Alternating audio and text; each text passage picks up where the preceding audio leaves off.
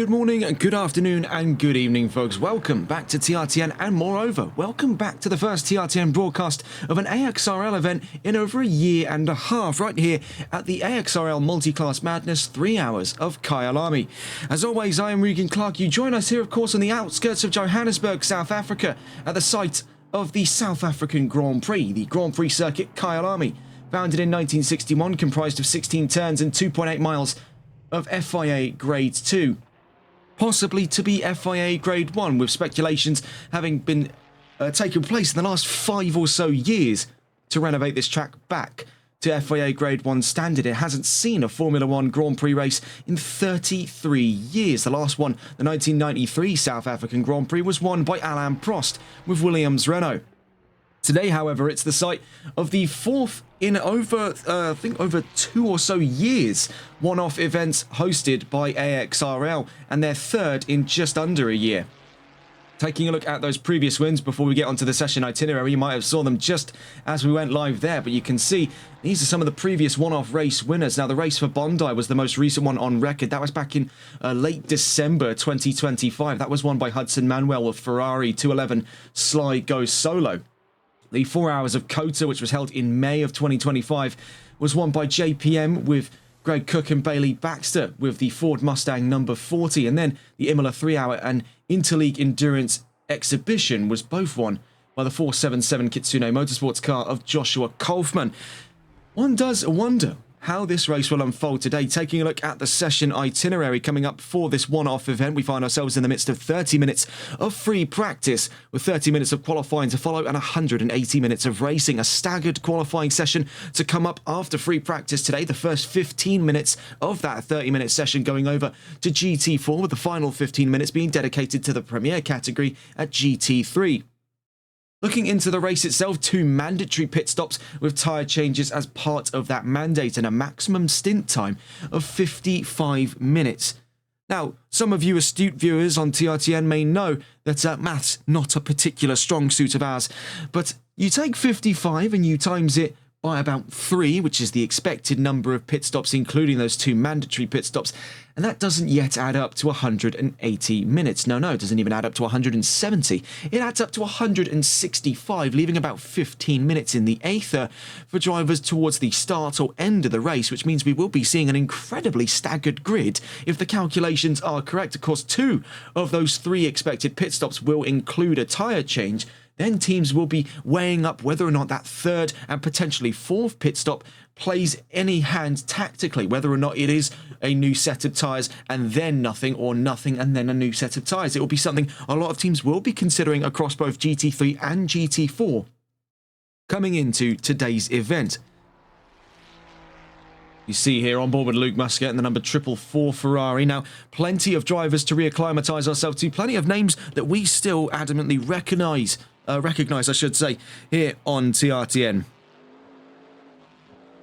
Stay on board here with the 444 Luke Muscat behind the wheel of the Kyalami Racing Ferrari on their way down through the S's and in towards Leeuwkop. Now, we'll get a breakdown of this track. A lot of time to break down here with about 24 minutes left to go in free practice. Much longer of a free practice session than we're used to here on TRTN, and eerily reminiscent conditions to a race that happened no less than 6 days ago, round 8 of Season 4 the NLRL Sunday League, that took place right here at the Grand Prix circuit Kyalami, also in torrential downpour conditions. We saw just how chaotic that race got. Now sprinkle into the mix here that we're dealing with multiple classes, 15 GT3s and 15 GT4s. It is set to be a rather exciting race to follow on from the act left behind in 2025 at the race for Bondi at the 3 hours of Bathurst. We'll stay on board here with Kyalami Racing's Luke Muscat as he makes his way out through Ingwe Curve. We'll get a full breakdown of this circuit before we get on to the chat of balance of performance. So immediately coming across the start-finish line, heading down toward his turn 1, this very shallow right-hand kink there, aptly named the kink, brings us down into our first major overtaking opportunity on track, turn 2 at Crowthorns. You'll be seeing here in the wet weather, this will be an absolutely slick area of the track. Very little grip to be found on the preparations for the run uphill through the Jukskei sweep. Turns 3 and 4 out through turn 5. We see here by Muscat in the Ferrari out through that of Barbecue Corner. On the advent of running up towards turn 6 here at sunset. Now, we've already seen trouble beforehand in the wet weather. Very easy for the car to rush out to the left-hand side of the track. They'll be hooking that all the way over to the right for the run in through turn 7 at Clubhouse. Equally so, more trouble to be found ahead as we make our way firmly through Sector 2 in towards Sector 3. As we make our way down through the S's here, turns 8 and 9. On the advent of Luerkop, a lot of elevation change there can make the back end get a bit squirrely, as we saw back in the Sunday League. Heading up towards Luerkop, then another major overtaking opportunity. It's really a case of who dares wins up the inside or potentially even around the outside, as this is a double apexed corner. Out through turn 11 we go. On the run down towards one of the fastest corners on track outside of turn 1. That's this one here, turn 12 at Mineshaft. And that gives us the perfect run down to another overtaking opportunity down at turn 13 here at the start of one of 2 corners, aptly named the Crocodiles. On the run in towards Cheetah Curve, turn 15, the most feared section of the track. Clip the inside curve there and it will kick like an angry mule. On the exit of turn 15 in towards turn 16 we go with Kyalami Racing's Luke Muscat with Ferrari. Great lap so far. We're going to look at the timings a little later on today, but getting onto the topic as we take a look around the track, try and catch on board with some of the other Ferraris on track at the moment. We see here, this is Liam Mutz, currently competing with Shanghai Shaggers Racing in the number 6 Ferrari 296. You can see exactly where the struggles start to pick up round Crowthorns. In the background there, you can see K-Boss with the number 1 McLaren 570S. We'll stay on board with this one here, Thomas Ferre of IRT BMW, when we get on to the discussion of balance of performance. Starting things off with the GT3s, you can see here, all in all, about about 8 manufacturers in competition. Bentley, Lamborghini, Ferrari, Porsche, BMW, McLaren, Ford and Aston Martin in all. And taking a look at these balance of performance statistics, we'll find most weighed up into the positives here. Only 2 manufacturers in GT3 in total set to gain any modicum of an advantage. That's Lamborghini and Bentley, with a single kilo taken off the Huracan and 13 kilos ripped away from the Continental.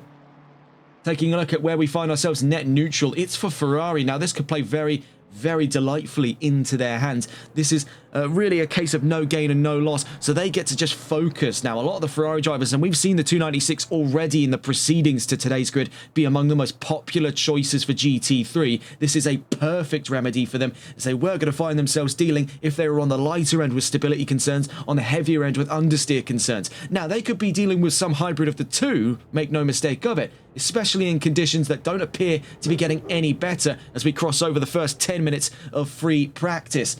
We're looking to be a wet qualifying and a wet race to follow. We cut away from Thomas Ferry on with Ben Whiteman now in the 102 BMW. With BW Motorsports, Whiteman and Bromley behind the wheel of the 102. Now, bringing us away from the topic of the net neutrals into the positives here. Porsche, negligible changes all things considered. We saw Porsche to be among the most dominant manufacturers in wet weather conditions. Namely so when we saw Alan Alexander take his first ever win in the Sunday League at round 8. And that was a industry defining change for both Porsche and for the Rookies Championship. That was the first of its kind on both fronts, and the first race winner from the United Kingdom in over 2 seasons. We see the 102 in serious trouble. We can see that's possibly in case of that 7 kilo ballast. BMW have been known to be a little bit flaky under BOP.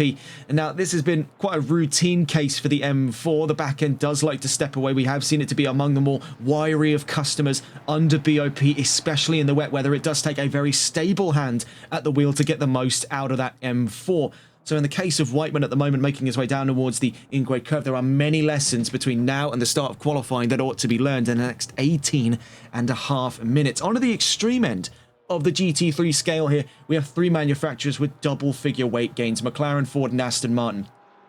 Now, it is rather alien to us to see Ford anywhere besides the bottom of the BOP charts as one of the newest cars, if not the newest car on the block here in ACC. It has often been treated less than preferentially, and really, if you've watched any series here on TRTN involving the Mustang, it's not too difficult to see where that prejudice comes from.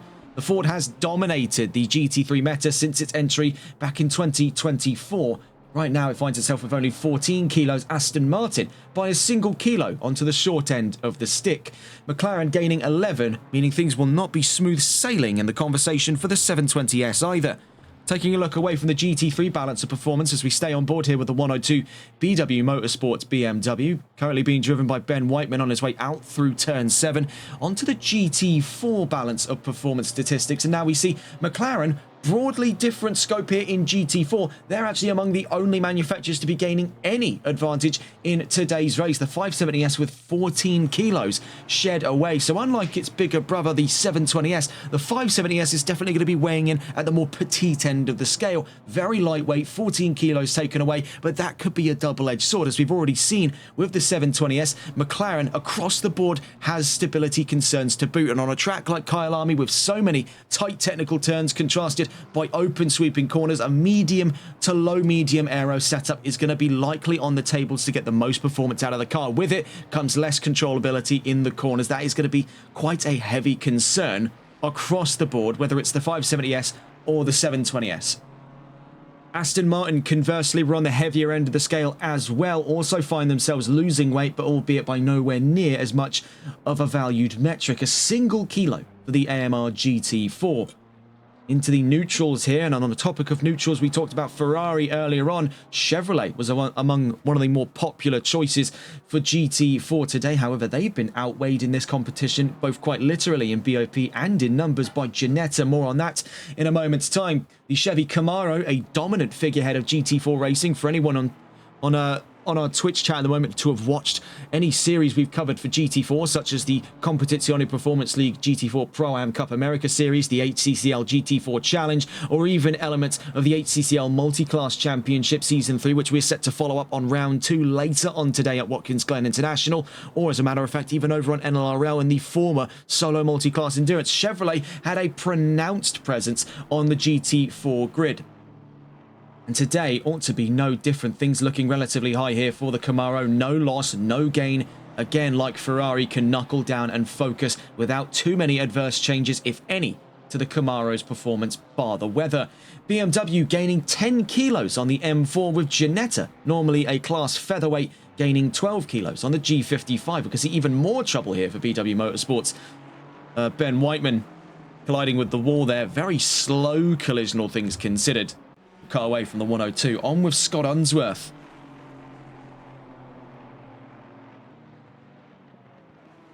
Now having swapped around from IRT's Thomas Ferre.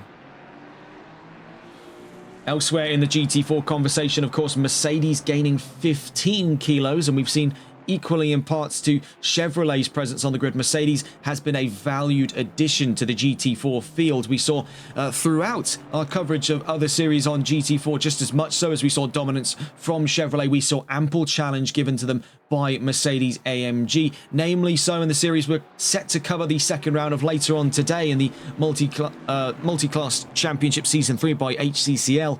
We saw that Vladislav Mizin took the first GT4 win of the season back in Barcelona last Saturday.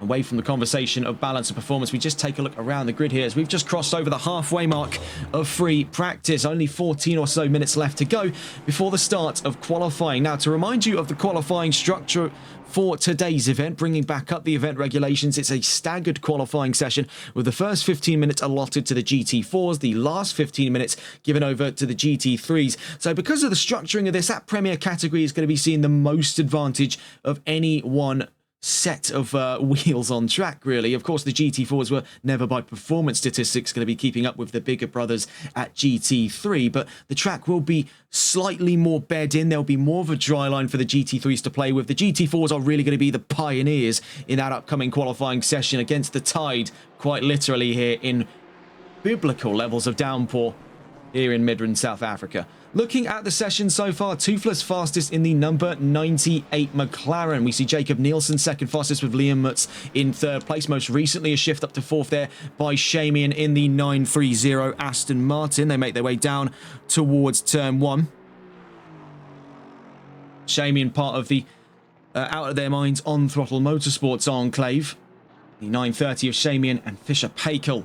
They've been shoved down a peg there by that of Richard Claffey, the number 992 Porsche of CRT Racing. Claffey and Taylor now third fastest. Now, of course, we've seen how well Porsche can perform in the wet weather. Today ought to be no exemption for that number 5. Currently showing us the charts there is the number 992, but you can see, and I can see, that is the number 5 there, the CRT Racing Porsche of Claffey and Taylor. Looking further down the line, Shamian pushed down to 5th place, Mutz 4th, Harrison Yao in 6th. He's across the line just now in the number 86 Ferrari, and stays in 6th place. Luke Muscat, who we followed on with throughout our tour of the track, 7th fastest in the session so far, with Scott Unsworth in 8th. Isaac Paranihi and the number 862, a very familiar name to long-time viewers here of the True Racing Television Network. Way back when, in our first times as TRTN, we covered the Southern Endurance Series by AXRL, and the Rene Gracie Racing Team Aston Martin was a familiar sight amongst the grid. Paranihi returns with Scott Smith in the 862. They've just been shoved down a peg to 10th place. By who precisely? Well, taking a look as a huge shift has gone on inside of that top 3. We see Liam Mutz now up to 1st, Nielsen to 2nd, Toothless down to 3rd, Claffey 4th, Shamian 5th, Yao 6th, and it's Andrew in the number 468. And that's the Roadblock Racing McLaren, Grant Scar and Andrew. Very clearly Andrew in that McLaren, now 7th fastest in the session after their first times into the top 10.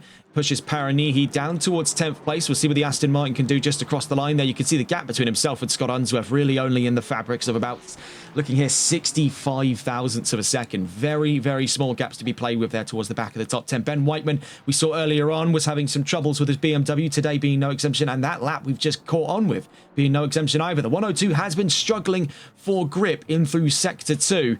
Right now they find themselves 11th place at the back of the GT3s. Looking into those GT4s, and I am pleasantly surprised to see not only the abundance of Ginetta G55s, but one to be leading the timing charts, and not by a folly there, by quite some distance, somewhere in the ballpark of about 9/10 of a second to the nearest car. That's Jacob McLean in the number 73 Ginetta, just tucked in behind the 444 in the paddock. They're ahead of Buster Thurzo in the number 420 Camaro, also tucked in behind the Bentley on that grid today. We see some familiar names returning to the field here. Those who have watched throughout the Carousel Cup will know the name of Rafael Bayer in the number 28 Black Nitro Racing Mercedes. On their way out through Luerkop, just up in front of them there, the Rene Gracie Racing Aston Martin of Isaac Paranihi. 10th place on the grid. Bayer at the moment on a division podium in terms of pace right now, currently in the session 14th overall.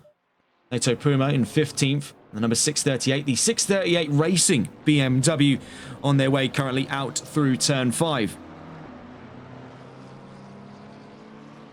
Being trailed there from behind by the fellow BMW of the grid.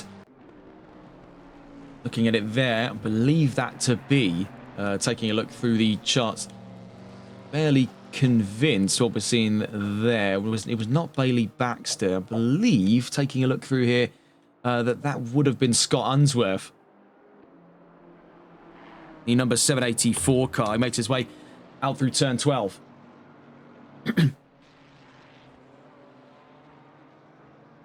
Of course, we've also seen Thomas Ferre before, also competed in the HCCL Carousel Cup, and that 3-parter winter series through the running of things at the Nürburgring.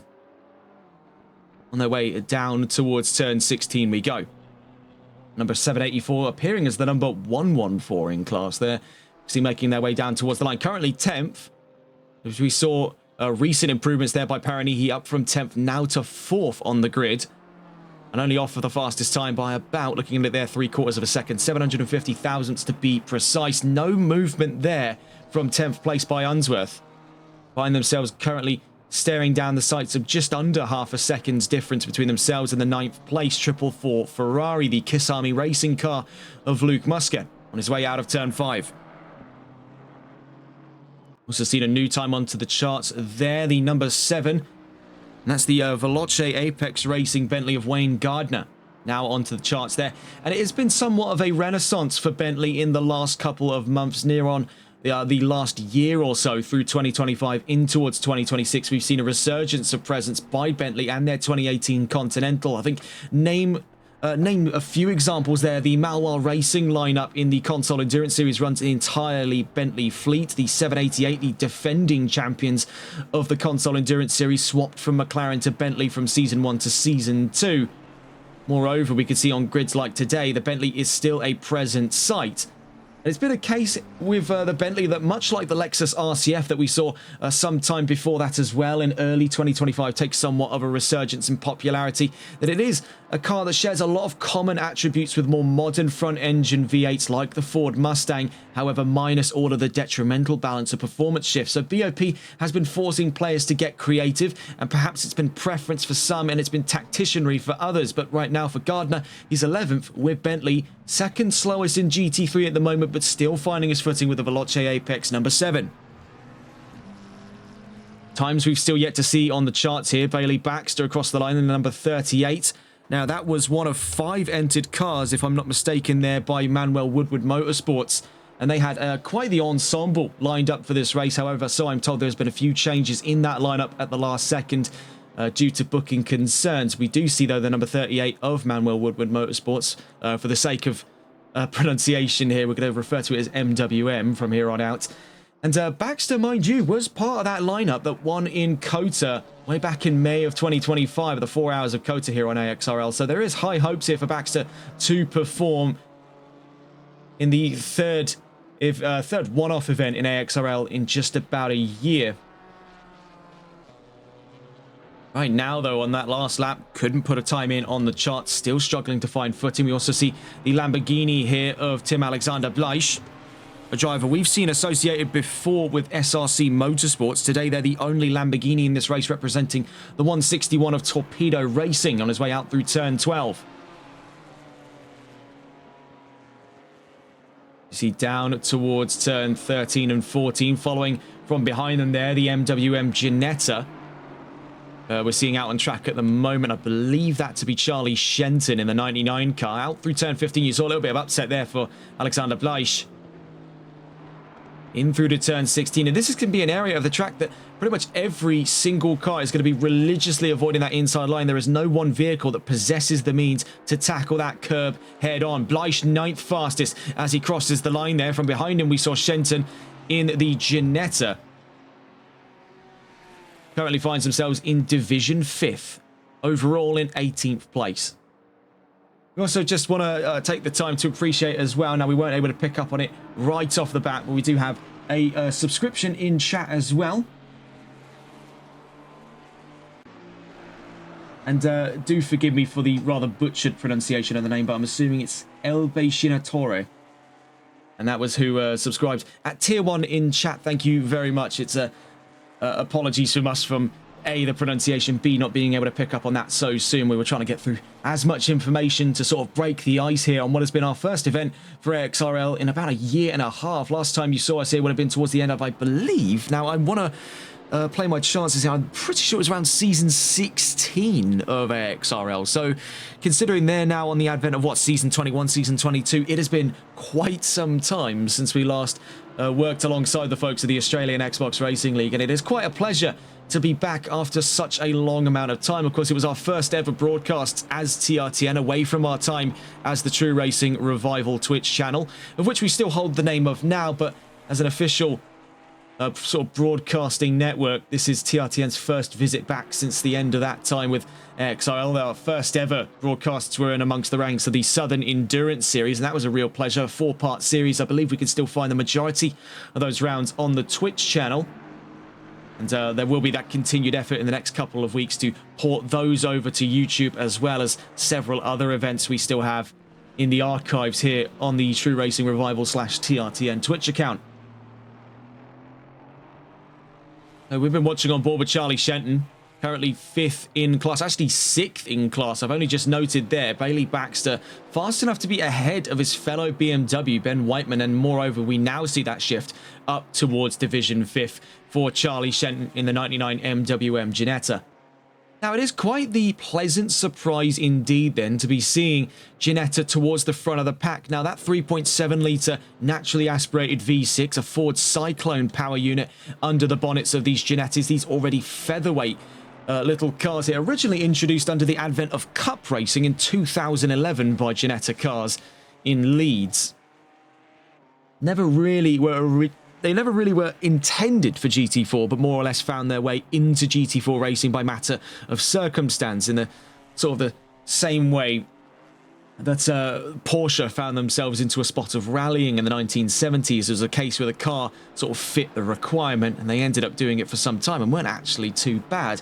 All things considered, Porsche took pretty solid results at the 1972 Monte Carlo Rally. In the case of Ginetta, they moved into GT4 racing not long after introducing the G55 as a single-make Cup Series car. Ginetta continued that tradition to this day with the G50 and the G50 Evo. The G55, their representative in GT4. A featherweight car off of the factory floor makes about 1,023 kilos of weight there. So one of the lightest cars in circulation, just shy on that sub-ton barrier. But according to my sources, under SRO regs, that weight was brought up by considerable amounts, up to somewhere in the ballpark of the high 1,100s, low 1,200s. So had they let it come into the world of GT4 racing in the spec it left the factory, this thing would have been unrivaled on maneuverability. But today, with considerable ballasts across the board, Ginetta will be finding themselves with certain adversities to play against here in what is already worsening conditions in Kyalami. Looking back up towards the front, we can see things divided between Toothless and Mutz by a factor of 5 thousandths of a second. McLaren and Ferrari, the two former figureheads of the ACC meta, still duking it out. We see here the number 98 sporting the colours of the garage. I think that's the Garage 98 car, if I'm not mistaken there. On their way out through turn 16.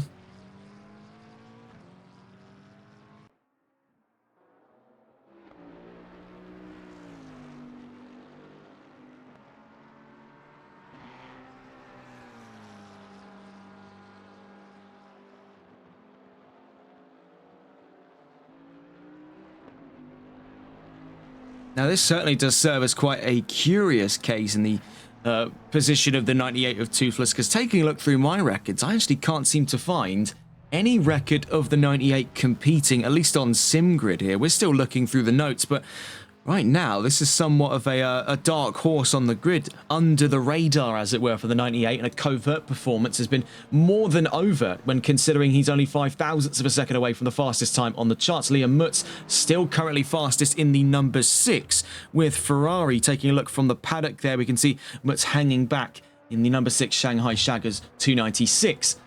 Third in the session, Jacob Nielsen in the 211.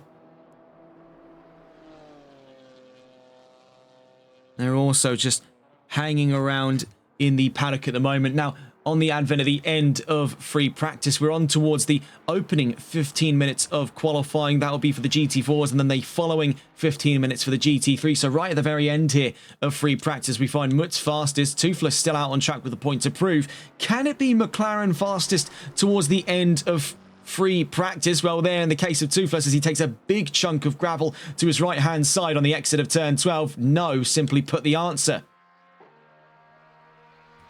We wait to see then what the start of qualifying is going to be looking like. We see out on track at the moment, big slide there for the 862. That's the Rene Gracie Aston Martin of Isaac Paranihi. Also, having come into the pits since that point, Tim Alexander Bleich in the 161, the Torpedo Racing Lamborghini. Really, that not 962, the 862 is among the last cars left out on track, but sadly we'll not see the end of that saga. On towards 30 minutes of qualifying today.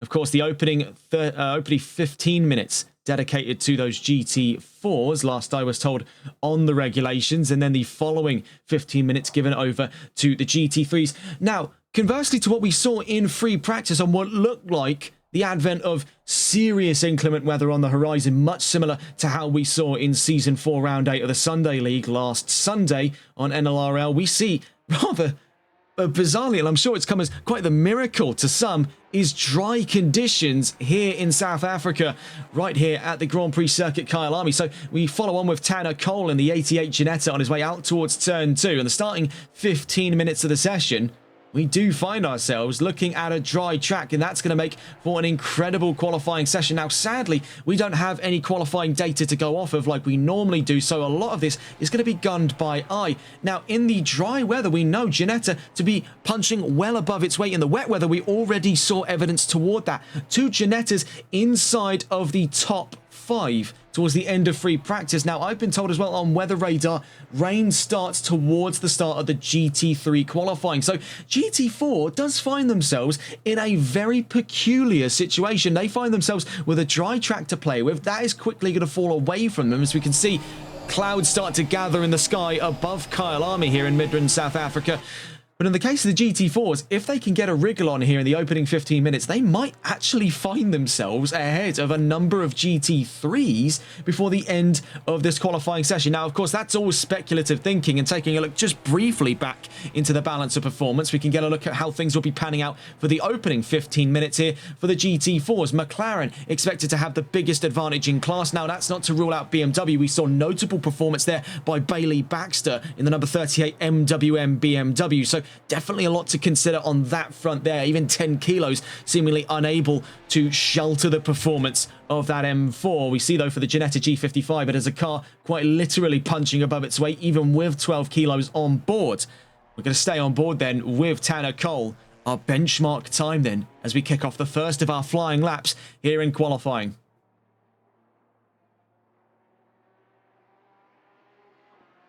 Staying on board with the Ginetta, it has been the plucky underdog of the GT4 field for quite some time. Notable drives were back in the HCCL GT4 Challenge by drivers such as Tom Wells. Picked up a number of accolades towards the end of the season, including the newly introduced accolade for the GT4 Challenge of the TRTN Driver of the Day award. It's not too far off competitive stead, and of course with no championship endeavours to play for, this is all for keeps in this one-off round, much like we saw throughout the last couple of one-off rounds in the history of AXRL, notably over 2025 through those two notable events, the Race for Bondi 3 hours of Bathurst and the 4 hours of the Circuit of the Americas. APR Racing's Tanner Cole then on his way in towards turns 8 and 9. You can see things starting to get a little bit grey around the track at the moment. You can start to see the air sort of hanging heavy with that sudden influx of moisture content. That is the harbinger for stormy weather on the horizon. You can see it start to almost mist up in the distance there. Things are looking a little bit grim for the future of good weather here in Kyalami. You can see momentary breaks in the cloud line there. You can see just that little peak of blue sky. But it's all for naught, so I'm told. Weather radar still having it predicted in the next 14 or so minutes in and around the ballpark. Actually 12 to 11 or so minutes, so we want to get more precise on that point of that weather on the horizon. We see here for Tanner Cole up on 2 wheels in the titular Ginetta on his way out towards turn 16. A great starting lap then by APR's Tanner Cole. Let's see where it puts him on the charts. You see here for the Ginetta. Across the line he goes, 152.295. A much more spry time we've seen from Ginetta, especially considering they've been sort of let loose into the dry conditions. We see K Boss here of Boss Racing down towards the line, the number 1 McLaren. Now McLaren are expected to hold the most advantage in GT4, but by 3.2 seconds. That definitely does not appear to be the case on the first couple of flying laps. Nearest to the line is the number 99. And that's from Charlie Shenton with Manuel Woodman Motorsports on his way down towards the line. Let's see what the other Ginetta in this calculation can do at the moment. And it's only second fastest, so APR have laid down an absolute belter to start off in qualifying. Now we're through 5 minutes of it, and with about 10 left to go before the GT3s get to come out and play on what looked to be the advent of worsening conditions here in qualifying.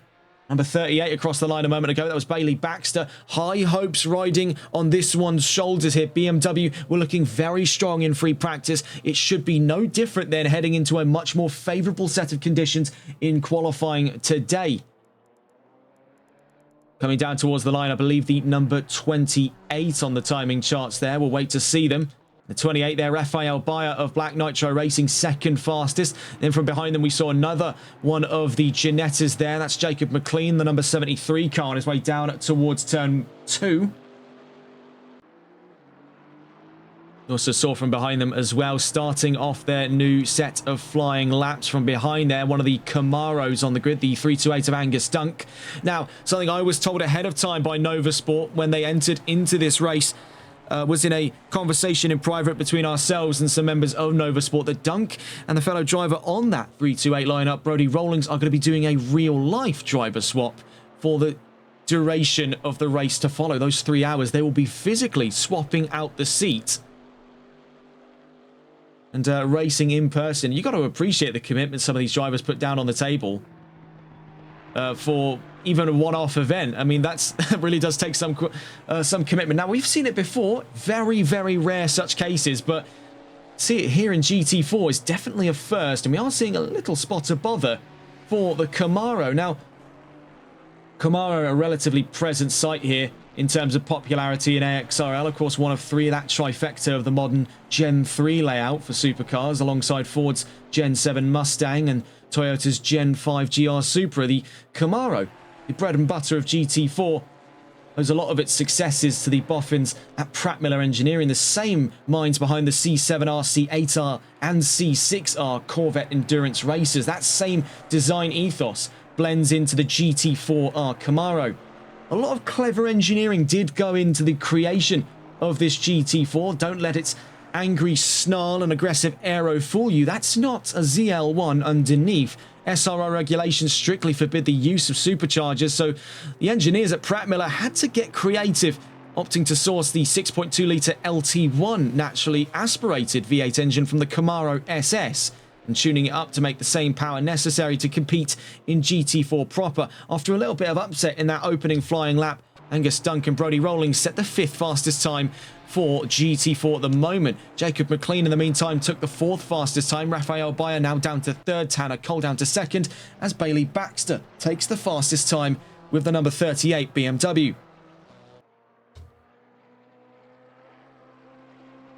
Considering not long ago did he take victory in a one-off race, the 4 hours of Cota in the Ford lineup. For Baxter, this ought to be second nature to fight for the front. This time in GT4, there will be 2 fights to consider, in large part over the course of the forthcoming 3-hour race.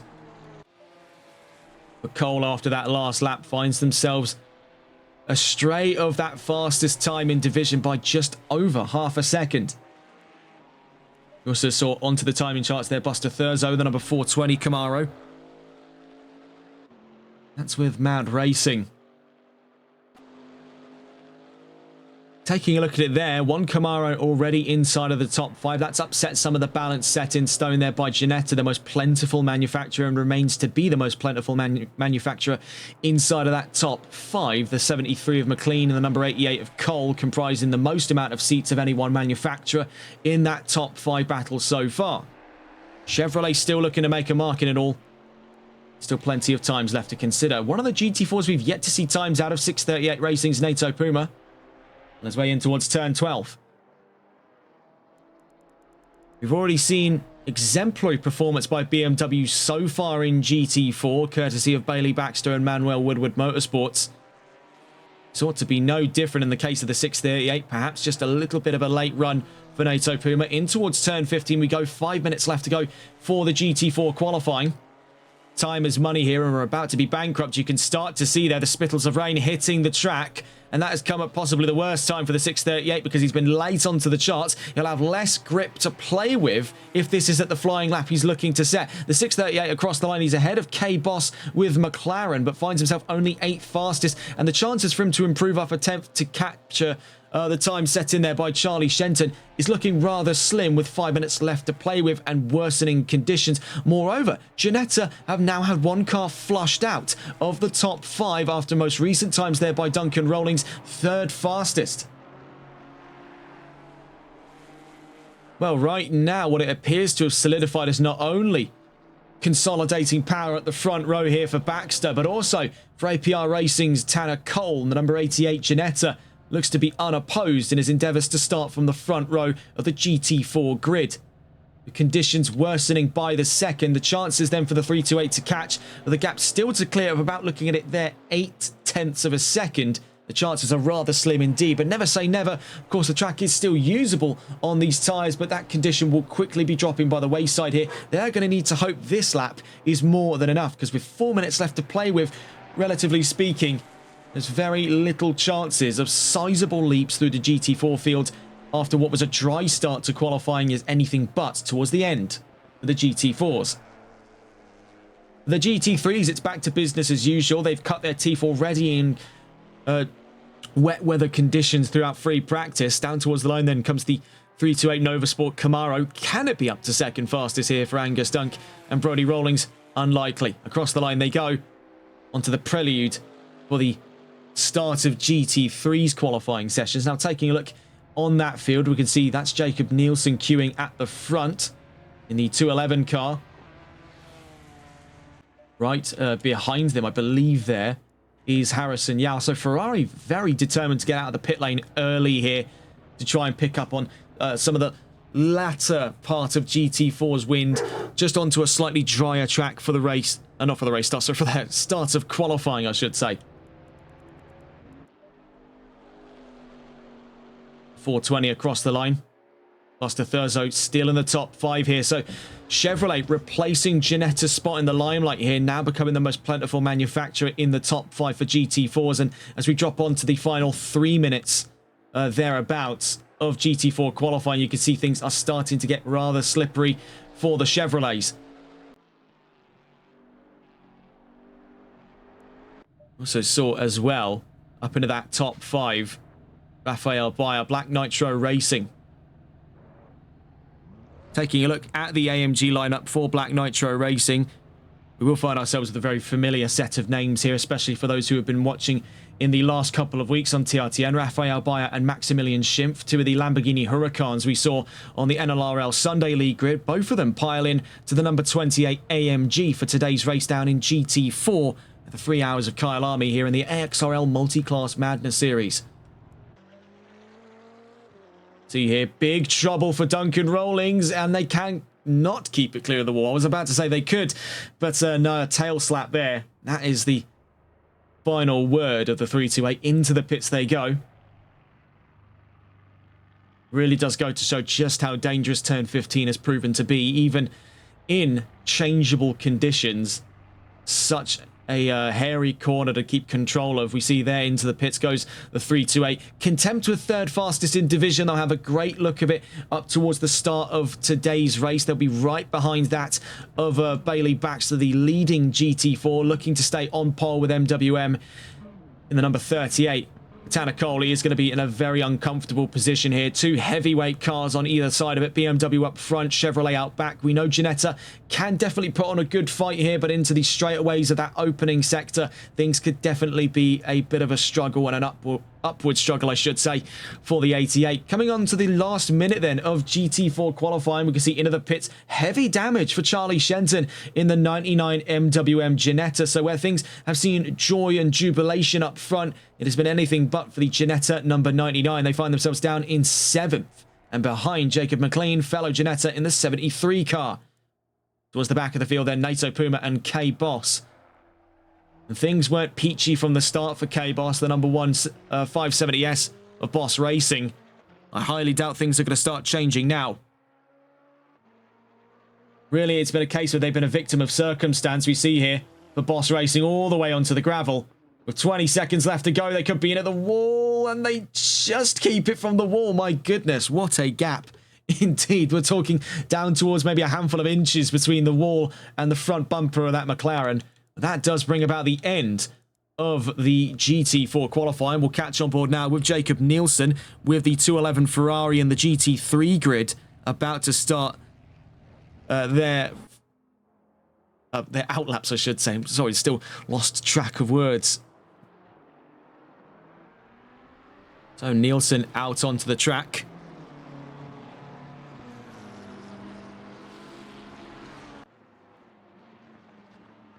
Bear in mind, the Sly Goes Solo team of Jakob Nielsen, otherwise known as Sly Visio, did take victory in the race for Bondi at the 3 hours of Bathurst back in December of 2025. So there is a lot of hopes here, at least in GT3, for him to run onto a double act. Now, taking a look back through the last couple of races, just to bring back up a point we raised in free practice earlier on today, as we'll stay on board with the 211 for the duration of this flying lap, catching back on board with the 211 Ferrari. Menu navigation, of course, on ACC, as per usual, is a little bit of a fever dream, but on board with Jakob Nielsen on his way in towards the S's. Taking a look back through those previous race wins, it was Hudson Manuel of the Sligo Solo team. And this is according to SimGrid. If this is incorrect, then that's obviously what it says there. But the 211 of Hudson Manuel did take race victory in the race for Bondi. Now, that's not to say that Jakob Nielsen can't follow on from a solid opening act there in December. I will have to double check my records there, because that's what it said on SimGrid. Now, that's what we've been able to report. I'm sure there's been plenty of more one-off races than just the four you see there: the Interleague Endurance Exhibition, the Imola 3 hours, the 4 hours of Kota, and the race for Bondi. But those were some we were just able to fish up on the advent of today's event. We see here with Jakob Nielsen now in the 211 car for Sligo Solo. In towards turn 16 we go. Now, we'll stay on board with the Ferrari as we get back into the discussions of balance of performance. We spoke about it through GT4. We see a bit of swerving on the start here, trying to find the last amounts of available grip to play with. We head down through turn 1 in towards turn 2, bringing back up balance of performance. Then this time for the GT3s, we'll find that Ferrari do find themselves dead neutral. So they've probably got the most hefty card to play with here, the heaviest hand of them all. Really, it's up in the air as to whether or not Ferrari will excel or find great difficulty on today's grid. They definitely find themselves in the upper echelons of things, considering that the majority of the grid today, at least in terms of manufacturers, are not going to be seeing much benefit at all. 4 kilos for Porsche, 7 for BMW, 11 for McLaren, 14 for Ford, 15 for Aston Martin. Ferrari will find themselves, by comparison, very lucky. Now, it's not the weight losses that we're seeing out of Bentley and Lamborghini, but as we've seen for the 296, it really doesn't take a lot to make Ferrari competitive on a grid like this. In conditions like these, we've already seen Ferrari to be capable challengers in Kyalami beforehand, and today should be no different. Now, of course, a lot of eyes were still resting on Porsche. That'll be looking back through the current itinerary of the grid. I believe that's the CRT Racing Porsche that we'd be thinking about, that we saw earlier on, the number 5 car. As of course, we've already seen very recent in memory how well Porsche has been able to perform in the wet. We saw it at the 6 hours of Silverstone in the Console Endurance Series, and then we saw it last Sunday at round 8 of the Sunday League when Alan Alexander took a win with Porsche. Porsche's first ever win in 4 seasons of running at the Sunday League. We'll see, though, for Nielsen on his way down towards the line here. We could just bring up the telemetry to the top left-hand side as we see in towards turn 16. What can it be then for Jakob Nielsen, bringing up the timing chart? You see there the grid of GT4 is about to be interceded by the first of the GT3s, and we'll see across the line it wasn't a time onto the charts for Nielsen. Will it be one for Toothless across the line from behind them? No, simply put the answer. A lot of drivers there seemingly struggling to put times on the charts. We see now the first of the times coming in. It was Toothless and Liam Mutz. The number 6 Shanghai Shaggers Ferrari, the 161 of Tim Alexander Bleich, finds himself now 4th fastest. Isaac Paranihi fastest for Rene Gracie Aston Martin. The 862 across the line, up the road by just over 3/4 of a second to Mutz with Ferrari. That is a great start, all things considered, to Aston Martin's second, actually heaviest in class with 15 kilos. I was about to say second heaviest, but that would be Ford by a single kilo. Fastest then Aston Martin. We saw another one of the Astons onto the charts there, Shamian in the 930. That's we're out of their minds on Throttle Motorsport. We see there the pivotal number 5. The ones we were looking to watch out for. That's the Porsche CRT Racing Team, Richard Claffey and Mark Taylor. But they're struggling for the start of this qualifying session. And I wasn't wrong in the assertion that we could see a bit of a bleed over here in terms of times between GT4, now resided to the pit lane, and GT3 currently out on track putting times. Maybe it was a bit of a fluke there for the opening flying laps for BMW's IRT team, Thomas Ferre and Scott Unsworth. A little bit of teething issues in the 784 to kick off qualifying. 9 minutes and 40 seconds left to go. Looking back up towards the front, we are about to see then the arrival of some more times onto the charts. We saw Nielsen Now 5th fastest in the session so far. Down towards the line comes the 211 with Sligo Solo racing. What can they do here? 2nd fastest by 62 thousandths. Toothless coming to the line in the 98. Bit of a dark horse sign up. Couldn't find it on SimGrid. The Garage 150... I'm trying to remember. I think it's the Garage 159 car. That's the 98, now 4th fastest, relegated to outside of the podium by Liam Mutz with Shanghai Shaggers in the number 6. Tim Alexander Bleich makes the top 5 ahead of Shamian in the 930 Aston Martin. Claffey 7th, Harrison Yao in 8th place, Thomas Ferry 9th, and Grant Scarr in 10th place.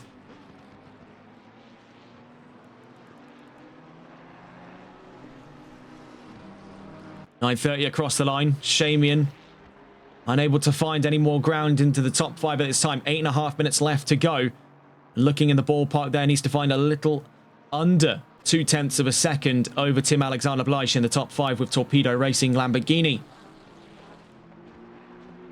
See there, one of the closest gaps outside of the front row, 0.02 of a second. Harrison Yao to Peters with Ferrari there, the number 70 in 9th place, off by less than the time it would take to react to his fellow Ferrari up in 8th place. That's Jared Peters and Jason Leatherby, Big Nuts Racing, number 70 car, off by 0.02 of a second to be precise there. Very, very close stuff. They're a very quiet presence on the grid now. We recognise Jason Leatherby in that lineup as well. We saw him over on MSE Season 2 and his time with Aston Martin down in the AM Championship in the short time we covered events over in Season 2. We're happy to announce as well that we'll be covering Season 3 in its entirety coming up later on this month. Now, back onto the subject up at the front row here. We have seen massive changes in the power dynamic as Toothless now takes the fastest time in the number 98. Up by just under half a second in its entirety to Isaac Paranihi in 2nd place. Out through turn 5 they go. Jacob Nielsen hot in the pursuits from 3rd. Shamian still 6th place. Crossed the line a moment ago. Thomas Ferre with IRT up to 7th. Claffey down to 8th. Scar 9th. Harrison Yao into the top 10. Nearest to the line then is going to be the number 5 car, if we can go and catch on board with them. That would be that of Claffey. Cross the line there into the top 5. So now we're starting to see some of that resolve for Porsche. Better late than never in the case of CRT Racing's Richard Claffey. Across the line, 5th fastest, and up the road from Bleich and Shamian. Also saw changes down the line there, and I believe that was for this one here. That's the number 8 Ford from Out of Their Minds. That's Daniel Murray. Crossed the line a moment ago. It was very late in to see any kind of progress from the Blue Oval, a manufacturer that has dominated the upper echelons of GT3 here on Assetto Corsa Competizione for some time. So for a single entry in this race, it has definitely sparked quite a lot of intrigue. But for Out of Their Minds, they're fielding the Mustang, and behind the wheel is Daniel Murray. It's not hard to see where the, rather I would say the distaste for Mustangs in today's race has come from, considering, like Aston Martin, they're dealing with a very heavy ballast indeed, about 14 kilos last memory serving. Well, the number 8, it's not going to be playing many a nice hand for him. Currently finds himself 12th on the grid.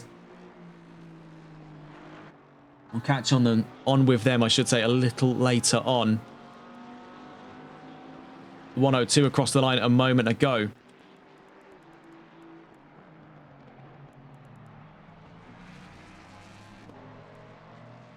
The 161 coming to the line, Tim Alexander Bleich, but ran aground out through turn 16 up in front of them there. You can see the IRT BMW, Thomas Ferre behind the wheel. Bleich across the line, then in through turn 1 we go. A Lamborghini, it's definitely been an odd one. Of course, last time we saw Lamborghini, such as several cases at least here in Kyalami, was back in the Sunday League. We saw that driven by Tyler Vermack. But for the 161 here, Tim Alexander Bleich. A new name onto the records here on TRT. And now we, of course, knew that he was originally set to compete in the Console Endurance Series back with SRC Motorsports before their imminent withdrawal. Now we see Bleich and what he can do with that 161. Bear in mind, Lamborghini highly unorthodox choice in the modern meta. Of course, one of the newer cars when you consider this was released alongside the arrival of cars like the 720S Evo, like the 296, and like the Mustang. But it was one that sort of slipped between the cracks of time as Lamborghini, even themselves, started to distance themselves away from their Huracan in light of the arrival of the new Temerario GT3 set to make its debut at this year's IMSA Sports Car Championship. Looking back up towards that top three as we enter the final 5 minutes of qualifying, we see Jakob Nielsen from the pit lane at the moment, off by 43 thousandths of a second. That has been kicked all the way open by about a tenth and a hundredth to be specific there, as we now see 153 thousandths the gap between Toothless and Nielsen. Now that is remarkable stuff for the 98, a very last second entry off the radar as it were for the 98 of Toothless with McLaren. Apparently he's still third up the road there by about, looking at it here, 330 thousandths of a second to Liam Mutz in fourth. That's with the number 6 Shanghai Shaggers Ferrari. We saw most recent improvements there by Thomas Ferre in the IRT BMW, now up to 6th. That's shot all the way back down to 7th when you consider in that last lap, I believe there was an improvement by Tim Alexander Bleich up towards the top 5 once again with Lamborghini.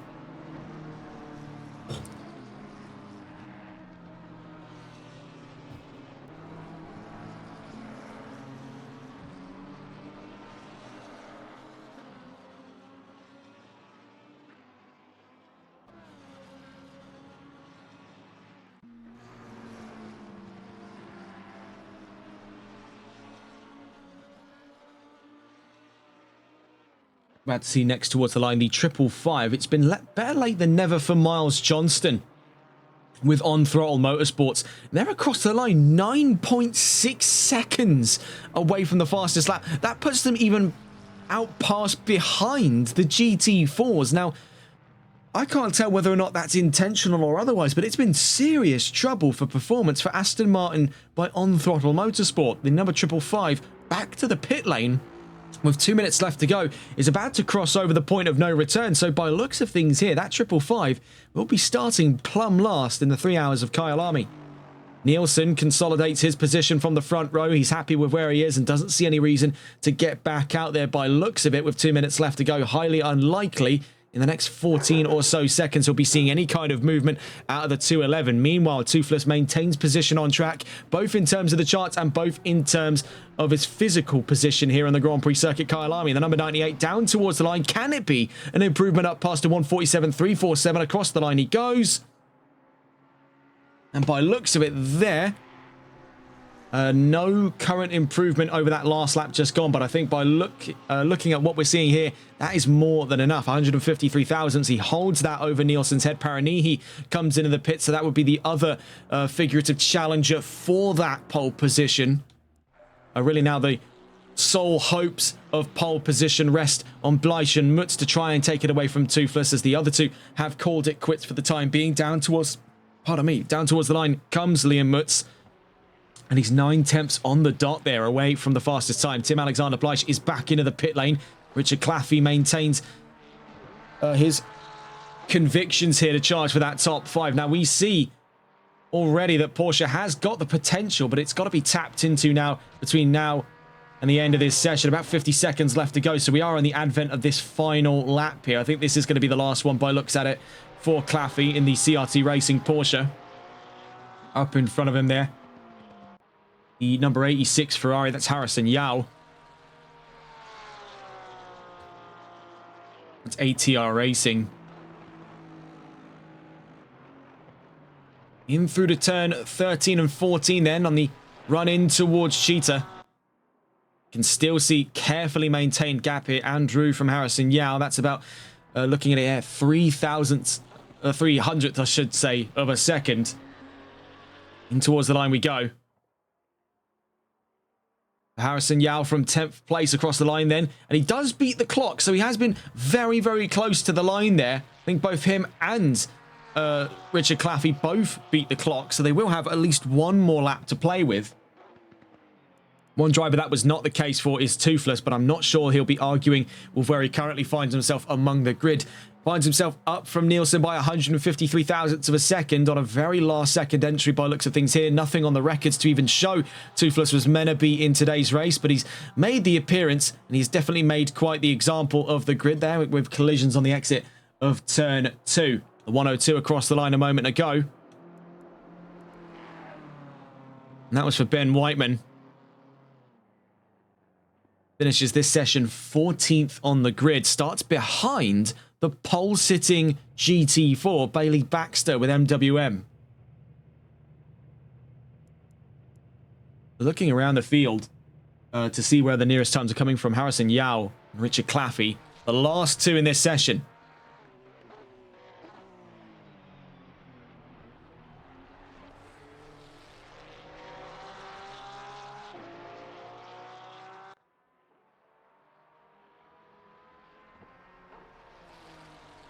We have seen a bit of a shift there up in the top 5. Just something to point out. And this was something we were paying attention to quite closely. It's been the case that Tim Alexander-Blythe did end this session, I believe, in 5th place. He's now been knocked upward to 4th. So I think there has been a disconnect inside of that top 5. Into the pits goes Harrison Yao. It does leave Claffey by his lonesome then to be the final time of today. Can he find the roughly, looking at it here, roughly 130 thousandths of a second... 230 thousandths of a second, 330 thousandths of a second necessary to catch that of Tim Alexander-Blythe? The simple answer is no. Trying to piece together who had the troubles for connection on the grid as we see towards the end of that session there. Toothless on pole position. I believe having rejoined, actually no, it was Liam Mutz in trouble with Shanghai Shagger, so the number 6 is in a bit of trouble.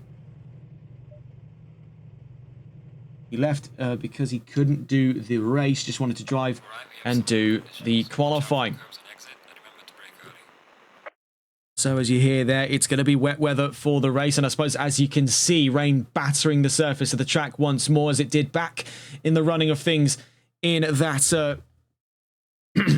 I should say the free practice session, then into the second half of that qualifying session. Taking a look then at the grid at large. Toothless on pole position, Nielsen second, Paranihi third, Blythe fourth, Claffey fifth, Shamian in 6th place. Ferre in 7th, Scar 8th, Yao 9th, and Peters in 10th place. Murray in 11th, and then the pole sitter for GT4, Bailey Baxter, in 12th overall. That's division first, and then Whiteman in 13th, Muscat 14th, then another of the GT4s, that's Tanner Cole, division second and overall 15th. Wayne Gardner 16th, Angus Dunk 17th, Maximilian Schimpf in 18th, Buster Thurzo 19th, Jacob McLean 20th, Charlie Shenton in 21st, Nato Puma 22nd, and K-Boss in 23rd. Starting from the back on Throttle Motorsports is Miles Johnston in the 555 Aston Martin. Now we'll stay on board with our leading pair here, Nielsen and Toothless. McLaren versus Ferrari, a fated battle from the front lines as we quickly get in to the discussion of a few articles of news today. Now starting things off in the world of automotive news, Toyota is set to split Gazoo Racing off into a separate brand, much similar as to what Chevrolet did with Corvette, or as to what Dodge did with Viper. Their inaugural car will be the GR-GT, most recently revealed to the public. It's looking to be a fascinating follow-up to what has been defining legacy by Toyota and their sister group Lexus in the development of supercars throughout the last 20 years. That's set to ship with a twin-turbo V8 engine later on this year. Into the other article of news we have for today, and it's in the world of the World Rally Raid Championship. Nasser Al-Attiyah now leads after stage 6 in the Dakar Rally with Dacia. Henk Laatigan led the rally overnight before stage 6 with Toyota. The 5-time champion Al-Attiyah now leads on what could be Dakar win number 1 for his new co-driver Fabien Lecun, previous co-driver for Sebastian Loeb, who now makes 2nd place in the cars to make a Dacia 1-2 after stage 6. Well, that's it. Set to be rather exciting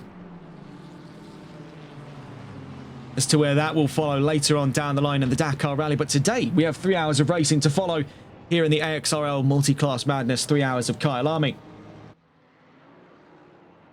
Mustard in chat saying, can't seem to get this running on my Xbox, works okay on the phone.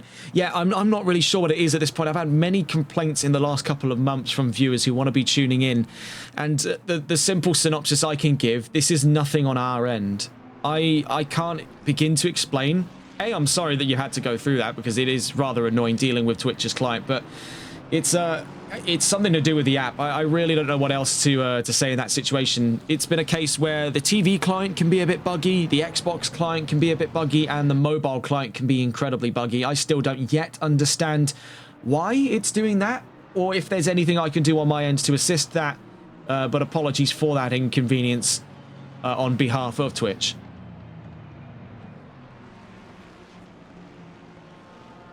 In towards turn 7 then, things are airtight at the front row. We see Paranihi and Johnston starting from the back. Trouble for Aston Martin across the board. It was a very solid qualifying session.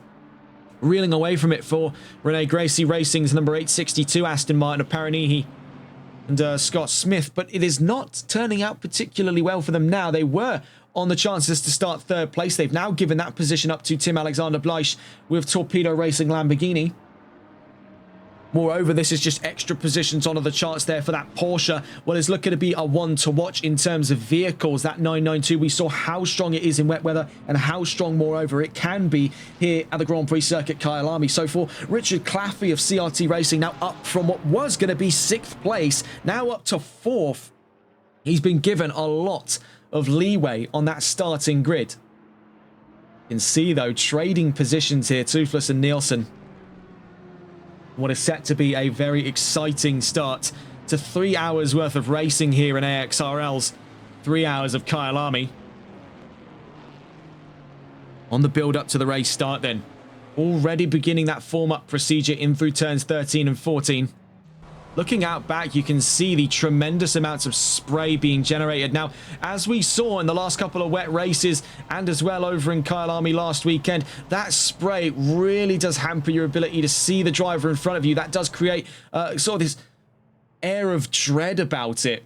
Coming down towards turn 2, when you're onto the first of those heavy braking zones down at Crowthorns, very difficult to see the car in front of you. Now, in the case of Claffey, you can see there is that 3rd place gap left open, so you have a little bit more leeway to play with than the cars behind him. But it's set to be madness here, multi-class madness to be specific. Down towards the line then. All in all, 24 cars on the grid in GT3 and GT4. 3 hours of racing set to follow here in AXRL. The 3 hours of Kyalami as we make our way down towards the line with Toothless and Nielsen from the front is underway. Green flags and we go racing here in South Africa. A great start by Toothless, following right on his trails than Nielsen. And I must say as well, an ecstatic start by Tim Alexander Bleich. Already looking to challenge in towards turn 2. We see there Claffey challenging from the inside. Very nearly contact between the pair. Running out wide is Shamian with Aston Martin. Already contact off the bat there. I believe that to be between Bleich and Nielsen. Bleich kicked down a peg. You can see now swamped in through. Look at this on the replays here. And this was down through Crowthorns. I believe this to be here. Yes, between Nielsen and Tim Alexander Bleich right about there as they start to run in towards turn 3. Still looking on for the front. It's been very easy then for the start here by Toothless. His adversary on the podium already getting into arms with another driver. Kicked him down quite a few pegs there. We just see in the background looming that bright pink Lamborghini now tucked away towards the back of the top 10. Meanwhile, looking out towards the GT4s.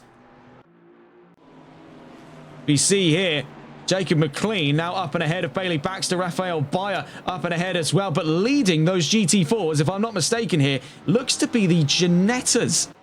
We'll have to double check this one here. As yes, leading in class right off the bat here is Tanner Cole.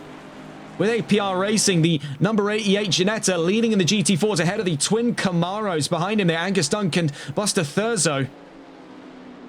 With Nova Sport and Mad Racing. That is not a friendly sight indeed for the titular Ginetta. That is the David to the veritable Goliath at his tail. You can see that intercepting the two Chevys is Wayne Gardner with Bentley. That's with Veloce Apex caught amongst the fray.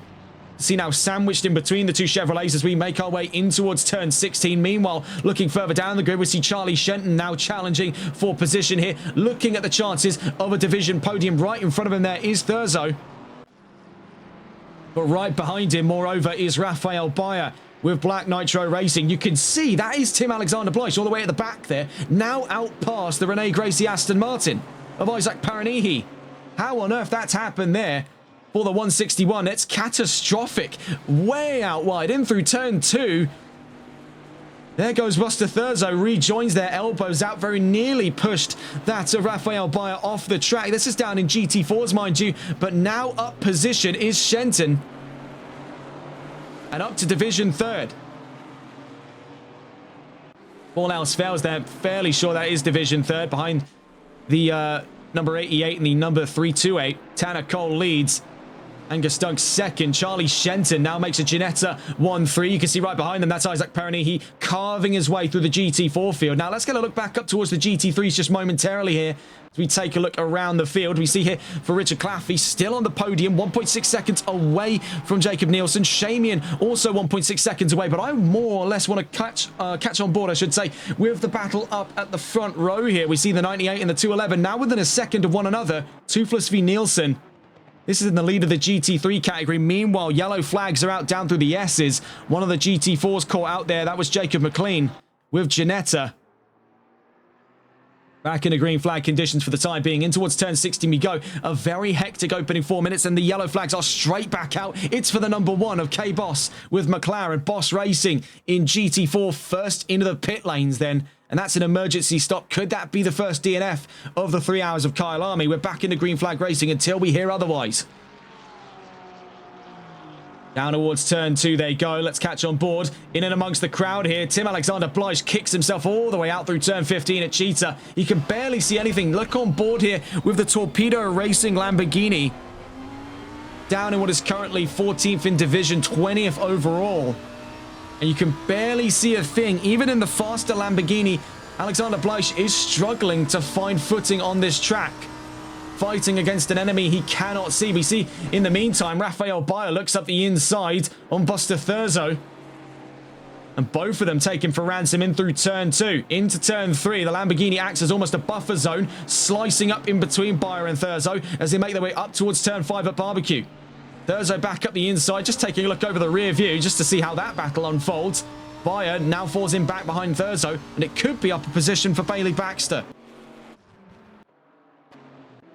Getting a look on board here. Here is with Bailey Baxter. Manuel Woodward Motorsports, number 38 BMW, fighting at the moment for a podium here in GT4. Bayer and Thurzo in front.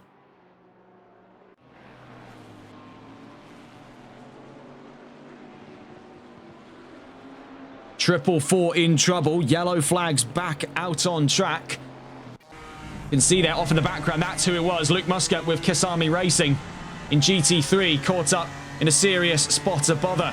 Back in the green flag racing as we hit the run in towards Lurkop, turns 10 and 11. Looking around the outside then is Bailey Baxter. What could he do then in the endeavours to get up and around Rafael Bayer? Not an awful lot there. Not a lot of grip to play with as he makes his way down towards Sector 3. We quickly see here, we just caught the first part of it. Jared Peters, big slide there on the exit for the number 70 Big Nuts Racing Ferrari. And then runs out wide and through turn 16 at Ingwe. Looking around the field, meanwhile just focusing back up with the front row for just a moment as we see here the 211, 1.2 seconds away from Toothless at the lead of this race. The 98 still continues to lead. Harrison Yao in the top 5.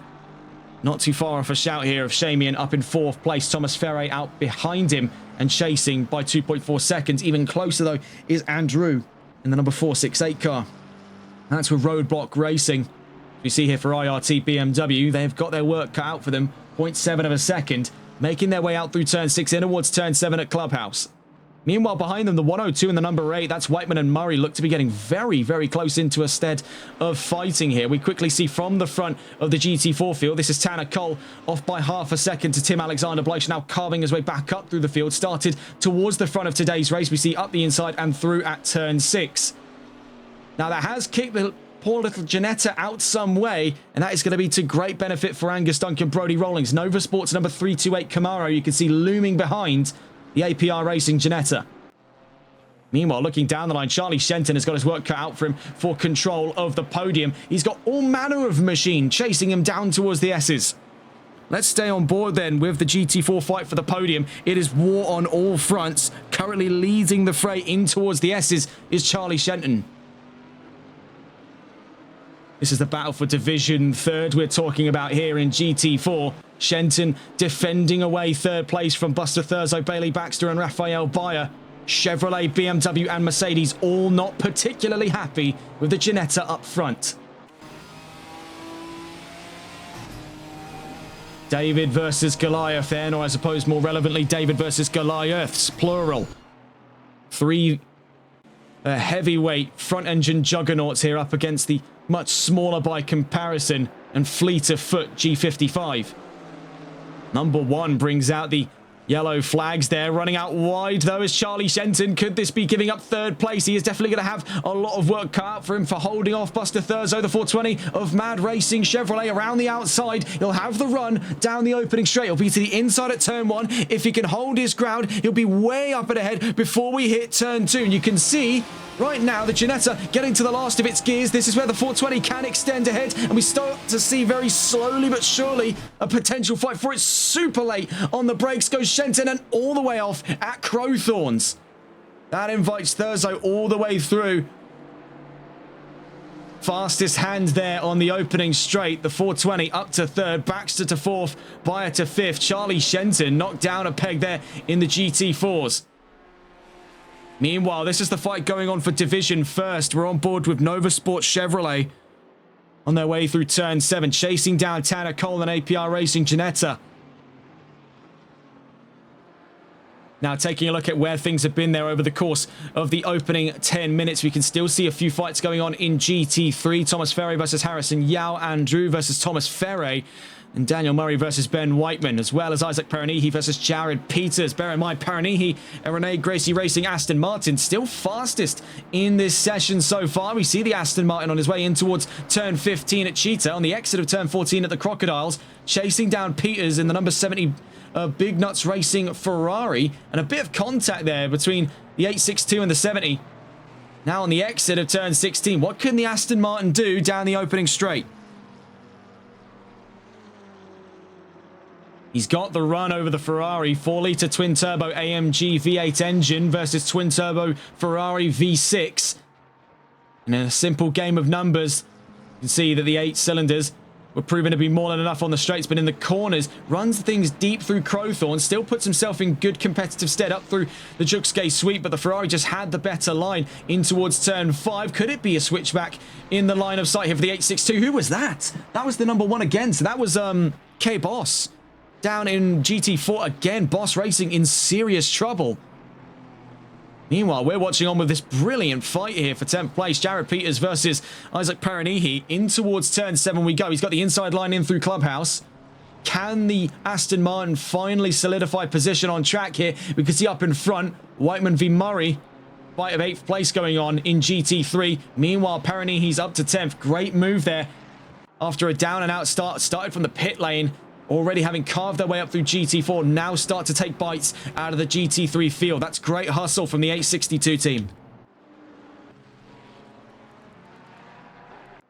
So as things stand after just over 10 minutes of racing here in the opening hour of the 3 hours of Kyalami, Toothless leads, Nielsen 2nd, Claffey 3rd, and Shamian 4th. Yao 5th, Ferre 6th, Drew 7th, Whiteman 8th, Murray 9th, and Peronihi in the top 10. Peters in 11th, Gardner in 12th, and Bleish in 13th. Looking at the GT4s, we now see leading the charge is that of Angus Dunk, with Nova Sports Chevrolet leading the charge ahead of Tanner Cole, now dropping down to 2nd in division. Bailey Baxter of MWM BMW takes up 3rd in division. From behind them, 4th for Thursday. We see that side by side, though, at this time.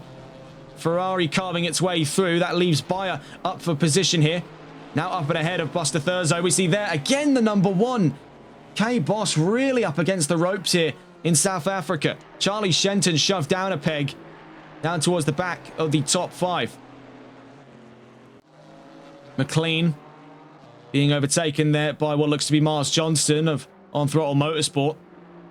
Locally, they're ahead of NATO Puma.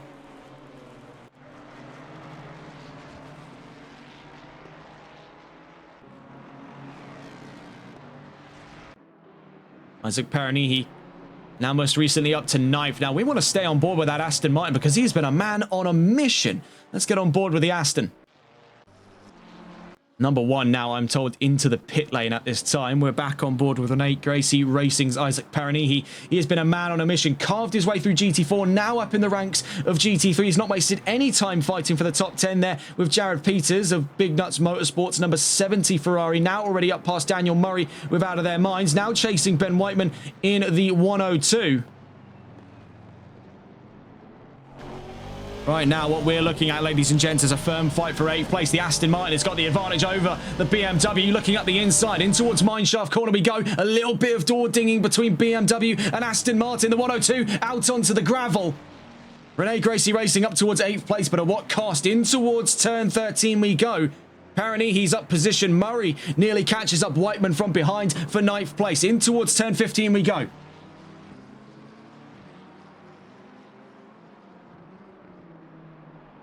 Of course, one of the longest running jokes here on TRTN was back in our time of the Southern Endurance Series where the Rene Gracie Racing team were a mainstay part of that potential championship fight way back when. Of course, for those of you perhaps not in the loop, Rene Gracie is a female racing driver who happens to dabble in, well, let's say for the sake of audio here, the private entertainment industry, to put it nicely. For any research, make sure you're a legal age adult with safe and valid ID to access the internet to use features such as that. If you don't know what I'm talking about, don't worry. You don't need to.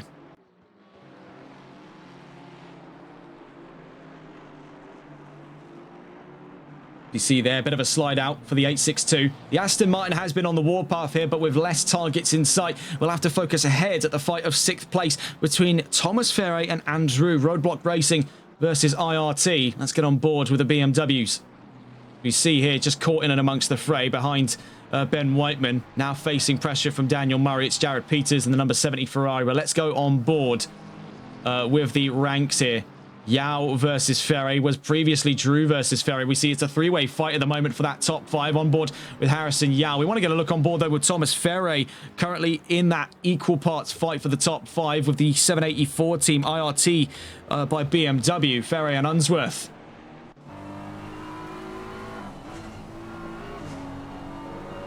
See there, having carved our way into the top 5. Now 0.7 of a second up the road right off the bat from Harrison Yao.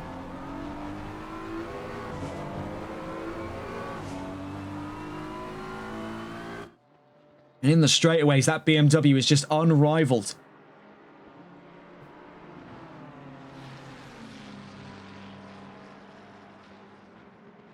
Been given word there the number 1 570S is back out on track. So cleared for pit release there, the number 1 Boss Racing 570S down in GT4.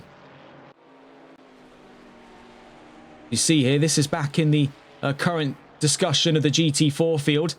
Tanner Cole now 1.5 seconds away from Nova Sports Angus Duncan, the 328 Chevrolet, now leading in class. Out through turn 15, huge kick up into the air. Let's get a look at that on the replays there. This was from APR Racing. And this is exactly what the drivers have got to watch out for here. Heading in towards turn 15, you see a bit more of the exaggerated side of it for the GT4s, but it plays just as much of an ample risk into the GT3s, and it's exactly that. It is a deceptively shallow looking curve, but make no mistake, you get a set of wheels up onto that and the car will get very, very squirrely indeed. We've just got word one of the drivers have disconnected. That was from 99 Racing League in the chat.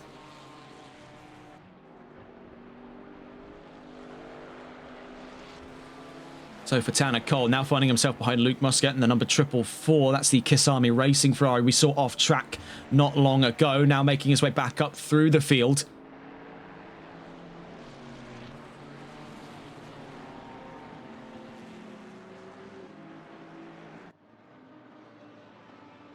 See here, Angus Dunk. 14th in this session, about to be 15th with the Ferrari on his tail.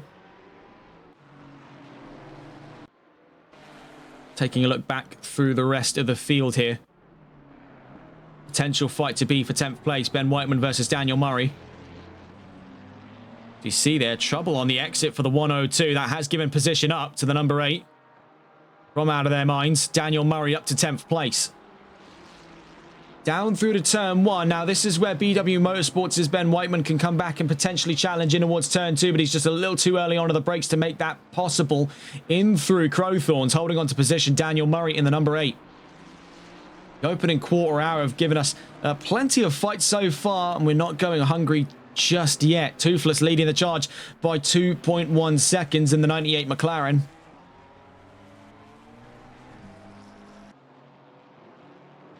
Things starting to separate amongst the ranks of GT3. As we see there, Isaac Peranihi hanging around in the background of what was a fight we were watching earlier on between Andrew Harrison Yao and Thomas Ferre. Very quickly charging up to the back end of the 468 Roadblock Racing McLaren.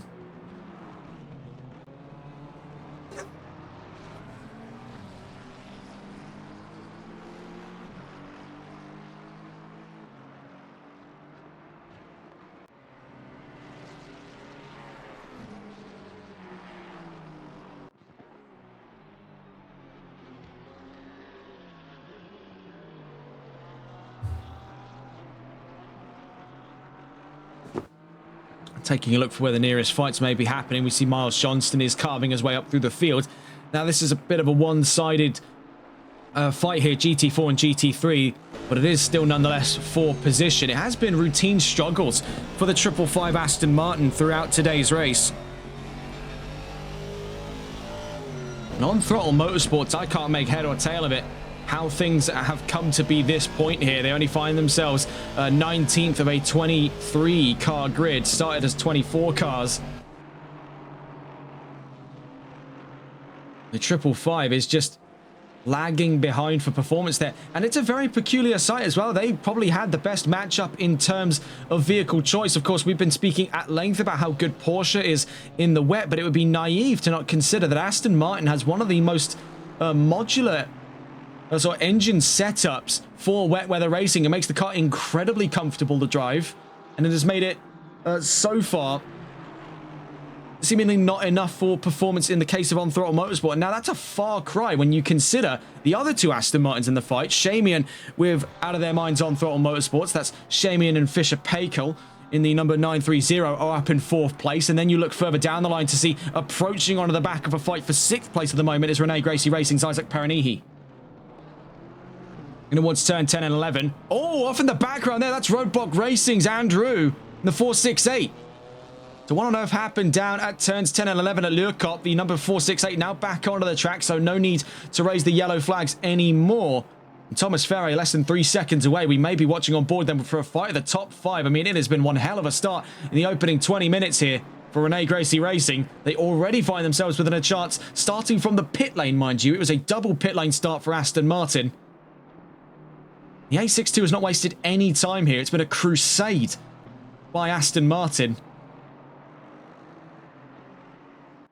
It does make you wonder, really, with them starting originally 3rd place on this grid, what chances did Renee Gracie Racing stand to compete for the race win today? With 2 hours and 39 minutes left to go, there is still ample chance, especially under strategy with a 55-minute stint limit, that the 862 team can still sneak in on a potential podium, definitely on the books there, perhaps even a race win. Bear in mind, it's a 2-man operation in the 862, Peranihi and Smith, and you compare that to the front of the field, looking up towards here, Nielsen by his lonesome and the Sligo solo team, as far as we've been led to believe, and the same story applies by looks of things for Toothless. Now, we don't have anywhere near as much data to hand on the 98 as we do for the 211. It has raised to be a very curious case here in the case of that 98 car up front. From what both appear to be single-man operations, they do have a bit of a disadvantage over the rest of the grid, especially when you consider their closest competition is another 2-man team. That's Claffey in the CRT Racing Porsche down in 3rd place, 8.5 seconds away. We see already coming up into traffic. This is going to be a routine issue throughout today's race for any of the GT3s. They'll be running up on GT4s lap in, lap out. Right now, they're coming onto the back end of the Mercedes of Rafael Bayer. So I'm told there is an ongoing fight for the lead of GT4. Now, I'm curious to see about a second between Chevrolet and Ginetta on the way in towards Crowthorns. Angus Dunk versus Tanner Cole. David and Goliath. Chevrolet versus Ginetta. Meanwhile, Bailey Baxter just got overtaken for position on track by Miles Johnston. The on-throttle Motorsports Aston Martin slowly carving his way through GT4. 1.3 seconds, though, with such a defined advantage in the straight line. It is a bit of a one-sided affair in terms of overall pace by Chevrolet. That's not to say that Ginetta can't give them a good run for their money. In the corners, they do find themselves with quite the leveraging point over the Camaro, but the problem is there aren't anywhere near the number of corners that benefit the Ginetta over the Chevrolet. They do find themselves somewhat stuck where they are, with BMW not far off their heels. Right now, they've got to deal with the approaching on-throttle Motorsports Aston Martin and Miles Johnston in towards turns 10 and 11. They'll be praying for a mistake up front off of that Chevrolet, because on paper, that Ginetta doesn't stand much a chance. And it'll be down to the drivers to decide that difference.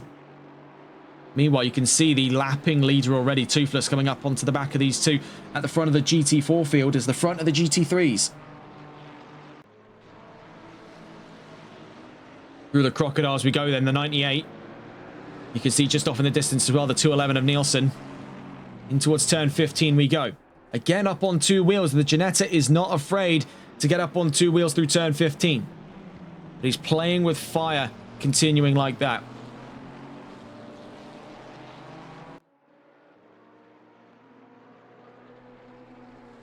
Moving to one side to allow for the movement there for both Miles Johnston and then latter of the two there, Jacob Nielsen. In that last lap as well, things aren't painting a pretty picture for Ginetta at this time. They're losing steam to BMW behind.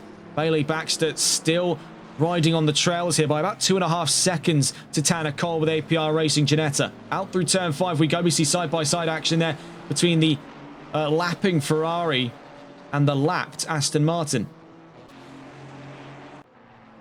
Meanwhile, for Angus Duncan, has created a noticeable buffer zone now between himself and his fellow GT4. Tanner Cole now down 2 seconds away from the leading Nova Sport Chevrolet.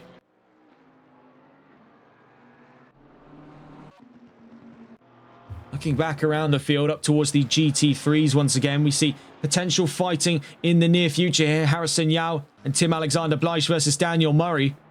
Ferrari, Lamborghini and Ford up towards turns 3, 4 and 5. Meanwhile, up front, the gap now 3.7. Make it 3.9. Make it 4 seconds as it stands there between Nielsen and Toothless.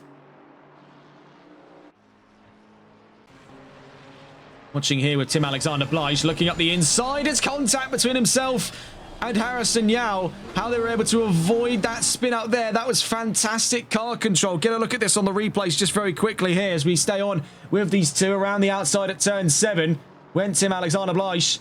There was that spot of contact at the start of turn 6. Note the car control there. That was really quite something for the 86 to hold on for as long as he did there. In most situations, we would have seen the car turned around. The 86 had some phenomenal wheel control coming into this event. 161, though, up and ahead of Yao, now charging towards the 9th place, number 8, out of their minds, Ford of Daniel Murray. See here, Ferre v Paranihi. This is for the top 5. We're back on board once again with the Aston Martin from Rene Gracie Racing. The battle of 5th place. Now, straight line speed is always BMW's A-game, but Aston Martin has definitely given them a run for their money so far. Can it be any different on the way in towards turn 2 here on lap 14? They're just up and around Buster Thurzo in the Mad Racing Chevrolet, down in 20th place. Up through turn 3, big tuck in on the nose there. The Aston Martin riding the knife edge in through to turn 5.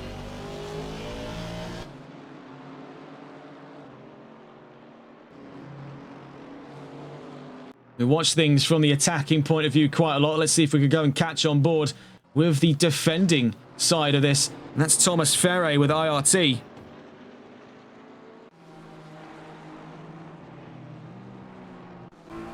You can watch over the rear view of the BMW just to see the amount of spray it's generating there. Very limited visibility for the 862 of Paranihi to try and find his way around. Now, that's going to be playing into Ferre's hands here. He's not got a lot of spray himself to be dealing with. Shamian in the 930, about 8.2 seconds up the road. In through to Luakop, turns 10 and 11.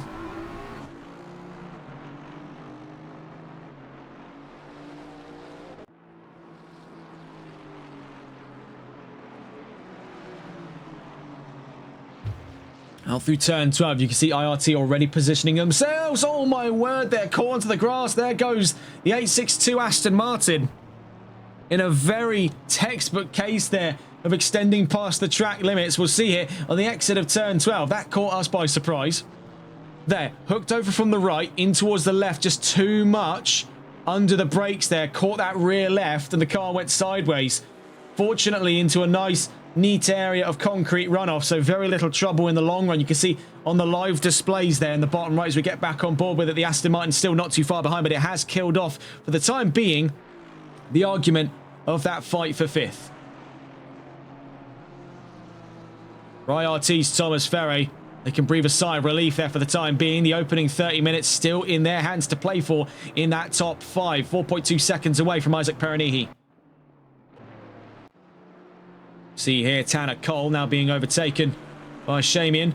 Bailey Baxter 3.4 seconds away, but notably they're up in front, only 0.7 of a second away, the lead of GT4 Angus Dunk. So we are looking here from the point of view of the Ginetta with APR Racing. Tanner Cole is back into the fight for a division lead. Let's stay on board here with the Ginetta, fighting with the Chevrolet. What can be done about this one? Novasport had a great start to the GT4 class in the opening 30 minutes, but something has come asunder to put them back in the iron sights of APR's Tanner Cole.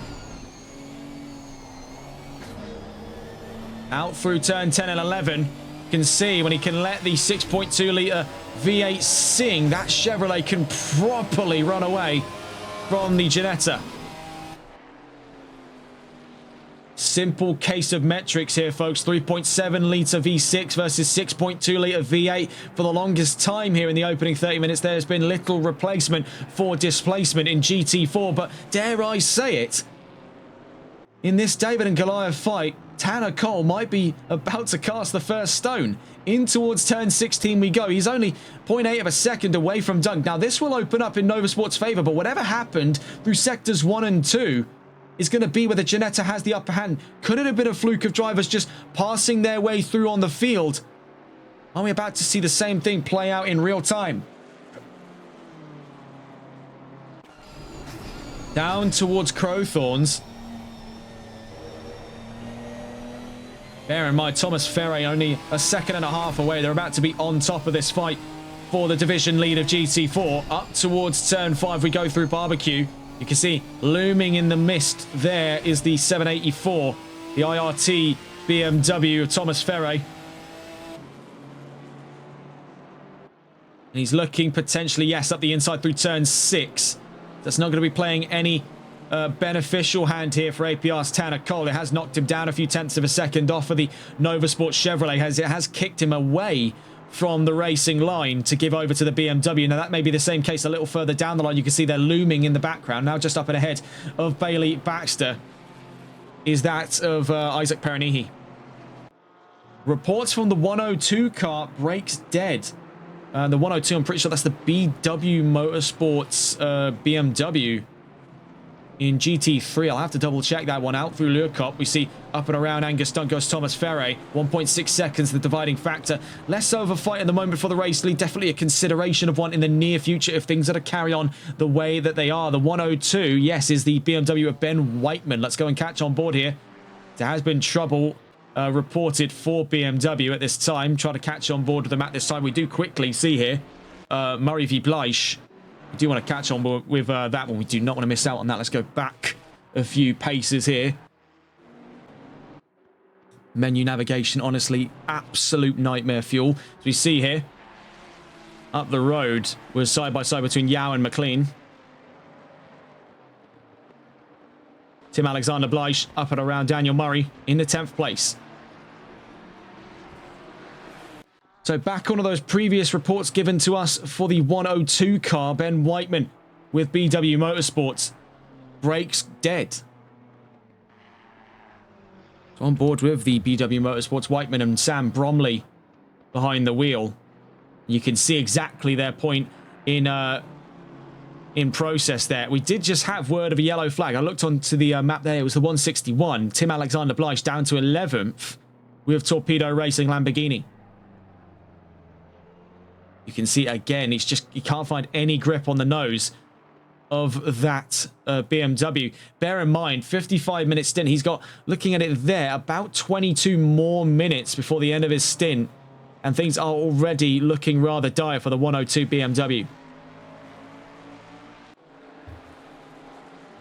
Quickly back onto the discussion of the lead of the GT4s. We see here trouble for Novasport onto the grass a little bit there in through the S's. That has trimmed away a bit of time between themselves and APR's Tanner Cole. In towards Lure Cup we go. Angus Dunk has really got his work cut out for him.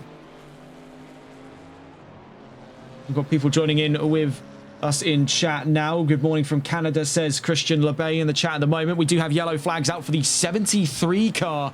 We're going to get on board with the 73 at this time.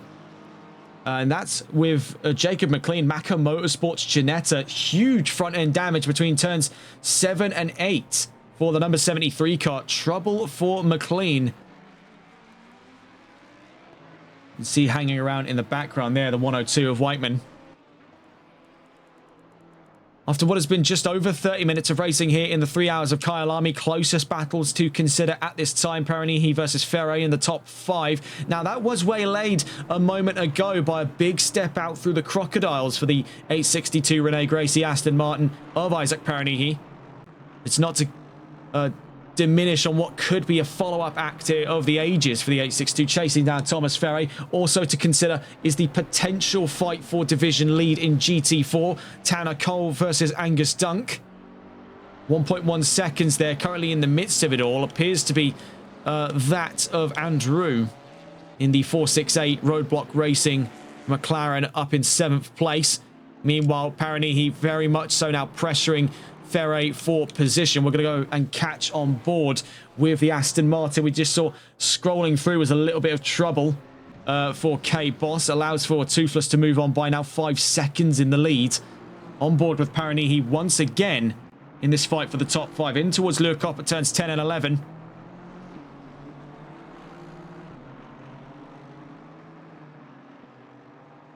can see over the course of that corner there is the physical gap we're talking about between Aston Martin and BMW at this time. Now, he's already had trouble down at this corner before. Will he be learning his lesson this time around? Evidently so. In towards turn 13 for Peronihi. He holds himself short of it and is actually gaining a significant wad of time.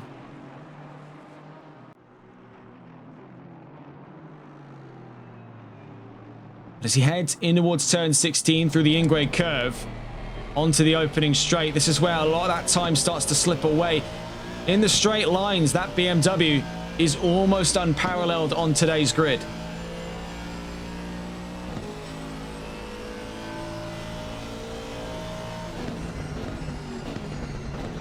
And so far, Ferre has been able to keep Peronihi at arm's length. Though I do fear for that 784 team that is a short-lived hold of the top 5. We've already seen the ruthless commitment shown from the 862 team of Smith and Peronihi throughout today's race. I highly doubt they're suddenly losing the momentum to continue fighting inside of the top 10.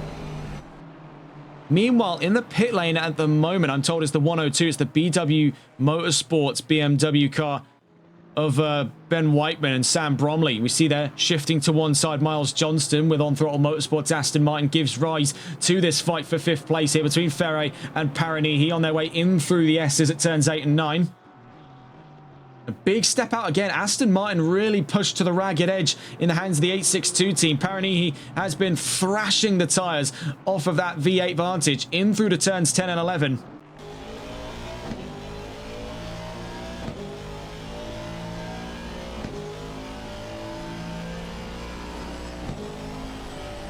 Through Mineshaft in towards turn 13. Very nearly the same issue that caught up the 862 earlier. Nearly caught the 784 up in front. Ferre giving it absolutely everything here in terms of defense.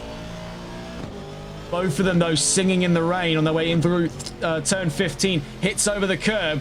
Imminent trouble there for Rene Gracie Racing. The 102, meanwhile, runs into trouble on the exit of turn 5. That's for BW Motorsports. Word from the 102, potential transmission failure. 102 cannot downshift. So I'm told that might not be 100% the case. He is back up and running through turn 6, but that has been quite a big scare for the BW lineup. Transmission failure this early on is an incredibly rare thing indeed, but for whatever reason we had reports from the 102 team that it couldn't downshift through Sector 1. That's what led to a lot of its issues. You see off to the right-hand side there, the number 1 McLaren of K Boss.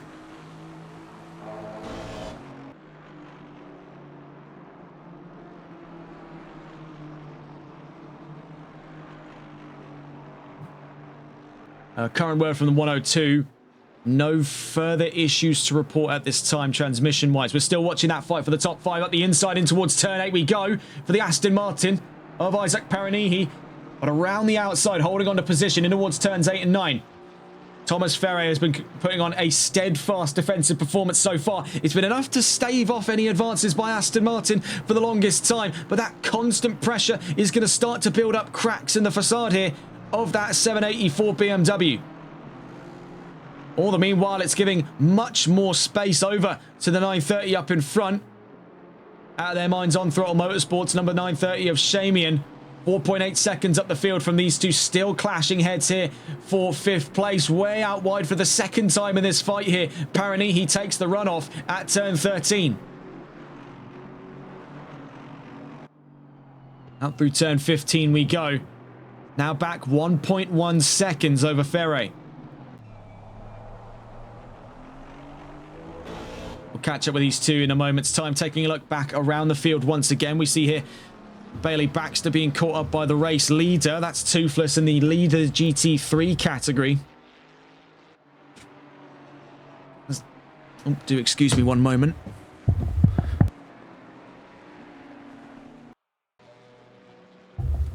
Apologies there. Well, simply what's happened is the dog just ran over the controller cord and ripped it out of the console. That's not great.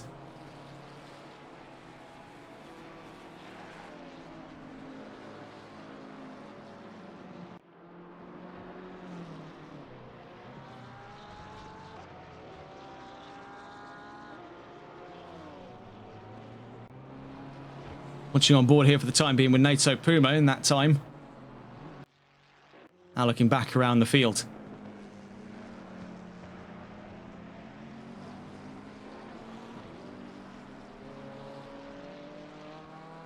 In the conversation of the race lead, we can still see a healthy gap currently between the leading 98 and the trailing 211. About 2.8 seconds as they head into lap 22 here in Kyalami.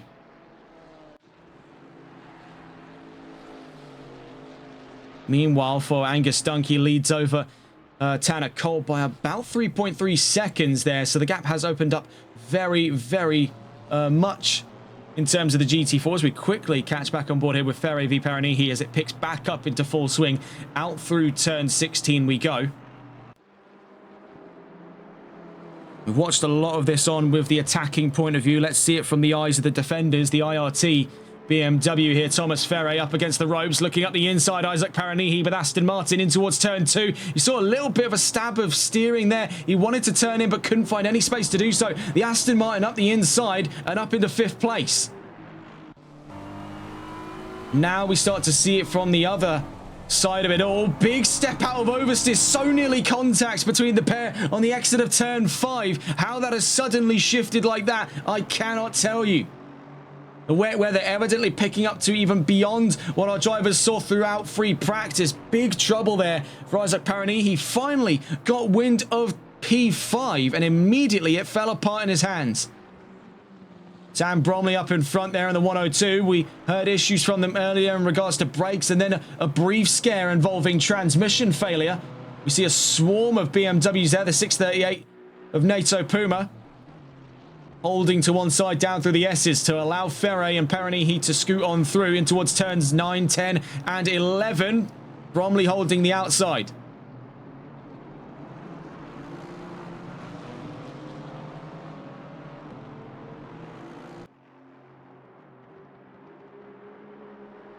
Through to Mineshaft. Are we about to see history repeat itself between Aston Martin and BMW? In towards turn 5, holding the inside. The 784 around the outside.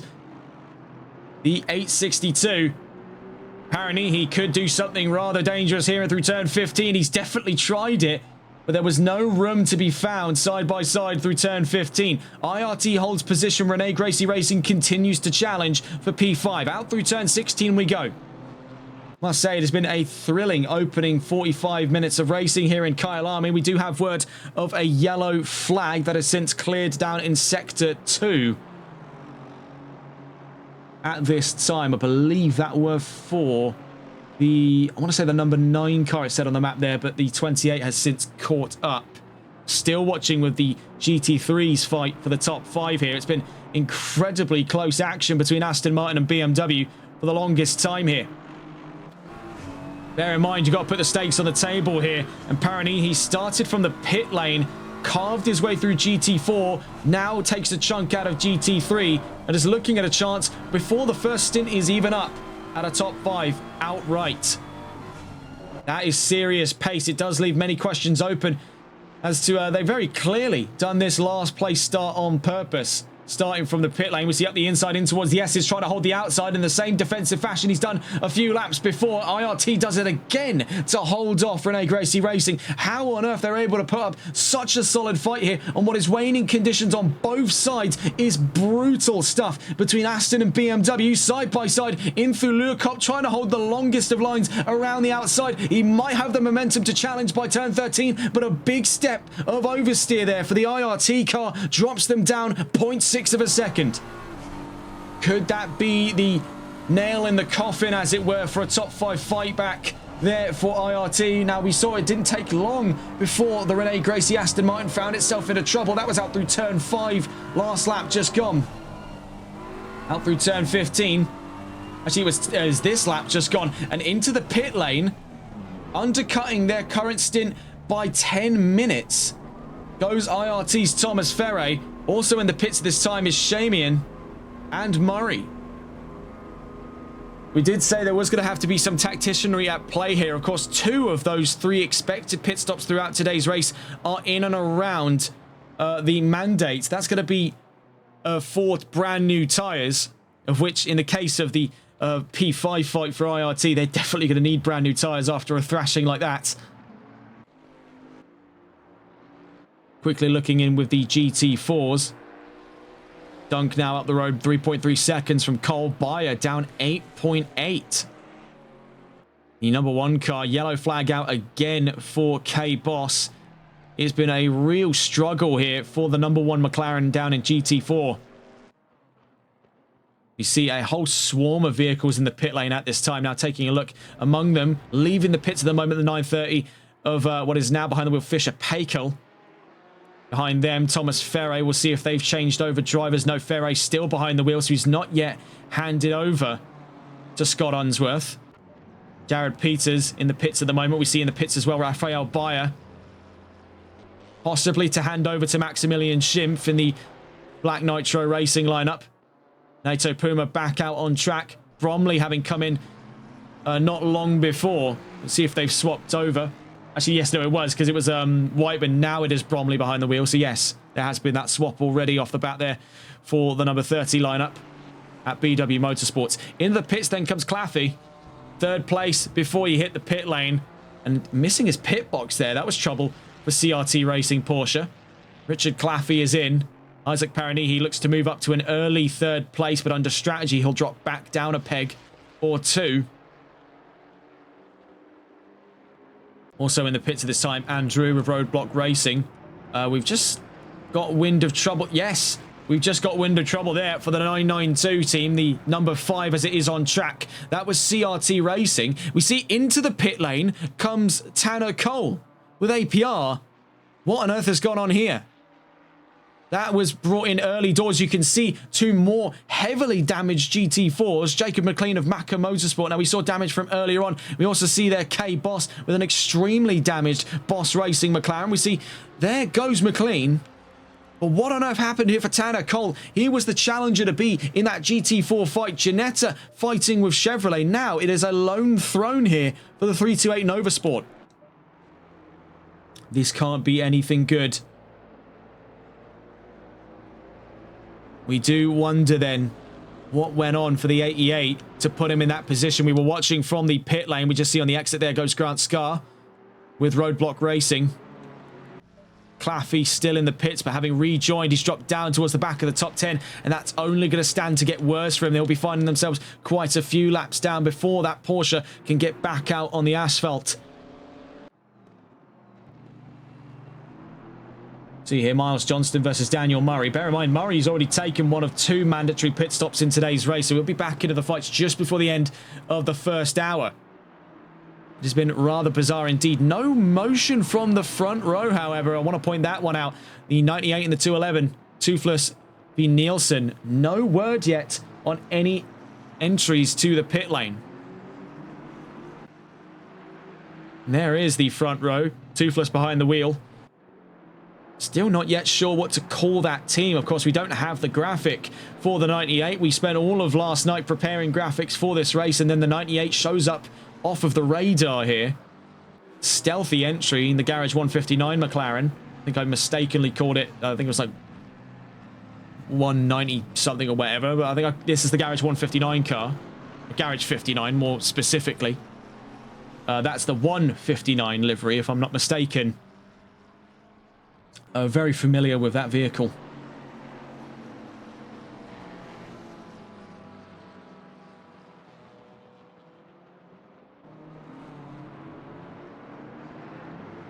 Right now, he's about to head up into a whole wad of traffic. Among them is the GT4 leader of Angus Dunk. But still, one is left wondering, one is left scratching one's head to figure out what happened for Ginetta and what happened for Tanner Cole. He's back out on track. Down in 20 seconds, no pit stops having been served. That was an emergency stop or a disconnect for that matter. For Tanner Cole, he's down in 22nd now. In terms of the talks of GT4, he finds himself down in 7th place in division of 8 remaining vehicles. It is a bizarre one. Into the pits comes Nielsen, looking to get the strategic undercut over Toothless. No current word yet on what Toothless's plans are. He's back out for another lap, 27 so far. He's going to take this one all the way, I believe, for the next 5 minutes to the end of his 55-minute stint. We do see close battling here. Bleisch v Yao. This is for 4th place on the field. We'll catch on board with the not the Aston Martin, sorry, the Lamborghini. We do just see the Ferrari here. Luke Muscat with Kyalami Racing into the pits from 11th place, joining Nielsen. Getting a look on board, though. We want to get on with these two if we can. Tim Alexander Bleisch versus Harrison Yao. Lamborghini and Ferrari, 2 fated manufacturers set to go head-to-head here. Rivals off of the racetrack, as it were.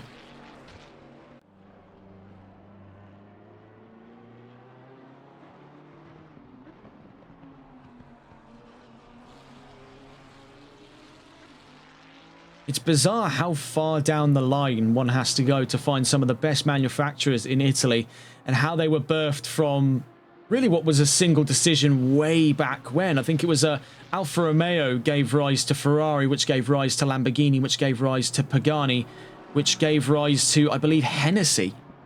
So that is, I know obviously Hennessy's an American manufacturer. I felt the need to throw that one in there. Big trouble for Bleisch. Maybe caught up a little bit too much on the history lessons there to not see what was right in front of us. As already into the pits as well went the Rene Gracie Racing Aston Martin. And that's what's given up 3rd place, I believe, there. Actually, no, is that the case? No, apparently he stayed out, so it was actually into the pits earlier was that of Nielsen. That's what's given up that, not Parini, my mistake. We continue to see what has been upgraded to the fight of 3rd place. Tim Alexander Bleisch with Torpedo Racing Lamborghini trying to hold off here from Harrison Yao in the 86 with ATR Racing. We'll leave you on board with these two for just a moment. We'll be back in just a second.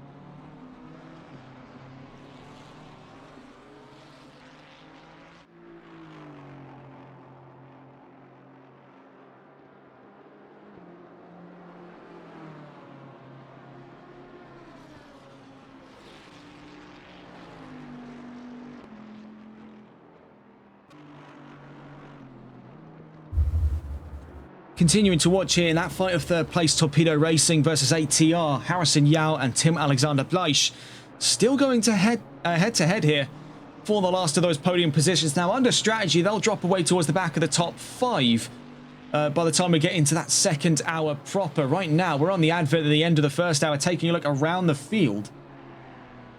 Let's get a look at the wider scope of things here as we just see up in front, running out wide. Now, this has since upgraded to the fight of second place. We see into the pits went Toothless in the number 98. Now, a silent entry onto the field. I can't begin to express how bizarre it has been enough here for Toothless to enter right at the last second. Again, I'm still refreshing my notes quite often here on the sim grid just to see, is there any information at all pertaining to that 98? The simple answer is no. He has been off the radar right up to the event start. He's joined in on what appears to be a solo act. We'll see if that's wholeheartedly the case. He does take his first mandatory pit stop. You do see there on the exit, will there be a driver swap to be had here? We've seen Toothless for the longest time. Is that going to change now? Paranihi into the pits. One hell of an opening stint then for the 862 team. Been quite a while since we last saw the Rene Gracie Racing lineup of Paranihi and Scott Smith. That was way back in the Southern Endurance Series. They're back into it. Some word there from Shamian. Toothless is an OTM driver. He won the AXRL Pro-Am Cup in Season 16 last year. Of course, we have seen Toothless's work before, but it has been quite a bizarre one. And we got word there from Yaldara, one of the event organizers, was he's a solo act, but his sim grid doesn't work, so he was coded in separately. Nonetheless, this silent act amongst the grid, he has proven to be a divisive talent, leading by a long shot. We'll see what he can do over the course of his second stint. Now, there is still that great conundrum to consider. Now, just quickly cutting away from the 98, just looking back to that event format. We'll get back on with the racing as soon as we can, but there's still that conundrum to be had. 2 mandatory pit stops, so you are still expected to do about 3 with max stint time of 55 minutes. You actually get into the thick of it. It is actually 4 pit stops in a 3-hour race, one of which either has to be very early, as we've seen for some drivers, but that was less by their own volition, more by the circumstances that created that pit stops, so damage, for example, or it's going to have to be in the last sort of 15 or so minutes, because you take 55, you times it by 3, you still are left with about 15 minutes of play either side of it. That's 165 minutes in all in a 180-minute race. That is leaving us with a bit of a vacuum of time here, where a lot of drivers are going to be caught out either towards the end of this race or out through the start. And we've seen quite a mix on the grid as we head in towards that second hour. You see all but a few drivers have yet to take their first of 2 mandatory pit stops. We see Harrison Yao is among them, now second place, having held out against Tim Alexander Bleich. Now on his way in towards turn 15. This could be the opportunity here. Heading in. No, not the chance for Yao. Does he know that he has to take a pit stop right about now? Scott Smith now behind the wheel. 3rd place. And you've really got to hand it to them here. I mean, that kind of opening style. I don't want to sound like I'm sort of speaking too much on the matter or sort of, you know, blowing hot air, as it were, but you really got to appreciate what the 862 has done in that race so far. Started from the pit lane, is back up to where they qualified and hold the fastest lap. Now, there is absolutely the chance, looking further down the line, that the 862 can challenge for the race lead. Right now, they've still got Thomas Ferre for company in towards turn 2, very late on the brakes there for Ferre. Properly elbows out. He's not happy with the way things were going on in that last stint. And it's like, right, okay, you want to take this to the second stint, we could properly get elbows out about it, and we could do something about it, and that's exactly what Ferre's done there. He's not happy at all, and he has made light work of that 862. Now the power balance massively switched on its head there. Ferre up to 3rd. We see running out wide Scott Smith. Bear in mind, a little rusty around the edges here. It's been Paranihi's operation for the last hour. He's been waiting to be let into the car, so he is going to have a bit of teething issues. Now, not to say that he doesn't know how this car works, far from it. He's just had a little less time to play with in this session alone than his teammate.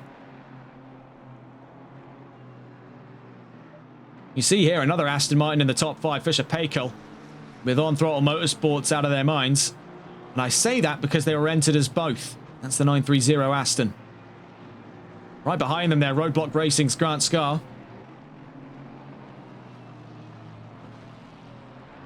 Oh, big trouble though for Pekel. Right over the curbs. That is going to slice away a lot of time here to Grant Scar. Roadblock Racing versus the 930.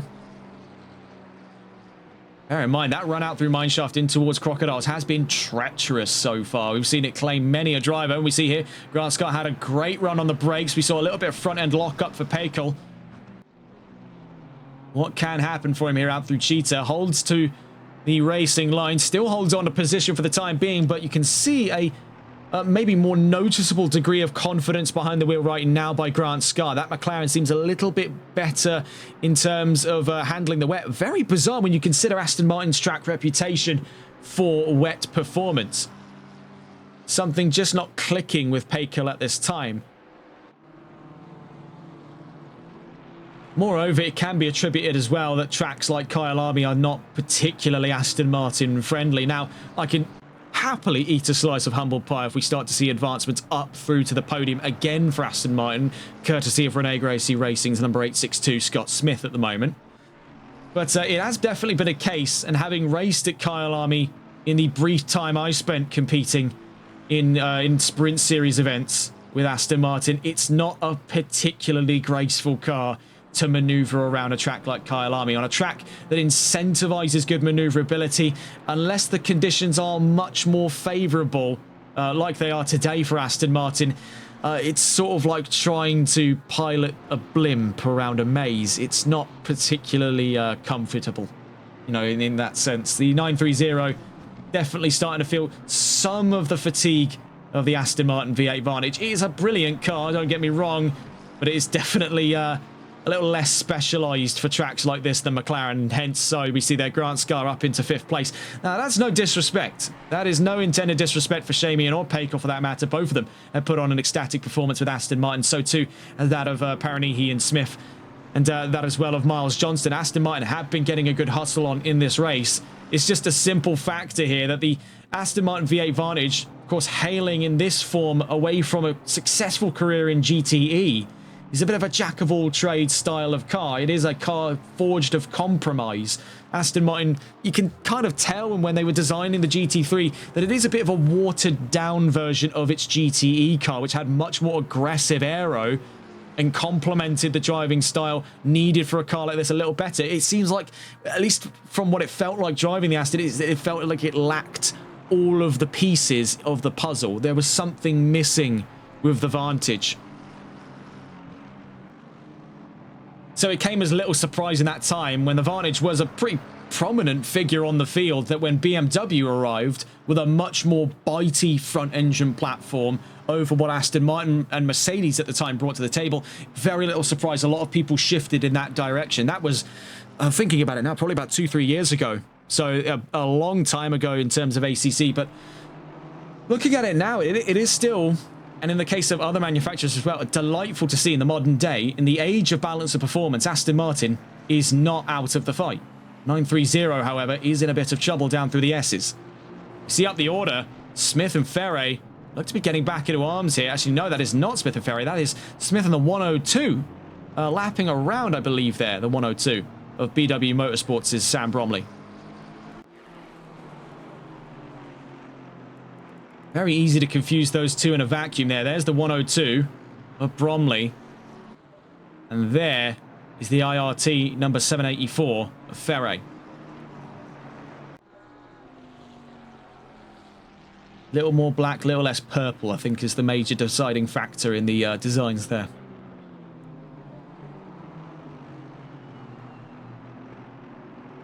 See that Grant Scar looking up the inside on the 102. He's very elbows out here. You can see that being past the baton from his teammate at Roadblock Racing. Now that he's been let loose behind the wheel here, Grant Scar is not wasting any time in his first stint of the race.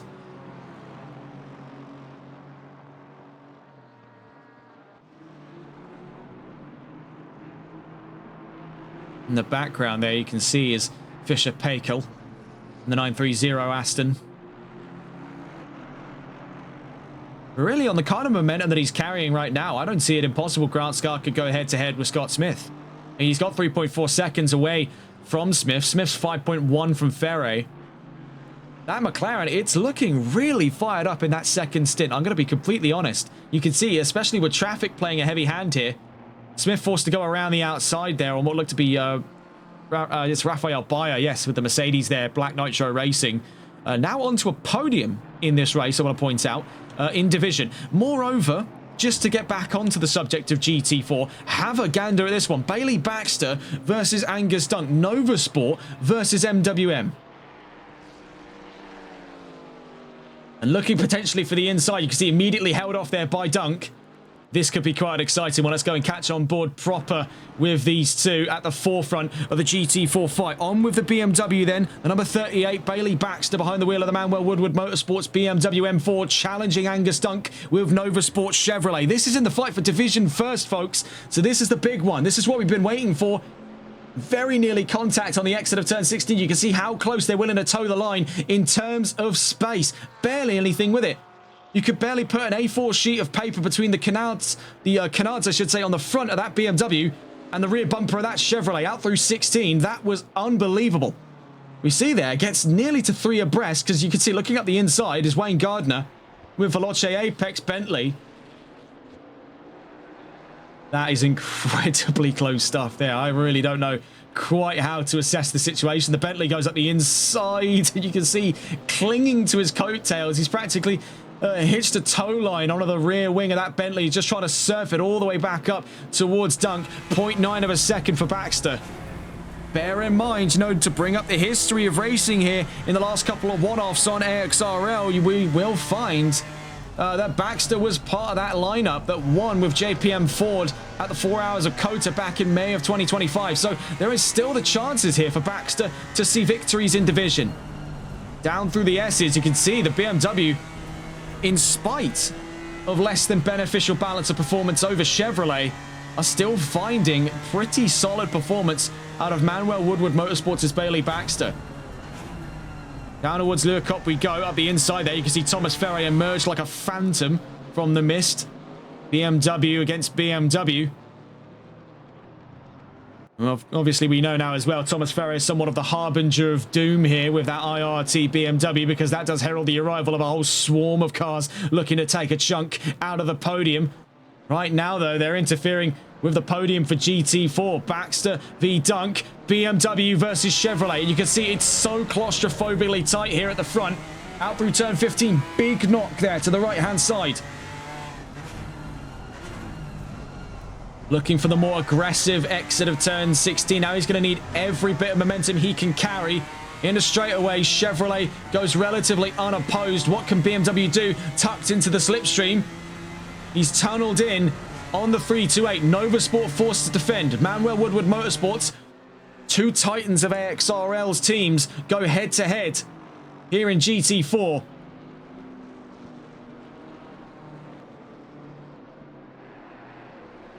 Up and around turns 3 and 4 we go. Dunk holds position. We've got to hand it to Nova Sport here. They have put on a solid defense of the lead. They didn't waste any time getting up towards it in the opening stint of this race. But Dunk and Baxter, they both find themselves in a unique position. Now, bear in mind, a little harder to track in the case of which driver's behind the wheel for that Chevrolet up in front. Of course, having mentioned it earlier on in the stream, we'll bring it back up again. Brody Rollings, the second driver in that 328, is physically swapping seats with Angus Dunk. So it's going to show, for all intents and purposes, Dunk throughout the race, as far as we are led to believe. But there will be the occasion where Rollings is behind the wheel and we just won't know about it unless someone says. So we'll be hoping that perhaps the 328 team would pitch in. And as I say that, the Aldarian chat says Dunk's driving at the moment. So great updates there from Yaldara. One of the drivers in that car, mind you, as well. See there's Scott Smith. That bright neon pink Aston Martin has been a terrifying sight. Despite its relatively unassuming appearance, that has been one of the most competitive cars of the GT3 field throughout today's race.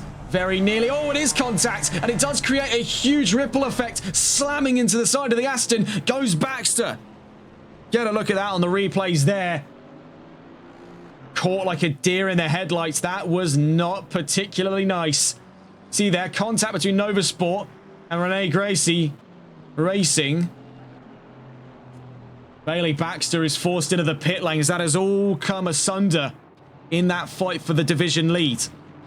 Bailey Baxter is in. Angus Dunk stays out. Raphael Bayer stands to move up to second in division. That has gone horribly, horribly, horribly wrong for Manuel Woodward Motorsports. Caught in the wrong place at the wrong time there. Absolutely nothing they could do about that. The Aston Martin, of course, already a wide car, made itself even wider through the run of turn 13.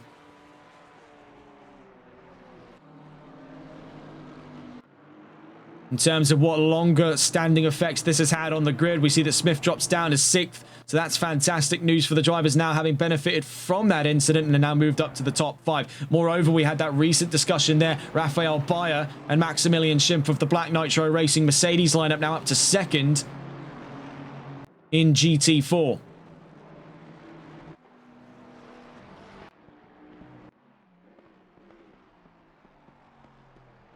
Baxter still in the pit lane. No current word as to if he'll emerge in a timely fashion. Meanwhile, Toothless continues to lead in GT3. Dunk continues to lead in GT4. See here for Smith, knocked down to 6th place. Let's see who's got up in front of him. Grant Scar up to 4th. Fisher Paykel up towards 5th. And looking at their positions on the track right now, no imminent threat of losing to 7th there. Tim Alexander Bleich too far away to lodge a fight at this time against Scott Smith. In terms of nearby fights, you'd be talking between divisions here. Bromley charging against Bayer. Now up and around Bayer before we hit the run of Mineshaft at turn 12.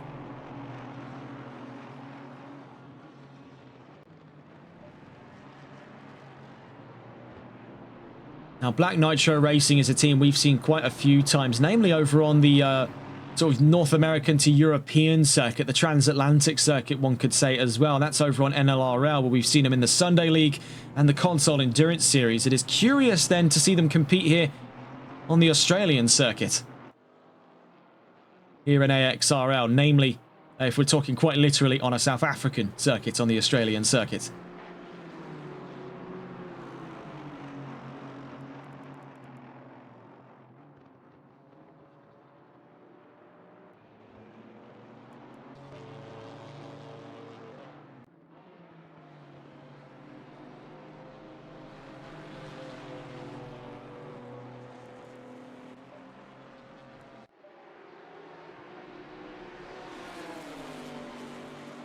It has been a curious case so far for Lamborghini in the hands of Tim Alexander Bleich.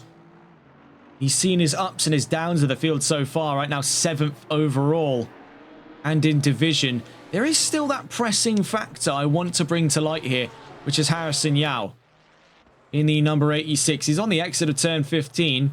And as we approach turn 16, there was no real indication that he was looking to come in.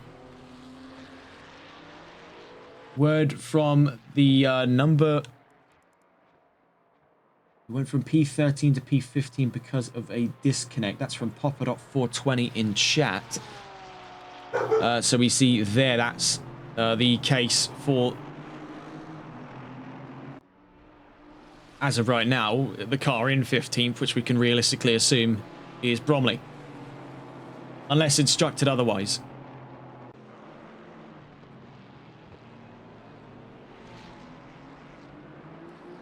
Oh, right.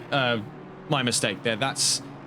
Well, they said from 3rd to 15th, so I just went and checked. No, it's in fact, it's the Porsche, for those curious. It's... Oh! Silly me. Yes. 15th in division. Yes. Mark Taylor. And Richard Claffey. CRT Racing. Well, sincerest apologies to the BW Motorsports team. A bit of a mix-up there. Cross of wires, as it were. And Scott Smith is into the pit lane. For curious reasons indeed there. The Aston Martin in. Is that to perhaps repair damages ensued from earlier on's incident? Now to get a look on the replays again as to what that was. This was actually in the ongoing fight for the GT4 leads. And this was a collision there. Smith collided with, or was hit by, depending on whose perspective you follow, Angus Dunk of the 328 lineup at Nova Sports Chevrolet, ultimately then collected sideways out through turn 13. Here, the Aston Martin pivots out right under the brakes, and then slammed into the side there. T-bone incident between themselves and the Manuel Woodward Motorsports BMW of Bailey Baxter. On the way out then, goes Smith. Has there been a driver swap then for the 862 lineup at Rene Gracie Racing? We see Harrison Yao at long last finally into the pit lane in the number 86 Ferrari. On their way out then goes the 862.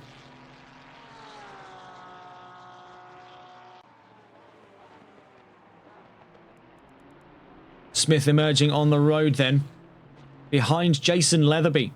Last time we saw Leatherby was in the AM category on MSC Season 2 with Aston Martin. He's in part of the 1 of 2 operation in GT3 at the moment from Big Nuts Motorsport, or Big Nuts Racing I should say, alongside Jared Peters.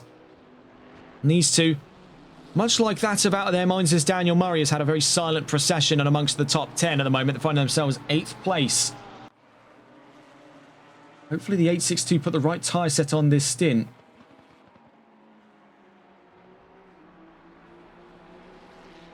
Says one viewer in chat. Curious that you should say. Curious that you should say.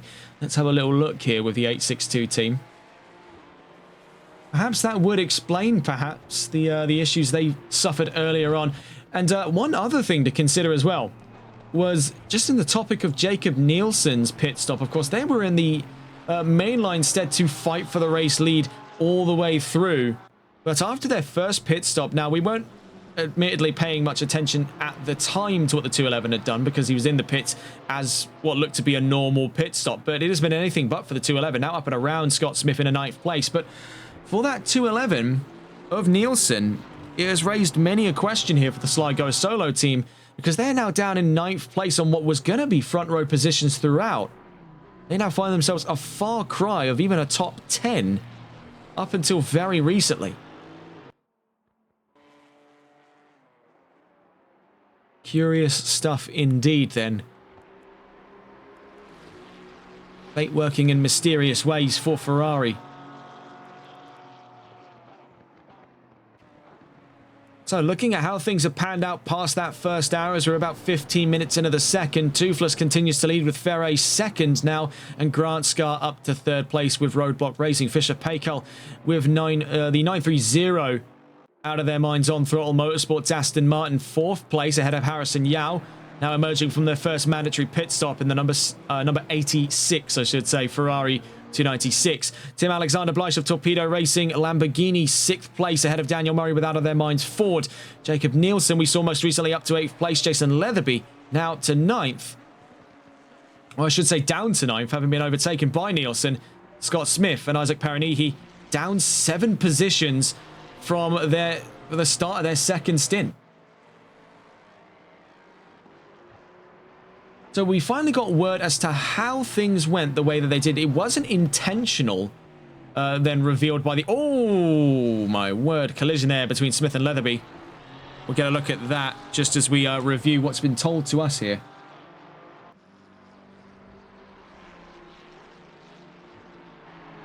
So we now have an understanding as to what has gone on for the 862 as to why they're in this position now. And it's been word in from one of the drivers. The engine turned off in the formation lap for the 862 and couldn't make it back to the front in time. So that's why the 862 started from the pit lane. It wasn't an intentional effort, though they definitely made it up until this point very convincingly that way. And then in terms of what just happened there with them into the pits, it was reactionary repairs to damage on that last stint.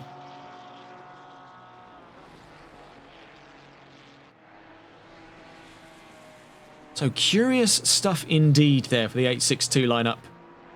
Bear in mind, not too far off the chances after that collision to Jason Leatherby.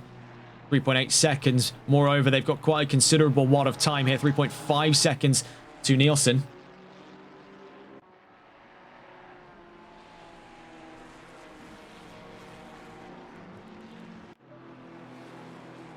Angus Dunk in the lead of the GT4s, Rafael Bayer second. And then we see also as well a very silent fight up towards 3rd place at this time is Buster Thurzo with Mad Racing. 3rd place, making a Chevy 1-3 in GT4 at the moment. A high ping warning for Fisher Paykel. Now, perhaps nothing to be worried about. That's more relative speaking here. We're connecting from the UK into what I'm told is an American server. And then obviously the greater majority of drivers on this grid are connecting in from Australia to an American server. So we're at somewhat of a no man's land for internet connection.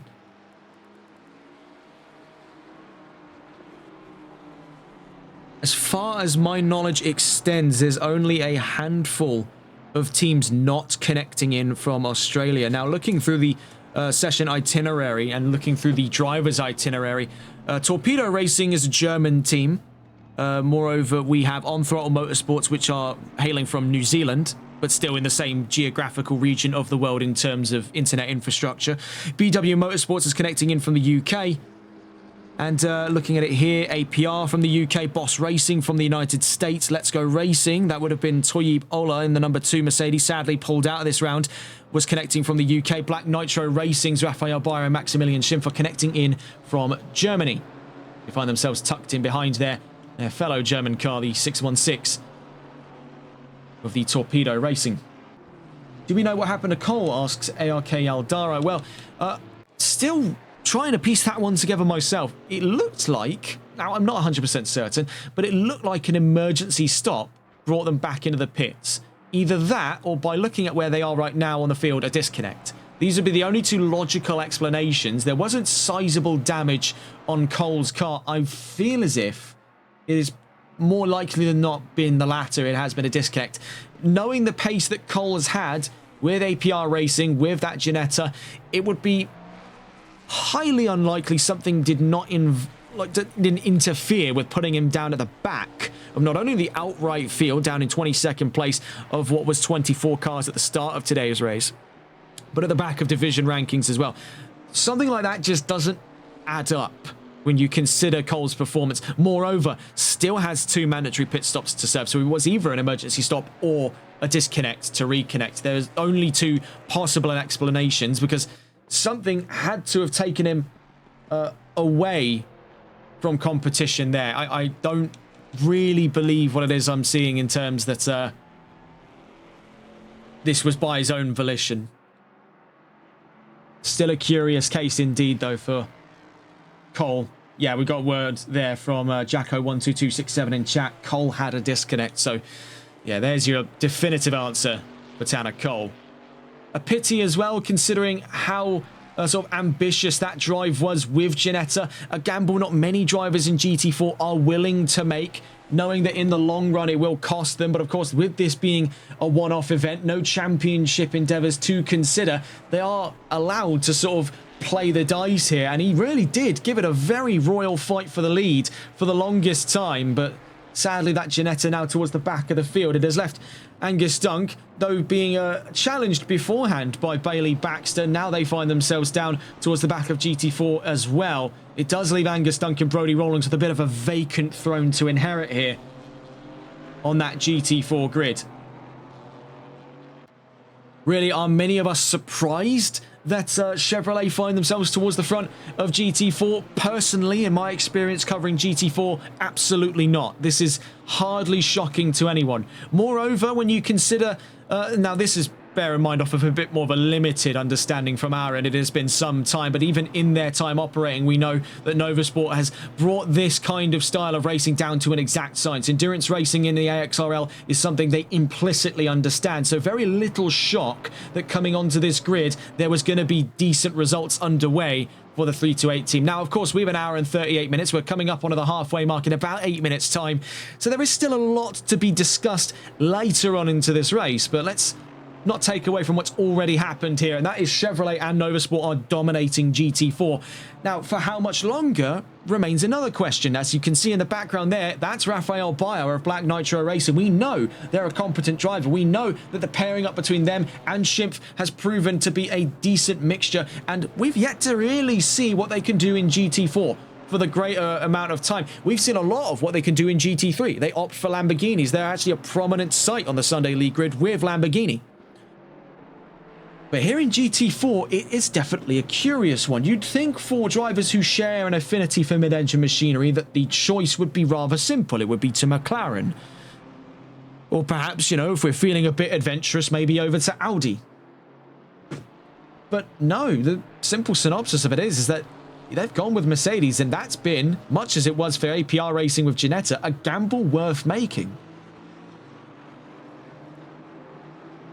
More on these drivers later on, though. We are seeing this slow procession, as it were, up towards the front here by Grant Scar of Roadblock Racing. Now, both he and Andrew in the 468 have had actually quite an impressive opening half when you can consider things so far. They've carved their way up to third in what has really been a bit of a Wild West scenario on this grid. I think it's been quite a pleasant surprise what Kyalami has brought to the table in the last month and a half of coverage here on TRTN. In the various times we visited Kyalami, it's not failed to impress, really. It has not disappointed us in the slightest, and I think this might be the perfect concoction that maybe a lot more leagues ought to start looking into. We saw it in the Sunday League, and we're seeing it today. Wet Kyalami is quite the battleground indeed, and I'm pretty sure, now I of course can't speak for the drivers, but I do imagine a quite decent majority of them are having quite a lot of fun. You'd hope so as well, otherwise they wouldn't show up. More on that later. We are seeing here the proceedings of a fight for division lead. So we are going to go and catch back on board. We do quickly see here Smith and Taylor in close proximity, but not for position on track. We're getting on board with the current fight up front for GT4. On board with Nova Sports' Angus Duncan, Brody Rawlings, fighting away from Raphael Bayer and Maximilian Schimpf of Black Nitro Racing. Let's see if we can catch with the Mercedes, the second part of two in this fight. On board with Black Nitro Racing in the fight of division first. 0.3 of a second in towards turn 7 we go. V8 versus V8 here. Who prevails? The American machinery or the German machinery?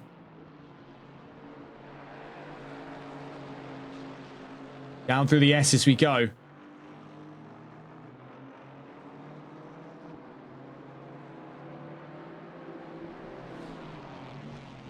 Looking up the inside through Lurkop. Super late on the brakes there by Bayer. Surely he can't hope to hold on to position there. The Chevrolet's got him on the run in through turn 11. Great fight back there by Dunk.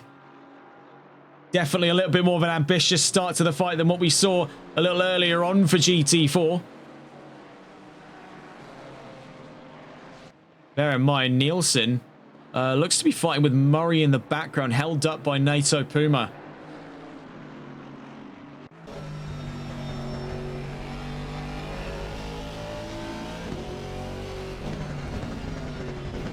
In towards turn 16. Lansing, Michigan versus Sindelfingen, Germany. AMG and Chevrolet head-to-head. 0.6 of a second down that opening straight in towards turn 1 at the kink. In that last lap, a gap of 0.4 of a second in difference, but that Mercedes is gaining considerable ground in the third and final sector. Out through to turn 2, into turns 3, 4, and 5 up the Juxke sweep in towards Barbecue Corner. In the background, you can still see a potential fight for 7th in GT3. Daniel Murray versus Jacob Nielsen.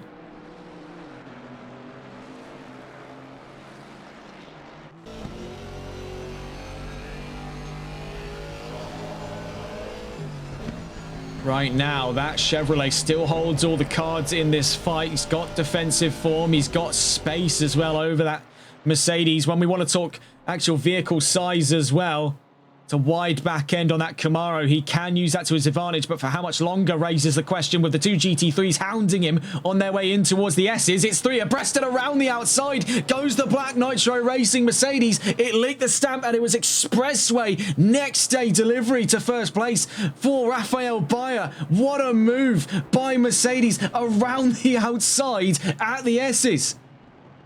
Wrap your head around that one. Moreover as well, it was 2 moves for the price of 1. Jacob Nielsen up and around Daniel Murray.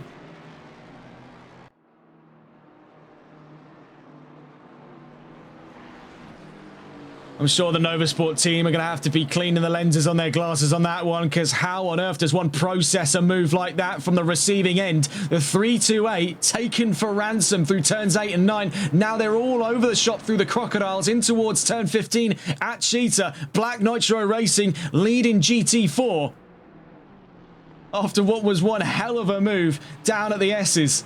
That takes some serious guts to pull off, and Raphael Bayer evidently had plenty.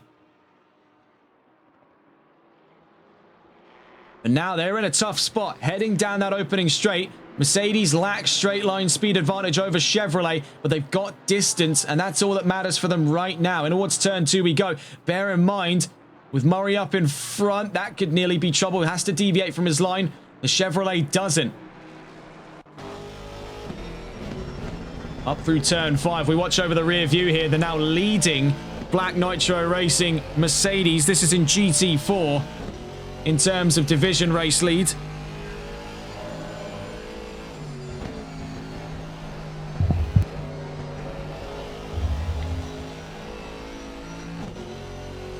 You can see approaching from behind, and this is for position overall on track for 15th place. That's Mark Taylor, the number 5 CRT Racing Porsche. Bear in mind, both he and Richard Claffey were down that position because of a disconnect.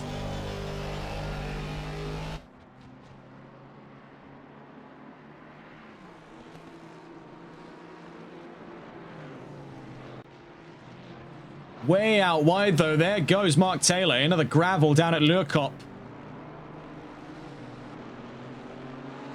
As for Black Nitro Racing, they've been able to carve out about a second now over Dunk in the 328.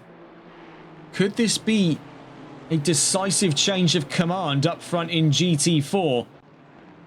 And now carving his way into the fight there. You can see that's Scott Smith up the inside. Now not the first time these two have met at that corner, and the last time they did, it did not end particularly well. Just ask Bailey Baxter, he'll tell you exactly the story. Down towards turn 16 we go. Black Nitro Racing leads into the pits, then goes Mark Taylor with CRT Racing Porsche.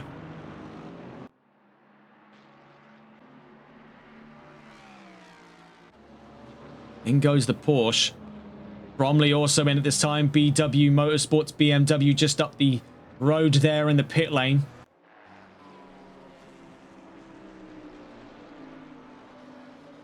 See here Wayne Gardner in 11th. So coming up on the halfway mark of the 3 hours of Kyalami, it has not been a disappointing opening half here. We're watching on board with Wayne Gardner. We see Thomas Ferre into the pit lane. So one of the podium sitting cars that has now allowed Grant Scarr and Roadblock Racing McLaren up to second place. Taking a look at how things currently shape up, we're seeing a lot of drivers are taking... Bear in mind, there is that sort of elusive phantom pit stop to play with. Now, for those of you just joining us now, this is a 180-minute race. It's 3 hours of playtime here at Kyalami. The stint limit set by race control, this is in the event regulations, was 55 minutes, and it was only 2 mandatory pit stops. Meaning, on paper, if it was 60 minutes, you would only have to really take 2 pit stops. Feasibly, you'd take 3 because of the amount of fuel the car can carry. 55 minutes, however, means even if you play all 55 minutes of your stint and then pit, at the end of the race, you have 15 minutes before the checkered flag where you'll have to come in and pit again. So for a lot of teams, they are right now having to manage 15 minutes of this sort of phantom time, as it were, in their stint, this gap between major stints in this race. Into the pits as well at this time, Jason Leatherby of Big Nuts Racing. Number 70 on their way out. Question is, has there been a driver swap? Yes, back behind the wheel, Jared Peters in the number 70 car, making his way out. Scott Unsworth swaps in for Thomas Ferry. That's both of their mandatory pit stops clear. And this could play actually quite nicely into their hands at this time.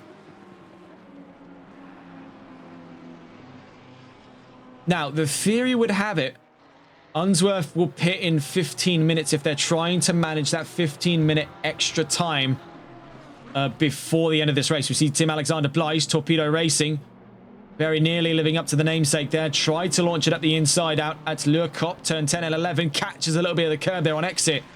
The Lamborghini is a wiry one in Kyalami. All we need to do is really take a look back through the Sunday League. Tyler Vermaat could tell you the same thing with Lamborghini. It was a bit of a struggle session for him. Nonetheless, still took home a podium. The 161 makes contact, though, with Scott Unsworth. We've got a word there as well, as we've seen a whole swarm of cars into the pit lane for GT4. Among them was Raphael Bayer. We also see into the pits is Angus Dunk swapping over for Brody Rawlings. That was word from the 328 team. So though it says a Dunk there, that's Brody Rawlings behind the wheel. We'll see if it does update. If it doesn't, then of course it's not the end of the world.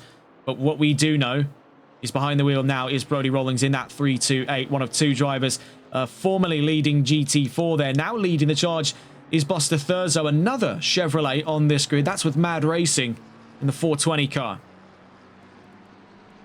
We also saw into the pits at the time Bailey Baxter. Of course, we saw them much earlier on. That was to take necessary repairs. They'll have a little bit more time to play with now, getting closer and closer to Brodie Rawlings in the newly emerged 328 Nova Sport. Also on his way out, that's Jacob McLean, Macca Motorsports, number 73, Ginetta on the exit there of the pit lane.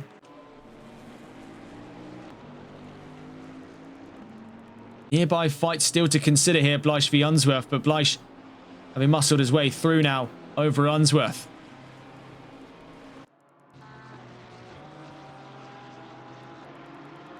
So looking past the halfway mark here, whilst the grid continues to readjust, what we do have is the understanding of the top position at this time. It's Toothless in the lead, Grant Scarr in second, Fisher Paykel into third, but is into the pit lane, so that'll be up to the podium here for Harrison Yao for the time being.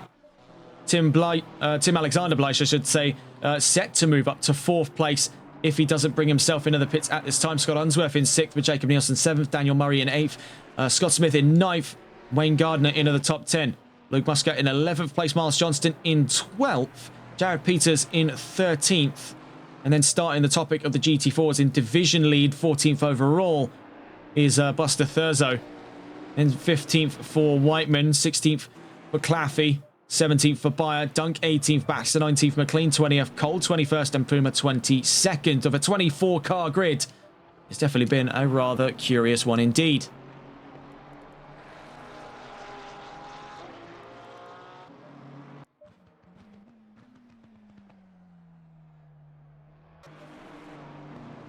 Looking on this grid here, we see very close by looks of it there to the back end of the 930. Looks to be, and that is the BW Motorsports. That's the 102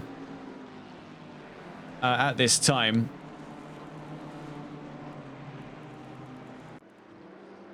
And that's Whiteman. That's down in 15th. Looking around the grid for where nearby fights could be coming from. One to consider, though not currently underway, a potential fight of 8th place. Scott Smith challenging Daniel Murray. We'll see how far that chooses to pick up later down the line. The McLaren 1-2 so far here in Kyalami as we're past the session halfway.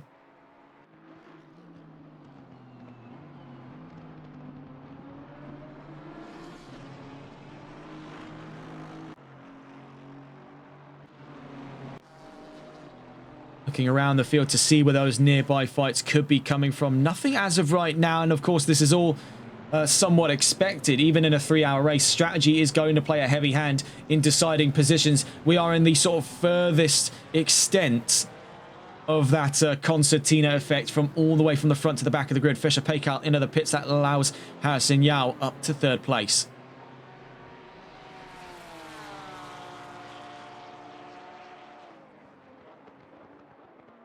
See there, looking up the inside, that was Richard Claffey. Of course, not for position, just trying to keep place on track. Tucked in behind the 86 at this time, the ATR Racing Ferrari, out through to turn 5.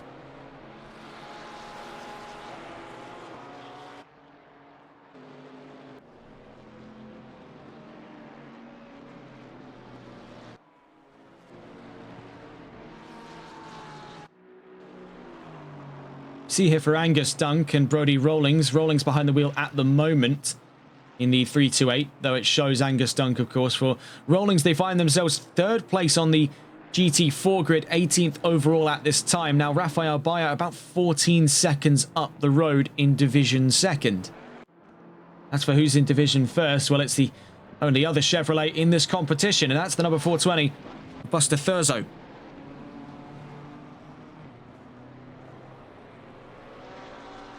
We'll quickly leave you on board with the 420 here, surrounded on all sides by GT3 lapping traffic. We'll be back in just a moment's time.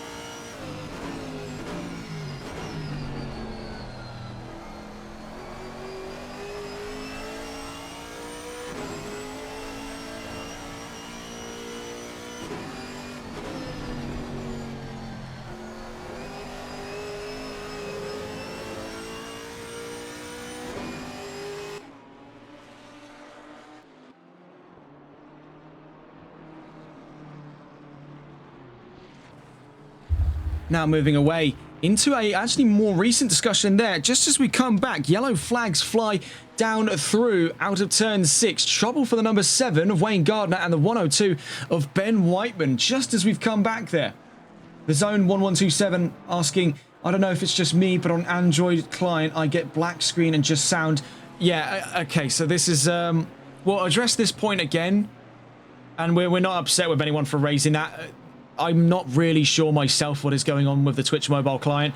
We've had quite a few complaints from viewers. Now, I know they're not directed at me specifically. I know they're directed at more just a wider scale, like, why can't I see the video? Honestly, at this point, I'll break a little bit of character here. Mate, I don't know. I really, really don't. There is something very desperately wrong with the Twitch client. I don't know why. It's a bit bizarre that it doesn't work on mobile. You'd assume one of the most accessible platforms to watch a live stream, and they would be able to make it, you know, work. As far as I know, I can check in right now on my phone and it'll be fine. So I have no clue. I really, really don't. But for those of you who are feeling a little disheartened that you couldn't watch the race, fret not. This will be uploaded onto the TRTN YouTube channel. We will need to do a little bit of editing, so it may take a little while, but it should be up within, realistically speaking, about 24 to 48 hours. Otherwise, the archive will be available on here for a little while, but because of how Twitch operates at the moment, that will eventually be scrapped from the lineup. 102 and the number 7 supposedly having made up over the Twitch chat there. We see there are a whole wad of cars into the pits. Among them is the number 7 of Wayne Gardner. Also in the pits just on his way out as it stands is Luke Muscat with Kyalami Racing. We also see is Buster Thurzo, former GT4 lead. Now that being handed over, by the looks of it there, to the 28 of Raphael Bayer. Angus Dunk. Now being driven, I should say, by that of Brody Rollings. Down into second in GT4. Thurzo third. You see there, that is Bailey Baxter, MWM number 38. Looking at a chances here of a GT4 podium return. Right behind him, you can see is the Renee Gracie Aston Martin, currently being driven at this time by Scott Smith. Shamian on his tail. It could be an Aston Martin civil war coming up here in GT3. This is for 7th place on track. Baxter now providing a buffer zone between the 862 and the 930 out through turn 6, the site of a big incident just as we come back earlier on. Also into the pits at this time, Grant Scar in the 468. And struggling to get the car, slowed down or started up. Something wrong for the 468 Roadblock Racing McLaren. Nonetheless, they're in. Harrison Yao up to second. Tim Alexander Blige now into the podium positions at this time. Bear in mind, this is the middle part where a lot of teams are scrambling to make sense of that 15 minutes of seemingly unknown time. Where they could play it perfectly to the chest here, every 55-minute stint played out, they still find themselves at the end of this race with 15 minutes still left to serve. So this is now where a lot of teams are choosing to combat that issue head on.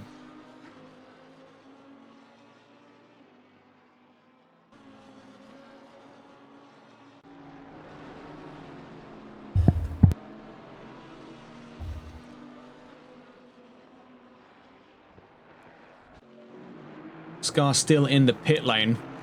And a curious case indeed for Roadblock Racing.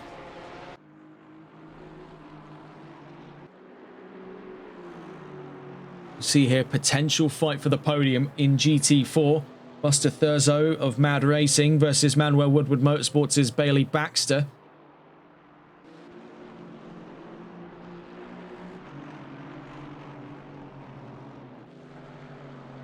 See here for Brody Rollings, now 12, make it nearly 13 seconds between themselves and Raphael Bayer in the lead of GT4.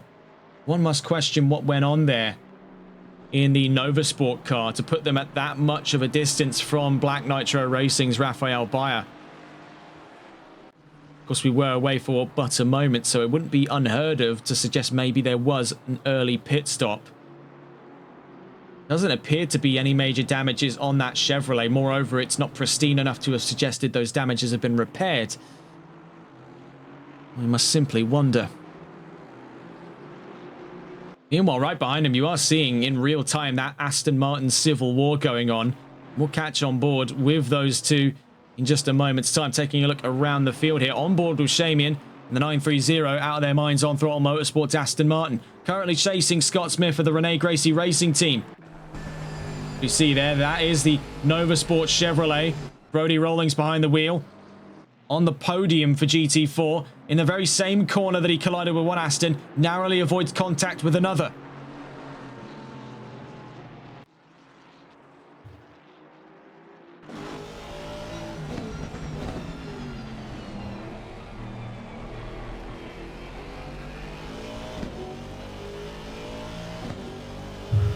Now, to address the perhaps naming discrepancy on the 930, this is something we just quickly want to bring up for those perhaps confused as to why it says on Throttle Motorsport when they registered us out of their minds. They registered us both, and the name would have been too long to fit on one, so we made an executive decision. They named the car on Throttle Motorsport, but they competed under out of their minds, so that's why we keep saying it as that, but on the screens it obviously presents differently. Evidently some kind of naming discrepancy between the various OTMs on Throttle Motorsport and Out of Their Minds Racing. This is the middle point, the bleeding edge, as it were, between those two factions. The 930 currently chasing then for the battle not only of division but also for overall 6th place.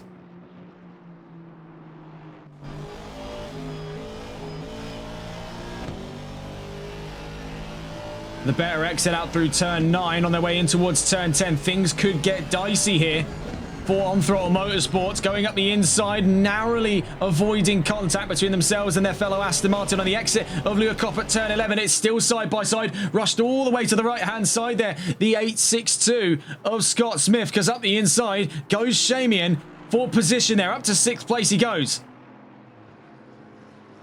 It was elbows out between the two, very, very close to disaster, and I don't think we're quite done with this one yet. Out through turn 13, into turn 14, the Aston Martin still head-to-head on the way into turn 15. Out of their minds on Throttle Motorsports is 930. Shamian really putting on a show here, going head-to-head with another heavyweight Aston Martin. Scott Smith for the Rene Gracie Racing Team. Speaking of Aston Martins, Miles Johnston of the officially entered On Throttle Motorsports 555 finds themselves in the pit lane. In the topic of the GT4 podium, we mentioned it earlier on that there was an ongoing fight. We still see the trailing act of it. Baxter v Thurzo still on grabs here for 3rd place. A second between the pair, BMW versus Chevrolet. No current major indications of side-by-side fighting yet, but there is still that looming threat for Buster Thurzo, with that BMW slowly gaining ground in the more technical areas of the track. The next couple of laps before the end of his next stint are going to need to be absolutely frame perfect for that Chevrolet to hold position. 1.2 seconds at the moment. Straight line speed is never a problem for the Camaro at this length of the race. No issues there. It's going to be the corners where Chevy feel any kind of pronounced issues.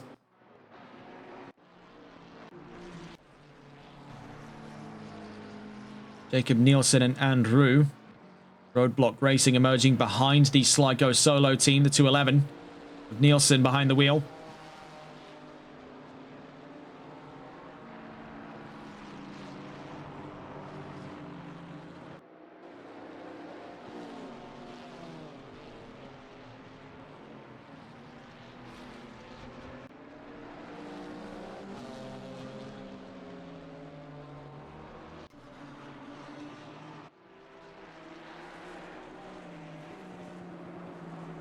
Do see there up the order now, admittedly not fighting for position, but as Murray and Claffey very close to one another here from the point of view of Harrison Yao. Tim Alexander Blythe 3.3 seconds behind. You can see up the order there, that CRT Porsche is on its way up.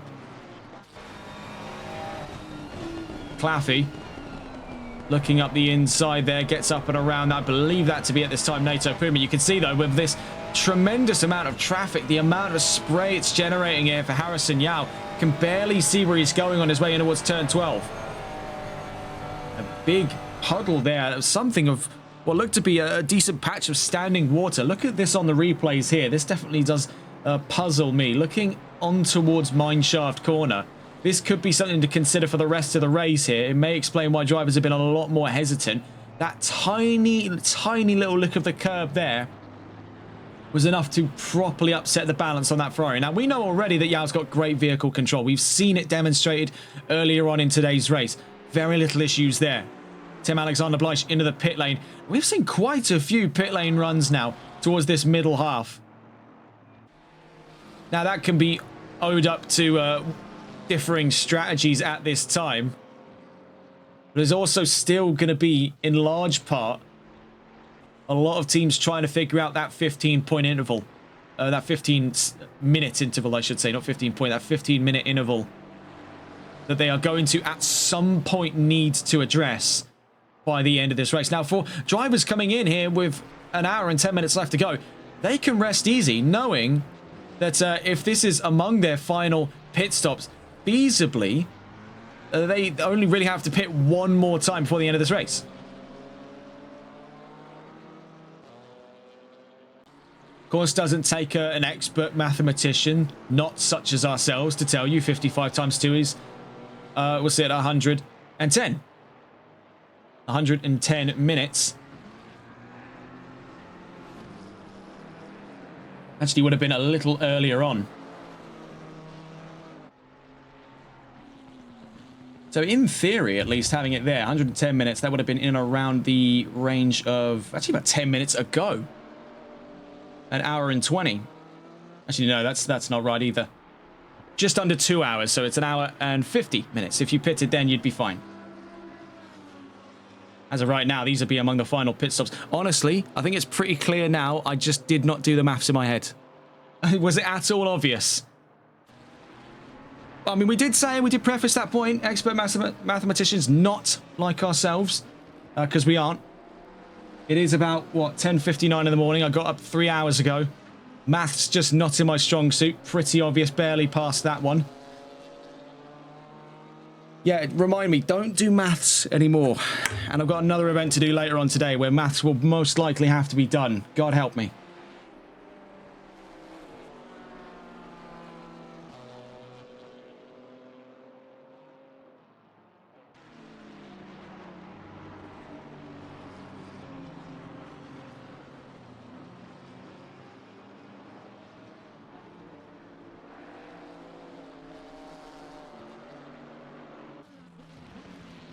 You see here, this still ongoing fight. Onto the grass there went Buster Thurzo.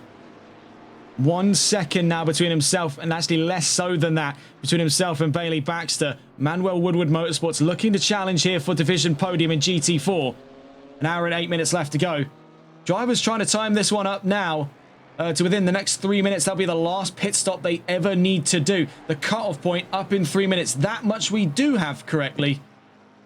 As otherwise it would have been a case where, I think about looking at it here, so 55 times by 2 is 110. 110 is just 10 minutes under 120, which would have been 2 hours. So that's about 1 hour, 50 minutes. So looking at the ballpark there, about 43 minutes ago. Actually, a little under that.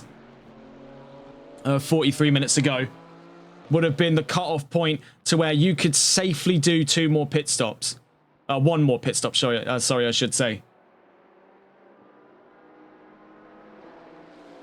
Of course, the drivers are still trying to time this one around what is the defining point of these mandatory pit stops, which is a tyre swap.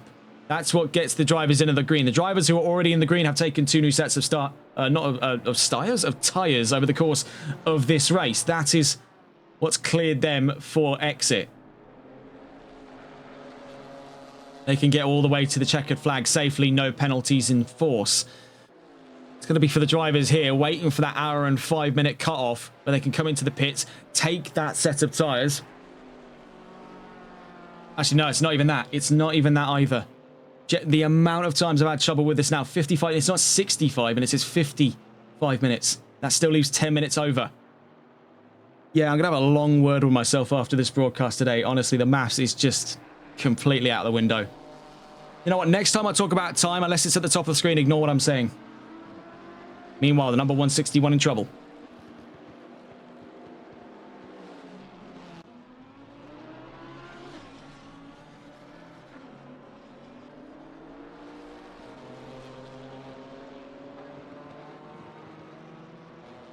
So, and let's see if we can get this right the third time around. The actual cutoff point's coming up in 10 minutes at the actual 55-minute mark left of this race. That is the last time, if you are able to get a pit stop in at that time, that you will ever need to pit again. You don't have to pit towards the end of the race like the theory would have suggested towards the start. Honestly, I'm not even clear there's a theory left to be had. I really do think I'm slowly going a little bit stir-crazy. You know what? Next time I have to stream this early in the morning, I'm gonna have like a whole notebook of just maths done way in advance, because that was something. That was really quite something. That was certainly among the moments we've had of all time. The less so on that, more so on this. The battle of third place definitely coming into full swing now, within half a second between BMW and Chevrolet. Buster Thurzo versus Bailey Baxter. Meanwhile, as we get towards the end of the second hour of racing here, Toothless leads with Yao in second, Unsworth into third, Shamey in fourth, and Smith in fifth. Say that 5 times fast. Nielsen in 6th place, Drew in 7th, Blythe 8th, Murray 9th, and Muscat in 10th, Peters 11th, Johnston in 12th, Gardner 13th, and Claffey in 14th. Then we find the division lead of GT4 over to Raphael Bayer. Brody Rollings behind the wheel of the 328 Chevrolet in second. We're watching here with a fight of third place in division, 17th overall between Thurzo and Baxter. Behind them would be Whiteman. McLean in 20th. And in division, that's 5th place. Division 6th and 21st overall for Puma. And then Plum last at the moment for the 22. For 22nd, sorry, for the 88 of Tanner Cole. Reluctantly so after a disconnect.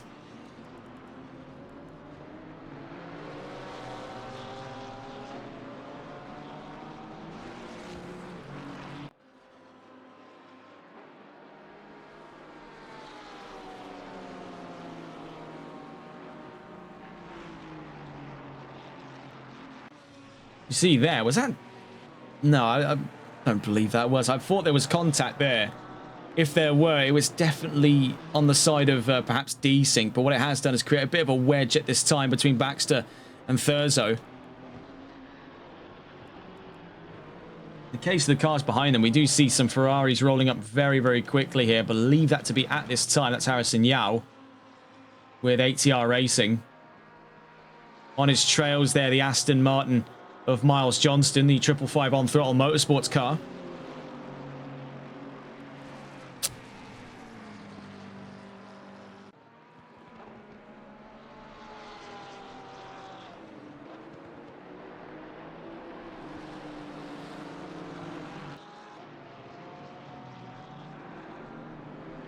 Side by side there between the division podium sitter Buster Thurzo and other division podium sitter, current overall podium sitter, Harrison Yao. You see the presence of all these GT3s on the field is not playing a kind hand here in the direction of Bailey Baxter and Manuel Woodward Motorsports. Among their final cars left on the field, of course, the 99. The Ginetta now out of this race from earlier on.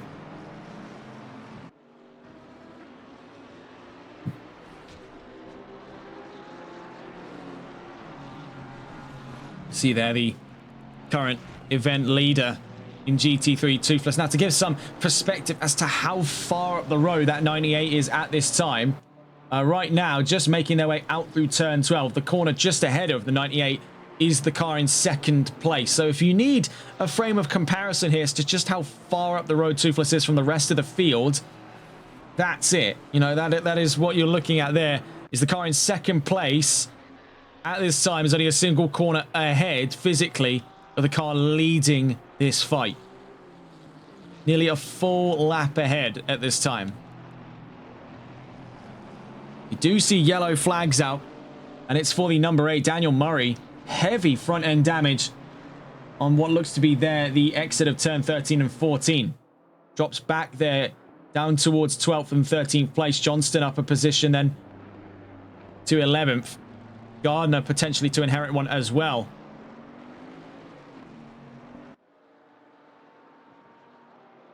See that considerable front end damage. Now back into green flag conditions here for out of their minds is Ford Mustang Daniel Murray in serious trouble. Down to 9th. I believe at this time that Bentley is just he's physically up and ahead of him. We've yet to get the update from the data in game, but I'm pretty sure he's several laps behind. So the Bentley not yet a threat to Murray's position on the track. But of course, with still one pit stop left to serve, this couldn't come at a better time for Murray. Admittedly, it's not great, of course, to take on any kind of damage, but with a mandatory pit stop, he still does have to come into the pit, so this is only just adding on top of that. The chances right now for out of their minds is to aim for, at this time at least, for the top 10 by the end of this race.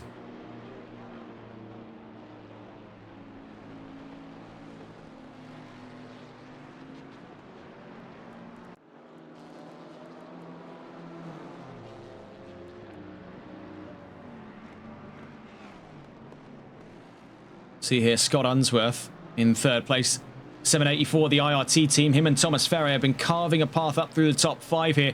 Now on the podium, strategically, they've got both mandatory pit stops out of the way, but there still is quite a considerable chunk of time left for them to play with in terms of the grand scheme of things. Coming up onto that last hour then, here's how it stands at this time. With 1 hour left to go here in Kyalami. Toothless leads, Yao 2nd, Unsworth 3rd, Shamey in 4th, Smith in 5th, Nielsen in 6th, Drew 7th, Bleish 8th, Murray 9th, Muscat 10th, Peters 11th, Johnston 12th, Gardner 13th, Claffey, I should say, 14th, and then into the GT4s, 15th and leading in division, Raphael Bayer, Angus Dunk, Brody Rawlings and Angus Dunk 2nd and 16th overall. Buster Thurzo, 3rd in division and 17th overall. Bailey Baxter, 4th in division and 18th overall. 19th overall, and towards the back of the GT3s, Ben Whiteman in division 5th but 20th overall is Jacob McLean with Mako Motorsports Ginetta. Nato Puma in 21st overall, and then Tanner Cole 22nd overall, and that's for at this time division, looking at it here, 6th and 7th.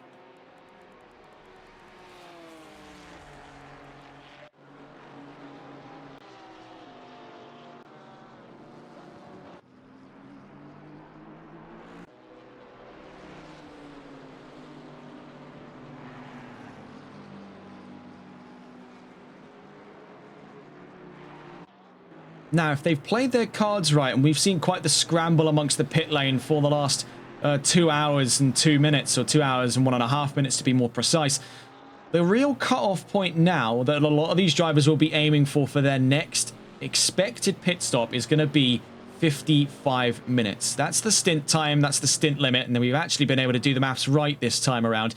If they come into the pits in the next 3 minutes at the 55-minute mark, they will not need to pit again for the remainder of this race. I'm sure that is something that Toothless is taking very duly into consideration at this time on his way in towards turn 2. Just up and ahead there of Brody Rawlings.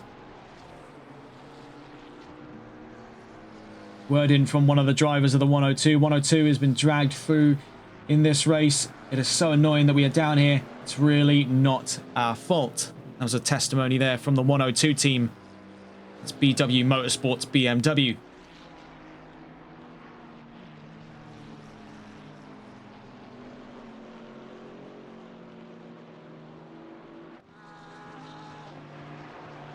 We're watching here the curious sight of that leading 98.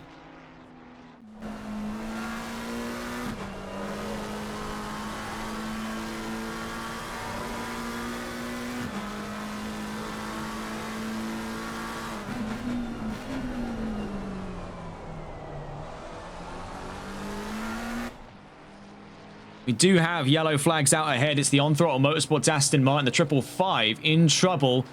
This is actually down. It's actually down back of the 98 at this time. That's actually down through towards Lurkop and the exit of the S's. That has since righted itself back into green flags for the time being. 56 minutes left to go then. So feasibly, one could come to expect one more lap here if he's tied this one up perfectly, and that we do see from Toothless. So that next pit stop could be coming up anywhere from now to probably within the next 5 or so minutes, judging on how closely this has been timed stint-wise for that 98 last lap of 148.6. And he still now holds on to that fastest lap after 67 laps of racing. In terms of nearest fights on the circuit, there was that long-standing consideration between Brodie Rawlings and Buster Thurzo. Moreover, it was between Buster Thurzo and Bailey Baxter. But we see there, coming into the pits, actually having timed this one a little bit short. Now, I'm not fully clear on the logistics and regs of how exactly resetting the stint timer works. Now, from what I do understand, and this the basic tax of it all, is you go into the pits, your stint timer resets. But where precisely then, I do wonder, does the stint timer actually reset? Is it from the exit of the pit lane when you cross back over the pit limiter lines and go back onto the track, or is it from when you reset in the pit lane here, such as the case for that of Bailey Baxter? Because if that is the case, where when you have repaired and changed the tyres, what have you, fueled the car up, within 20 seconds he'll be cleared and will not have to pit again in this race. So this could be perfectly timed up here for Bailey Baxter. Let's just see, is it going to be the case where he clears past the pit exit? I mean, that's really a curious case at the moment. We try to catch on board with that BMW back out on track. Now, that's going to be a very fine one. We'll have to see in the closing laps of this race, what does Bailey Baxter do? Because for all we know, that could have been timed up to perfection for the 38 Manuel Woodward Motorsports BMW. We simply just do not know enough at this time. The 98 stays out. We're watching here from Harrison Yau's point of view. Now, where it may look like he's fighting for first place, it's anything but. He's a lap down over that leading McLaren. So he is second, no mistaking that. But he's second place off by a lap. He's just started lap 67, whereas Toothless up in front of him has just started lap 60, I believe 68 at this time. We'll get on board with the race leader just to see and confirm what we're seeing. And getting on board, yeah, just starting lap 68. That really does show night and day difference in performance on this field. Now, no disrespect to the rest of the drivers, but that is brutal when you look at it for any longer than about 10 seconds. The fact that in 2 hours, he has gone from being on that front row of the field to leading on the front row of that field alongside his fellow front row sitter off by a lap. Off by a lap. That's unbelievable. Truly, truly is. Yellow flags out for the number 7 car. This is down at turn 5. We'll go and try to catch on board with them to assess the situation ourselves. Looking for the number 7, it's Wayne Gardner with Veloce Apex Racing. Back on to the track here, the number 7. Minimal damages for the Bentley on his way through turn 6. Just a little bit of trouble out through barbecue.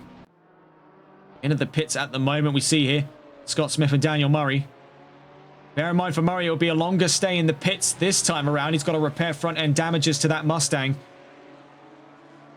For Smith, could this be a pass back over to teammate Paranihi? You see both of them cleared for the pit lane release and damages repaired on Murray's Mustang. Paranihi, we can see there on the LCD screens on the 862 Rene Gracie Aston Martin, is back in control. Just up in front here of Daniel Murray. We've been watching on board with Out of Their Minds Ford. The 86 is in, so Harrison Yao on their final pit stop of the race. As for Toothless, though, no current indication as to when he's coming in. We know that he's got strategy tied up. Question is, when does he choose to pull the trigger? No risk, really, now. All he really has to do is carry things out to the end of his stint whenever that does arrive for him. And the rest is history. See Andrew here. The number 468 Roadblock Racing. McLaren cleared off of their final pit stop of this race.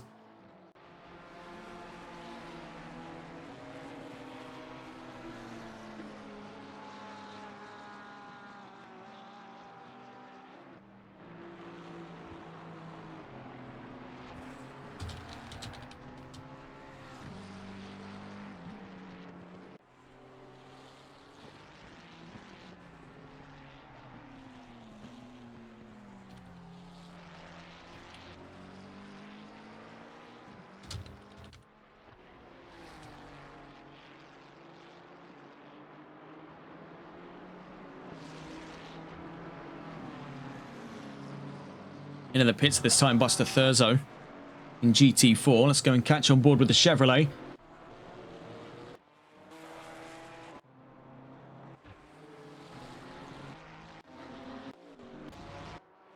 There we see being released from the pit lane. Now fourth on the GT4 field. Baxter now up and ahead. See there, right alongside. That's Tim Alexander Bleich in the 161. That's the Torpedo Racing Lamborghini up in GT3, but they're out in front of Buster Thurzo is Bailey Baxter.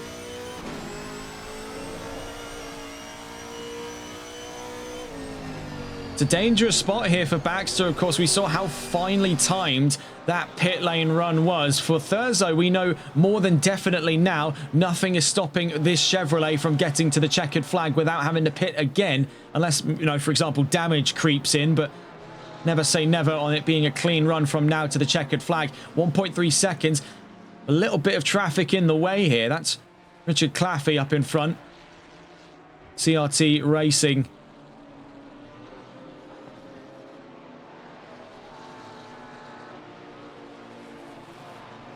50 minutes left to go here in Kyalami. A little bit of upset on the start there for Thurzo in his final stint of the race today. We see behind him there, that's the race leader. Oh, outright, I should say as well. That's Toothless in the number 98 McLaren.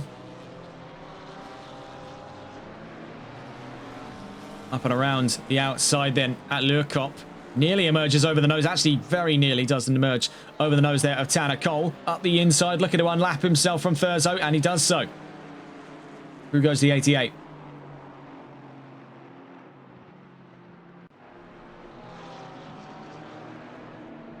.49.5 minutes left to go then here in Kyalami.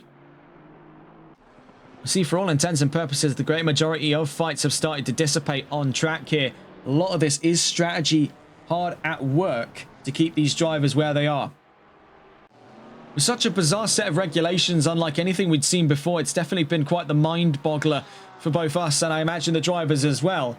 Certainly for us as well, if any of you were treated to the absolutely bizarre state of mathematical prowess we have here on TRTN. What's worse as well is I have 2 college diplomas and I still couldn't figure that one out. Absolutely bizarre. Nearby gaps to consider. Unsworth to Shamian, 9.4 seconds, even closer still. Yao to Nielsen in the range of about 5 seconds. See here, Puma to Cole. This is for 21st outright. Bear in mind, it's contact, never mind, between the 88 and the 638. Quickly resolved there through turn 6, but then collides with that of Daniel Murray. What on earth has gone on here at turn 6? We saw here, starting off, it was contact between that of Cole and Puma.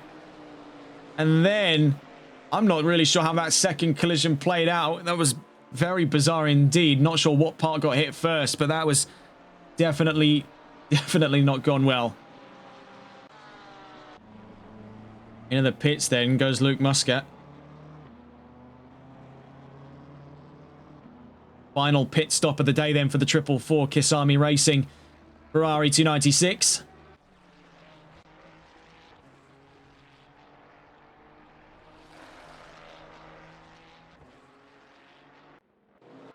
Let's see.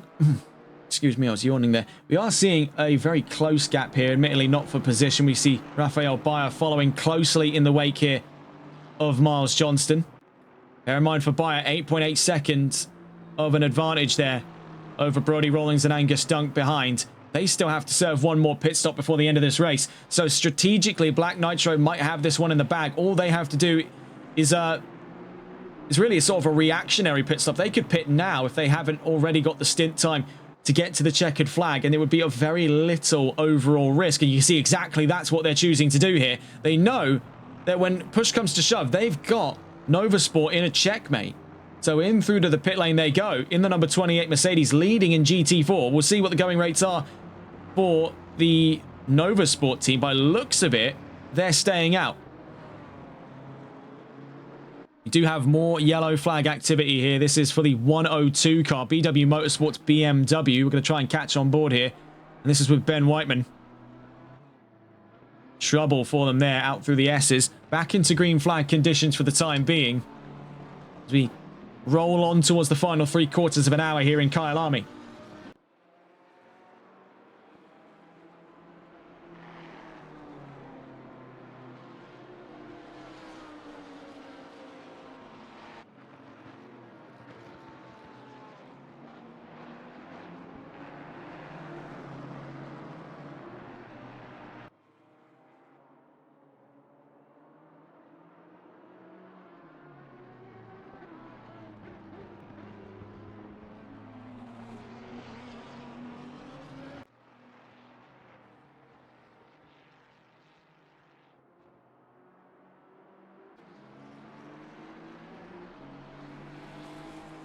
You see emerging behind that of Jacob McLean as Raphael Bayer, so there could be that fight for the last of the podium positions here. Bear in mind for Bayer, this is all strategically under wraps. He knows he's got the pace over the majority of the GT4 field. His main targets are the Nova Sport Chevrolet duo of Brodie Rawlings and Angus Dunk, I should say. Through turn 6 into turn 7, McLean still with damage over the nose of that Maka Motorsports Ginetta. This could be a curious one. We'll stay on board.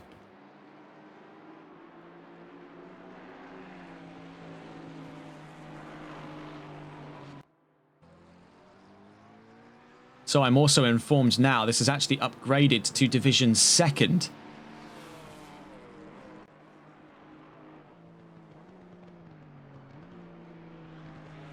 Was briefly Division 3rd on the charts there somehow.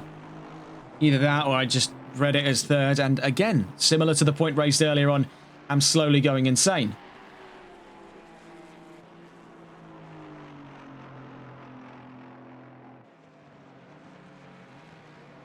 Few drivers into the pit lane at this time. Wayne Gardner and Nato Puma.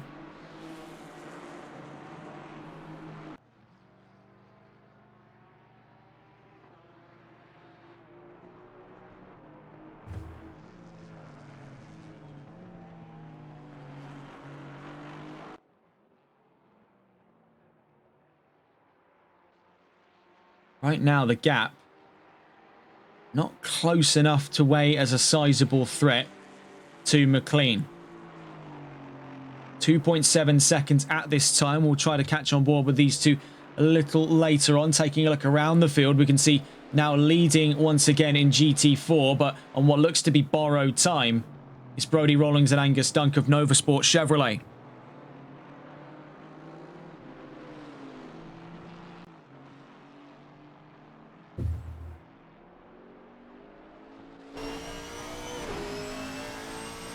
Can see there on the exit of turn 11, almost sawing at the wheel, trying to find even a slight little bit of grip here. You can see what they're doing, sawing the wheel. Now, it is going to scrub away as the track continues to dry up on that dry line. It is going to be scrubbing away just a few, maybe a couple thousandths of a second, couple hundredths in the long run. But what it is allowing him to do is allowing him to test the waters quite literally here, sampling the track to see where is the optimum amount of grip per corner. And that's where we see, almost in a similar sense to how you get cadence braking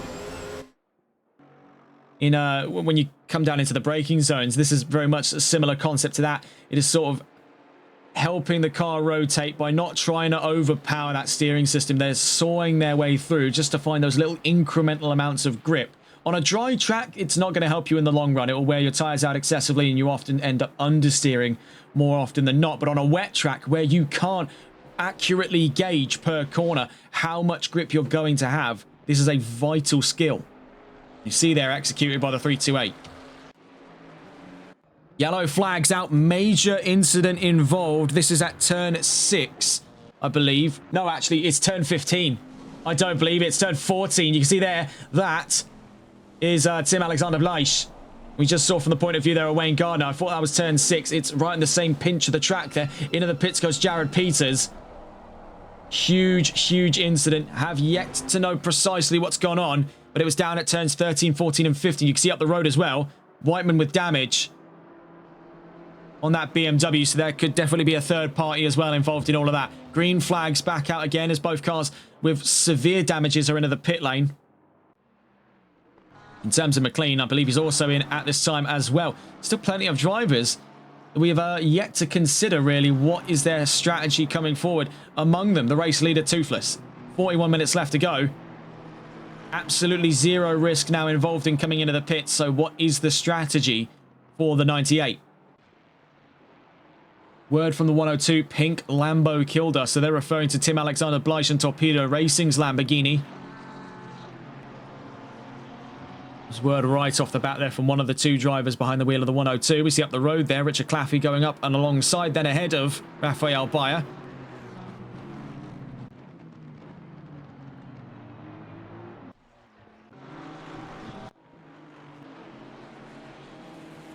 Looking around the field to see where the nearest fights are coming from. And not really much to, if anything, report. Still the considerations for a potential fight inside of the top 5. Nielsen v Yao, 4.5 seconds, but no current indication of rapid movement. There's been a bit of an ebb and flow for some time. We do see here, as it does fluctuate, down to 4.3 seconds, 4.2, 4.1. So are we starting to see perhaps a positive trend here between the two Ferraris for 4th place, Yao v Nielsen?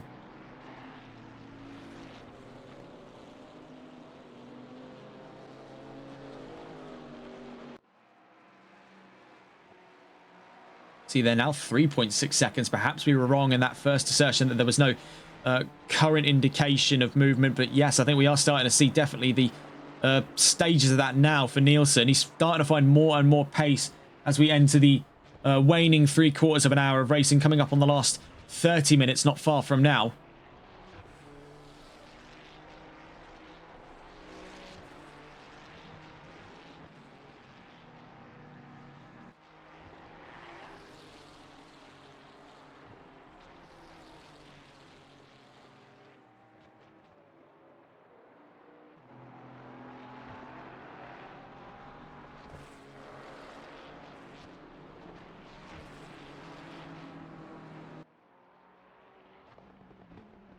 And for those of you joining us later on today on TRTN, we have another multi-class race coming up. And that's round 2, the HCCL Multi-Class Championship in Season 3, heading to Watkins Glen International in Schuyler County, New York State.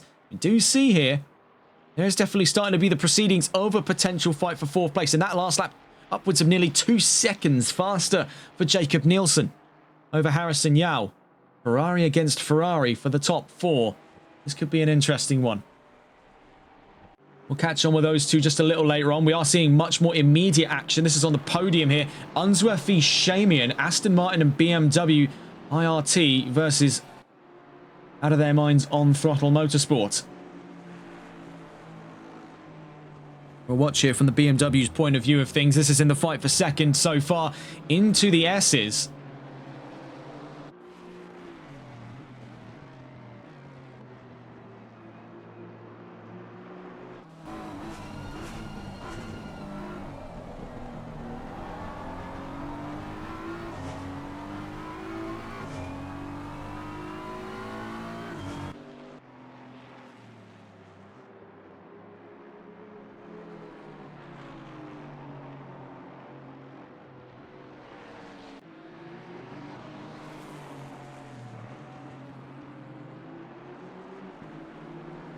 See in the case of the Aston Martin struggling to keep pace with the BMW in the straightaways, but in the oh my goodness, I really need to stop talking so early about these fights. Into the pits goes IRT.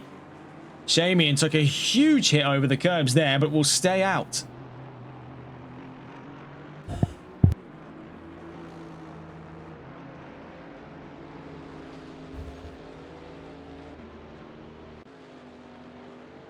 Oh, very bizarre stuff indeed there. Scott Unsworth into the pits, 37 minutes left to go. Back on board then with the potential fight to be. Now up towards the podium between Harrison Yao and Jacob Nielsen. ATR versus Sligon Solo. Sly goes solo. 1.5 seconds. Definite chance of a fight now. We'll get on board with the attacking of 2. On with Jacob Nielsen. With the Sly Goes Solo team. In the proceedings right now, we're yet to classify it, but we'll give it some time. This is definitely in the what looks to be, at least off of recent trends here, the prelude to the fight to the podium.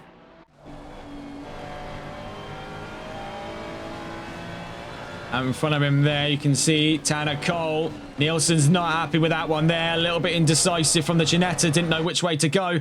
Out through turn 7.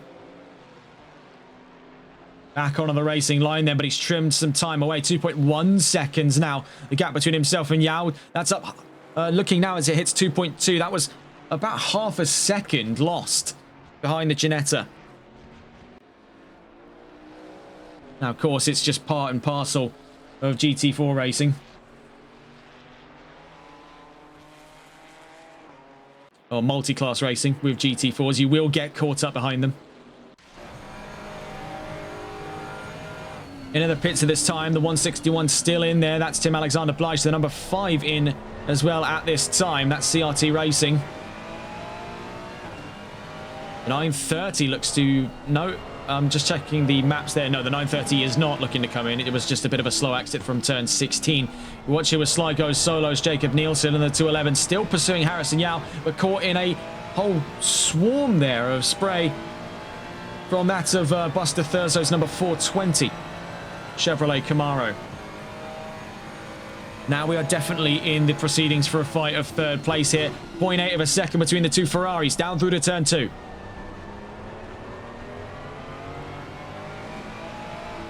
Hoppadot 420 saying great commentary, mate. Gutted about the disconnect. Yeah, thank you very much. I hope you are enjoying this from home. It's definitely been a bit of a questionable one from us today, maths-wise. I'm quite disappointed in myself for that one. But, oh well, you know, maths never been a strong suit. You'd think maybe you'd want to be the other way around if we want to work in motorsports, but oh well. You know, it's a simple, honest mistake. Of course, there have been also the issues as well with the Twitch clients. We are hoping that you're able to enjoy this from home.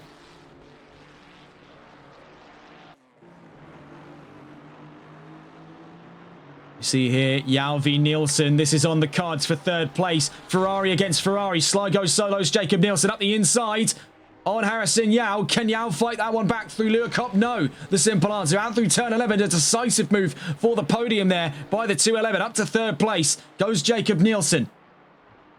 Just under 34 minutes left to go here in Kyalami on what has been nearly 3 hours of racing. Coming up on 2.5 hours. And we are not yet done with the action on track. Shamian into the pit lane with Aston Martin. So this could be up towards second place as we see sliding there out through turn 15 goes Harrison Yao. Jacob Nielsen comes around turn 16 to take second place here off of Shamian. Now upgraded to that fight of second place. Nielsen leads the charge ahead of Yao.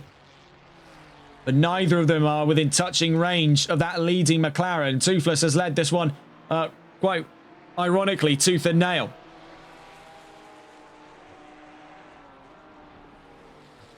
As we see very quickly bouncing away from the gap now that he was carving away at. Oh, that's trouble there to the side. That was Jacob McLean. Very sudden stop there for the 73 Ginetta. The gap that he was once carving away, he's been able to bounce back from, now up 1.2 seconds. Where no less than a few laps ago, he was 1.2 seconds behind that of Harrison Yao. Both of them having benefited from that pit stop by Shamian. Yao will still be vying his chances for second. Effectively fighting for the best of the rest position right now because the race lead has been so dominantly held by McLaren and by Toothless throughout today's race. We see into the pits then comes from what, if memory serves, was Brodie Rollings. Whether or not there will be the exchange back over to Angus Dunk, we'll wait to hear word, of course. Yes, by the looks of it, it is.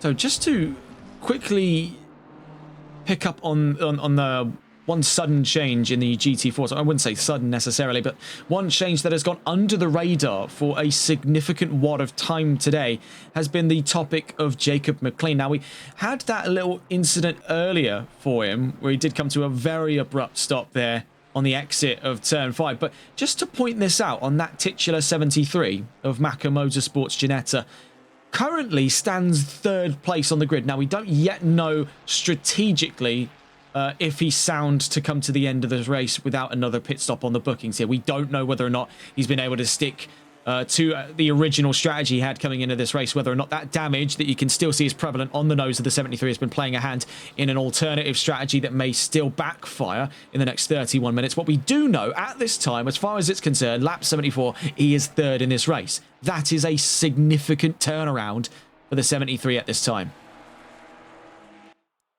Looking at where things stand then as we come up onto the last 30 minutes of racing. Still a few questions left unanswered among the two remaining pit stop runs by Tanner Cole and Toothless. More on those when they arrive. Other than that, Toothless leads, Nielsen second after a recent move there around Harrison Yao, now down to third. Both of them technically up a position when you consider that having come into the pits not long ago was that of Fisher, Pakel and Shamian in the 930 Aston. They're down in 7th place at this time, fighting with Scott Unsworth. We'll stay on board with these two as we continue to discuss the rest of the field at hand, currently watching on with the fight of 6th place. So taking a look back from behind the podium at this time, we stay on board with the 930. Andrew and the 468 Roadblock Racing team find themselves up to 4th place. Isaac Paranihi and Scott Smith find themselves in the top 5 now once again with the fastest lap, with Renee Gracie Racing Aston Martin. Scott Unsworth up in front there in the IRT BMW, currently being pursued by Out of Their Minds On Throttle Motorsports' 930 Aston Martin of Shamian and Pakel. Daniel Murray with Out of Their Minds in 8th place, with Miles Johnston with On Throttle Motorsport in 9th. Luke Muscat with Kyalami Racing in 10th place. Jason Leatherby with Big Nuts Racing in 11th place. Wayne Gardner up to 12th there with Bentley and Veloce Apex Racing. Mark Taylor up into the top 15. Bear in mind, both he and his teammate, Richard Claffey, both suffered a disconnect in this race with CRT Racing Porsche. They're now up to 13th. Ben Whiteman 14th. And then into the discussion of the GT4s, leading in GT4, Raphael Bayer, Brody Rollins and Angus Dunk in 2nd at this time. Jacob McLean in 3rd. Buster Thurzo 4th. Tanner Cole in at the top 5 for GT4s, considering he also suffered a disconnect. Great hustle. Naito Puma, Division 6th and 20th overall. Tim Alexander Bleich in the 161, down in 21st. 3 DNFs on record so far of a 24-car grid in a span of just over 2.5 hours. Not too bad. Really not too bad at all. But we've seen tracks like Kyalami rack up death tolls to pick up only 2 DNFs in this race. I would call that a small enough victory in the history books there. Kyalami has not been a kind circuit historically. Word as well from Nova Sport, courtesy of Yaldara, can confirm Angus Dunk is in the car until the end of this race. So no worrying about which driver's behind the wheel. You've got to hand it to them. That is a very curious strategy. Not often do you get to talk about points like that where drivers are physically swapping as if it were a real race car, as if this were a real endurance race. To have them actually hop in and out of the seat on the same rig. I mean, that's great coordination between the pair. Let's not scoff at what they've been able to do so far. 2nd in division. And if strategy is anything to go by, they will possibly stay there on a firm podium finish. Raphael Bayer and Maximilian Schimpf are looking on track, unless anything is to change now, between now and 27 minutes from now. Are looking on track for the GT4 win here in the 3 hours of Kyalami in the AXRL Multiclass Madness. In terms of most recent pit stops, On Throttle Motorsports' Miles Johnston is into the pit lane. This will be hopefully their final pit stop of the race in the 555 On Throttle Motorsport Aston Martin. Watch here with their contemporaries at the Out of Their Minds On Throttle Motorsports Aston Martin. The 930 still chasing for 6th place.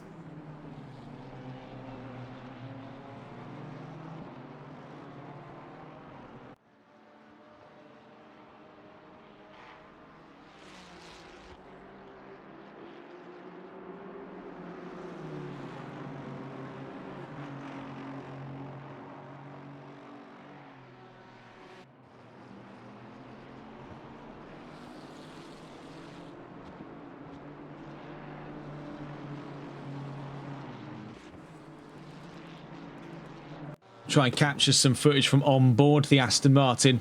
Still chasing for position here. On with Fisher Pakel in the 930.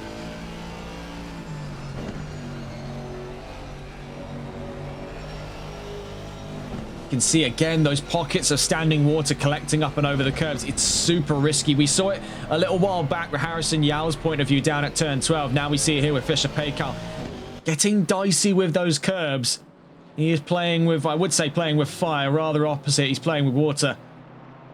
But at the same time, figuratively playing with fire and the consequences that ensue. Up towards turn 10.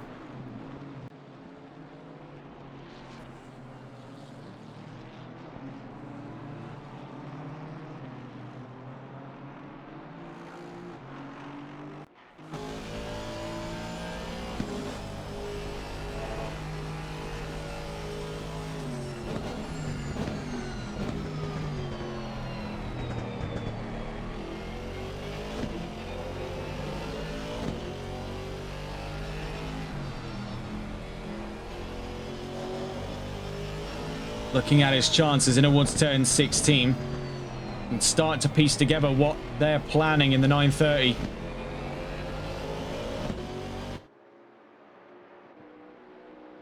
Now, much has been a case throughout today's race where we find these matchups where drivers are stuck on that opening straight out through turn 1 in towards turn 2. So very much the same story here for Paykel. He can't find the straight line speed over Unsworth. That BMW is unparalleled on this grid. In fact, I'd say the only other heel to the BMW straight line speed control is Ford, courtesy of Out of Their Minds. Out through turn 5. The Aston, though a powerful machine in its own right, can't hold a candle to BMW pace-wise, so they've got to attack in the corners. It's their only chances now. They've got to be brave, really, in the case of the 930, if they want 6th place here. We see that fake out. Held centre mass of the road, try to convince the 784 they were looking for the inside, hoping they would preemptively jump to defend the inside. They can come back onto the racing line and take a little bit more ground. And in the same sense that we've seen a lot of people caught there at the S's, so too did we nearly see from On Throttle Motorsports' 930 car that they very, very nearly took themselves out of this race. And it's because of those curbs. They're grabbing the car now with the amount of water still collecting on them. If he is to try and grab the inside and through turn 12, this could be death sentences for the 930. We saw it out of Yao, and already formidable car control from the Ferrari. The Aston Martin really teetering on a fine edge here over how it chooses to attack the curbs. Same story for that BMW. You can see, compared to where things were towards the start of this race, drivers playing a lot more hesitantly now, knowing they don't have the advantage of time. Meanwhile, into the pits for their final pit stop today is Toothless, leading by a landslide here. Possibly one of the most dominant performances we've seen of any driver per event ever here on TRTN. He's leading by, I'm pretty sure, laps plural in some regard. That's not just to GT4, that's a given. I mean to the remainder of GT3.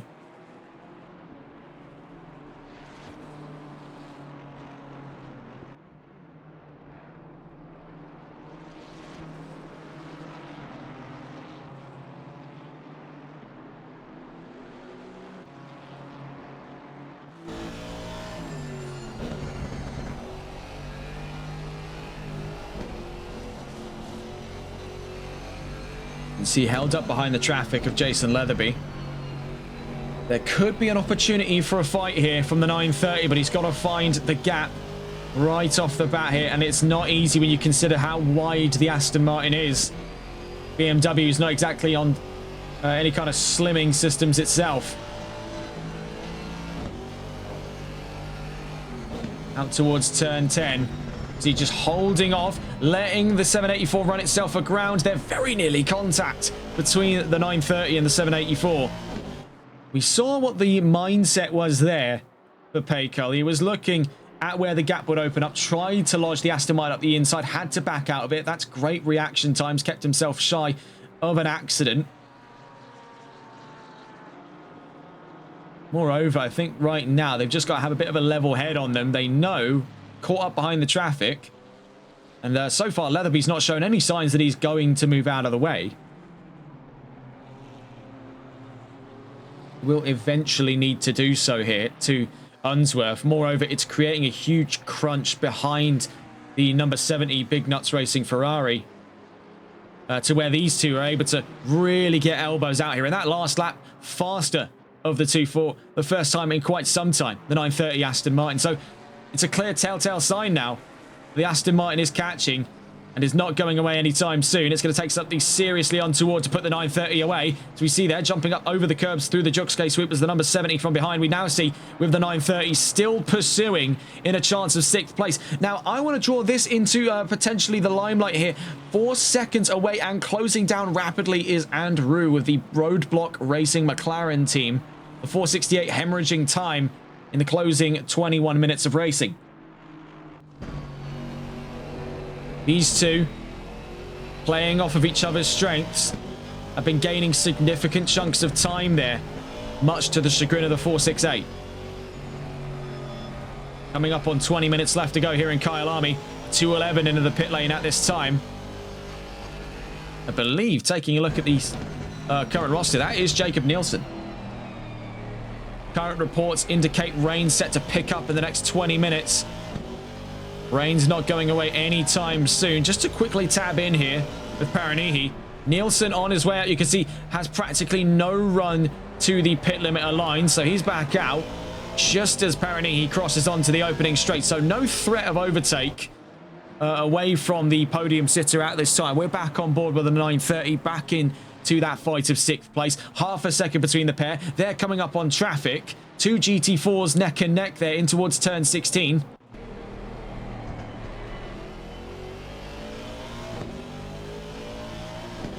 Navigating their way between the BMW and the Ginetta. You can see that's Jacob McLean. The last time we saw was on the podium for GT4. We'll check back in a little later on. 19.5 minutes left to go here in Kyalami. Soaring his way through those GT4s as well. All the way off at turn 2 went Jason Leatherby. Very late on the brakes, if on the brakes at all, by the looks of it there for the number 70. Out through turn 5.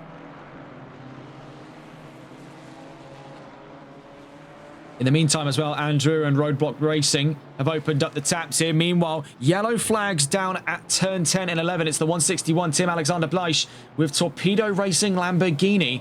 Momentary white flag for the number 70. That was Jason Leatherby.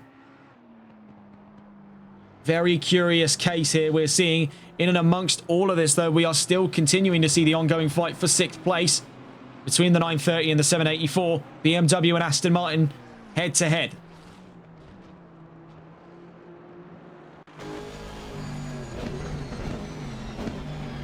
Saw this to be an area of vulnerability earlier. And Fisher Paykel is going to continue to nose up the inside down at Leurkop until the IRT BMW starts playing a little bit more aggressively. Down towards turn 12, both of them staying clear of that inside curb. We saw from the perspective of Harrison Yao not long ago exactly what happens when you start trimming that curb. Down towards turn 15, very easy make or break section here. Bear in mind that on throttle motorsports car's got much less visibility to play with over the IRT car in front. Down towards turn 16, super late on the brakes. This could be the opportunity that Fisher Paykel has been looking for. He's up the inside and still alongside past the exit of in-grade curve. The BMW will have straight line speed over the Aston Martin, but the Aston Martin has the inside line toward turn 2. He's on the outside at turn 1. He's still got the room. It's front axle to rear axle between BMW and Aston. Has he overcooked the brakes? Fisher Paykel goes wide at turn 2. That invites Scott Unsworth back through, up through the Juxkay sweep. Side by side, it's contact in the fight for 6th place. Turned around goes Scott Unsworth. Looking at that on the replay, an explosive flashpoint in their fight. You can see in the live footage there, Fisher Paykel is holding short along the run in towards Sunset, waiting for Scott Unsworth to pass him back up.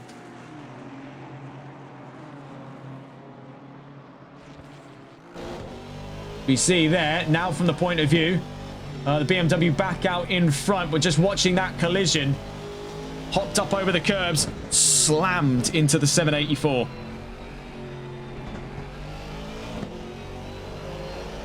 Well, you got to hand it to him. He did owe up to his mistakes and allow the BMW back out in front. That's classic sportsmanship for you in GT. They'll maul the Pirellis and brakes off of one another. But it's all fair in love and war. Now, admittedly, this isn't going to be doing many favours to IRT. They now have damage against them with 16.5 minutes left to go. It's going to be even easier then, on paper at least, for Aston Martin to retake position. As you can see, weighing up the damage from one car to the next, the IRT car definitely took a little bit more of a hit than the Aston Martin did. The front aero doesn't appear to be compromised even to the slightest degree for Fischer-Paykel.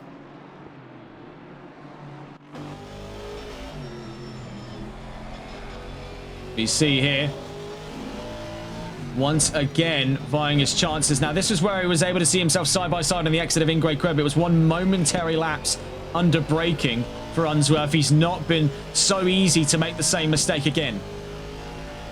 Meanwhile, just something to point out, that is just up the road at this time.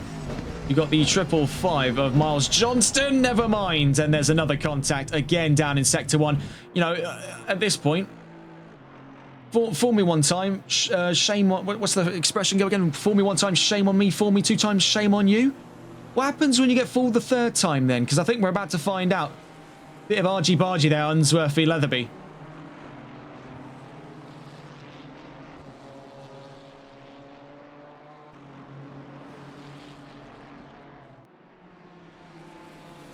I mean, this has been definitely something. This is well, I imagine, taking a look at this fight right now, they're still clashing for 6th place. And if this does roll over to be, you know, 3rd on the trot here, realistically,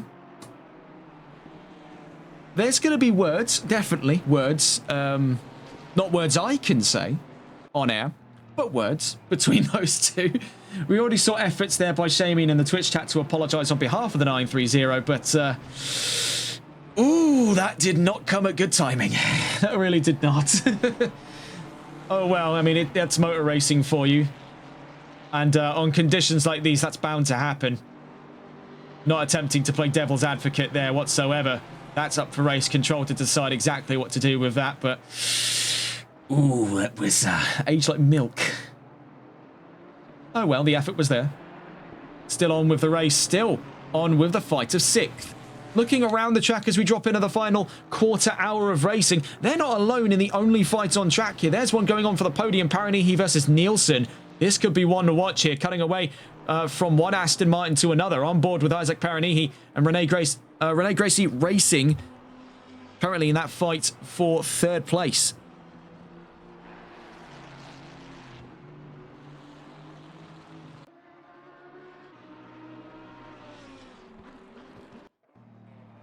We can briefly chime back in as well with the other Aston Martin in the fight down in 6th. And that's between Paykel and Unsworth.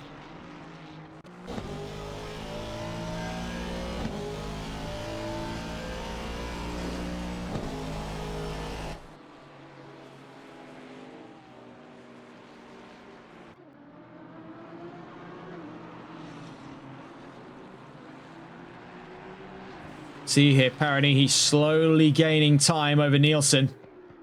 Bear in mind, you've got to take into consideration the human aspect of this all. Jacob Nielsen's been doing this by his lonesome for upwards of nearly 3 hours now. Fatigue is going to start to set in, whereas Isaac Paranihi has played to less of that time. He's been able to swap hands with his teammate Scott Smith for control of that vehicle over the course of today's session.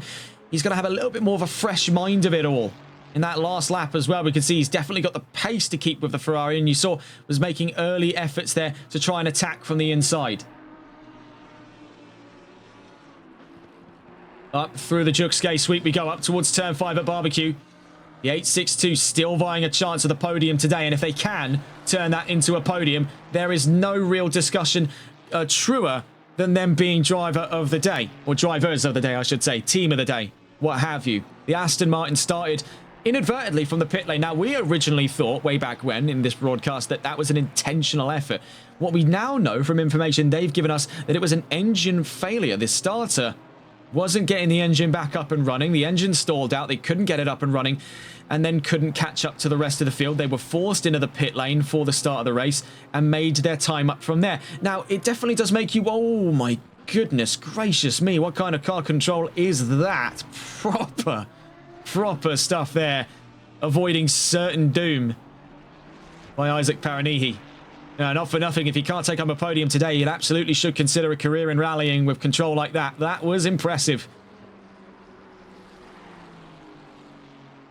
So what we do understand is they made their way through the order, so it does make you wonder, if it had not been for the engine starter failing on that 862 on the formation lap, what would it have been like then? Well, more on that later. We do have yellow flags to investigate, and it's down at turn 2 for the number 7 and number 8. So among them, Wayne Gardner. Let's see if we can go and catch with either party to investigate damages. So it's the number 7 and number 8 here. So we see Wayne Gardner and Daniel Murray.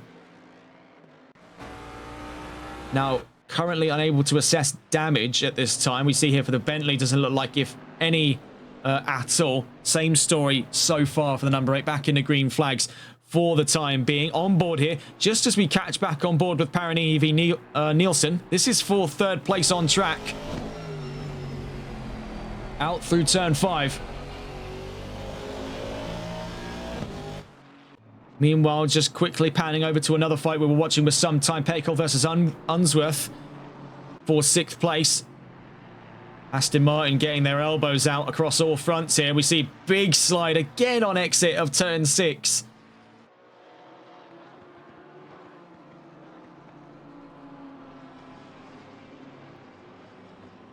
Again, not for nothing if he isn't doing it already. Isaac Paranihi, take a look into some rallying there with car control like that. Let's see what he does again. It's another big slide.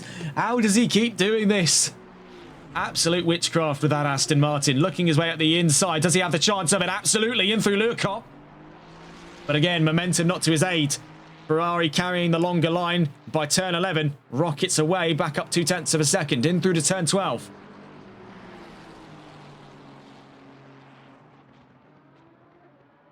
See there, Nielsen defending the inside in towards the Crocodiles. Has that worked against him? Yes, it has. It's contact between the pair. Double contact. They're both into the grass. Isaac Parani, he rejoins the road in 3rd place.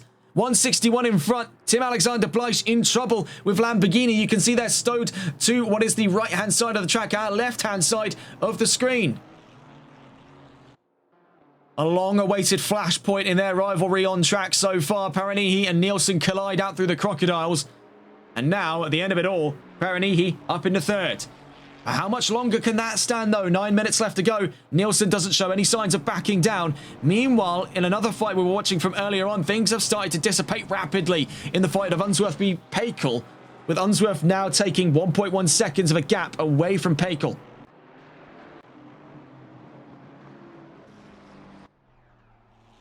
Tensions at an all-time high then. We've hit several flashpoints in the course of the last hour. Now as we drop into the final 10 minutes, this is where it stands right now. Toothless continues to lead. Harrison Yao into 2nd. We saw most recently a move that put Isaac Paranihi into 3rd place. Jacob Nielsen in 4th. Andrew in 5th. Scott Unsworth in 6th. Now ahead of Fisher Paykel by 1.1 seconds. Daniel Murray in 8th. Luke Muscat 9th. And Miles Johnston into the top 10. Jason Leatherby in 11th. Mark Taylor in 12th. Wayne Gardner 13th. And Ben Whiteman in 14th. Into the GT4s. Raphael Bayer leads. Angus Duncan, Brody Rawlings in 2nd in division. 16th overall. 3rd in division. And 17th overall. Jacob McLean with Macca Motorsports Ginetta. Foster Thurzo 4th in division. 18th overall. 5th in division. And 19th overall goes to Tanner Cole. And then 6th in division, 20th overall, Nato Puma, 21st for Tim Alexander Bleich. Very bizarre stuff indeed. Cutting away from that fight that was on the podium, we go over to the fight we've been watching with for some time before that point. Now on the point of view of the defending half, Scott Unsworth with IRT.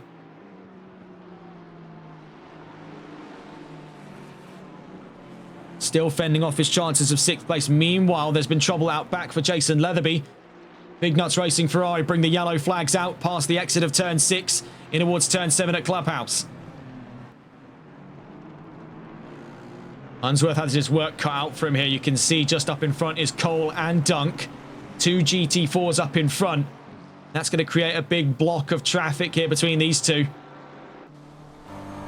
Moreover, they've got pressure from behind when you consider Toothless is right behind the pair of them. We see here the Aston Martin having to give over to the McLaren. Meanwhile, the Ginetta switches back on BMW. How's that gone on there for Tanner Cole? Talk about punching above your weight. He was doing so in GT4 before his disconnect. Now he's bullying the GT3s. I don't believe the like in towards turn 16. That was very cheeky.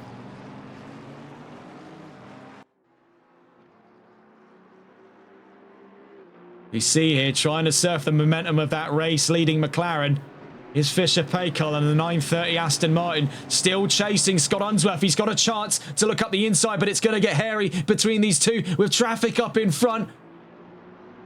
And it's contact from behind. It's contact from behind. Fisher Paykel hit by Tanner Cole. The GT4s and the GT3s collide down at turn 2. We saw from behind super late onto the brakes there on the Ginetta, practically up and over the grass before it hit the Aston Martin in at turn 2. For IRT, it's a breath of fresh air. They're 2.8 seconds up the road from Fisher Paykel, but he will be furious if he can get them back in closing range. Now between them and the Aston Martin, former GT4 leads at Nova Sport, the 328 of Angus Dunk.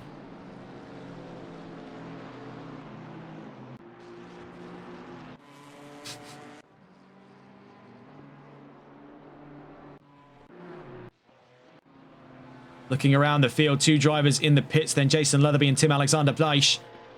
Towards the end of this race, 5 minutes left to go. A team that I must say has definitely turned their odds around has been that of the CRT Racing Porsche team. On board here at the moment with Mark Taylor. Him and Richard Claffey have had a very tough race indeed. Let's be brutally honest here. They've had a tough race. Now, the Porsche, again, geared up to be one of the best cars in the wet, and we've already seen demonstrated here in Kyalami, race-winning material. Had it not been for the disconnect they suffered earlier on, they'd be in a much more competitive stead throughout today's race. They were in a very good form for it. They were eyeing up potentially podiums by the end of the 3 hours of Kyalami, but a technical disconnect has forced them away from that chance. That is not to say that all hope is lost here. They are looking at 11th right now. If anything is to happen up the road from them, they could be first to know about a potential move to 10th. So all is not yet lost for CRT Racing, and not for nothing, if they come away from this race in 11th, that is still a sizable improvement when you consider the amount of odds they've had to play against. Of course, on paper, it'll never look good, but you have to consider what happened between point A and point B before we go judging it from that basis alone. It's why on TRTN we rarely ever cover the progress from qualifying to race finish, unless it is something that was involved in a larger scale incident, because often it's a case where drivers can go through quite a lot, especially in endurance racing, and the results will just show that they had a bad time or didn't have the pace for it. If a driver starts first but finishes 5th, you'd assume they were just bad. You didn't assume they maybe got hit. That's why we don't do that. You got to consider the means by which to get to point B from point A before we go jumping to conclusions like that. Yes, they started further up than they're finishing, but that is not to say they haven't faced great adversity throughout today's race. And that's really the heart and soul of motorsports as well. Not only is it facing off against your fellow man and fellow machine, it is facing off against fate itself in some regards. And in online racing, that could never be more true, because you're fighting against systems you have very little ability to control, such as internet.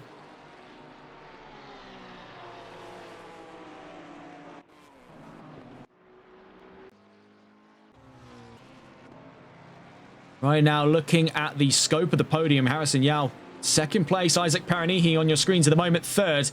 With Rene Gracie racing Aston Martin. Jacob Nielsen now down nearly 7 whole seconds by the time we hit turns 10 and 11. 2.5 minutes left to go. We're coming up onto the final laps not far from now here in Kyalami. Meanwhile, Paykel v Unsworth. This could be one to watch, as Paykel has drawn the gap, I should say, back in to within a second. 0.9 of a second as we hit turn 5. Could it be a last lap dash coming up here between the 930 and the 784? We're sure hoping for it, as these two have had a great set of fights throughout the latter half of today's race. We see here an exchange of position. Leatherby ahead of Dunk.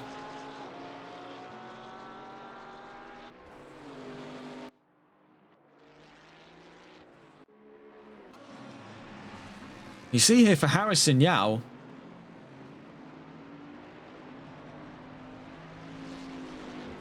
This could be a rather exciting end to his race here. Looking at the prospects of a podium finish, nothing to scoff at whatsoever. He's had a phenomenal race for Ferrari, especially when you consider best among the rest here, when especially talking about the gap. The rest of the grid is held so far away from the race leader. I still don't quite understand how to process that myself. It is quite a baffling statistic. We'll get a look at that towards the end of this race, but my word, we are looking at some monstrously large gaps here. Watching back on board then with the BMW IRT Racing, and that of the 784 lineup, Unsworth and Ferre looking up the inside. Fischer-Paykel, leader onto the final lap. So this is going to be a last lap dash here for these two. The leader just up in front of them, the 98 of Toothless, will finish the race before them. So this is, as we enter lap 95 for these two, their last go of it here in Kyalami. Unsworth v Paykel, Aston Martin and BMW head to head down towards turn 2.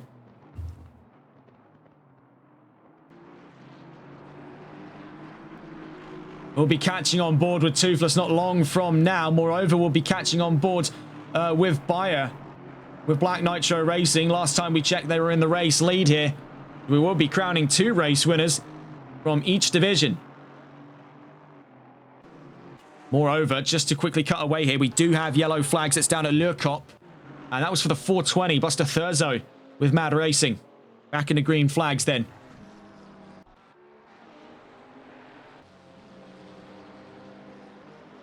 Off in the foreground there, Miles Johnston, but he rolls back very nearly, collects his fellow Aston Martin in its pursuit to the BMW, down through to the S's. The 555 still with yellow flags out there, the number 5 approaching from behind. Could it be up to the top 10 here for Mark Taylor? That has just been a Deus Ex there for the CRT Racing team. We're still watching here with the fight of 6th place on the final lap of the 3 hours of Kyalami as things go all the way down to the wire.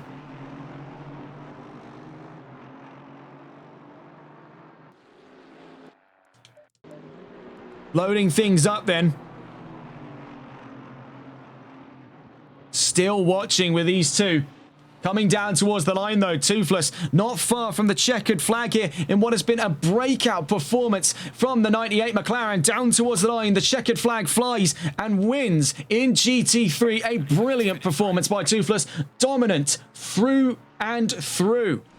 Yao second place, Paranihi looking at potentially third, not far from Yao's position, but let's get on board with the fight of Unsworth v Paykel. Across the line they go, Unsworth 6th, Paykel 7th.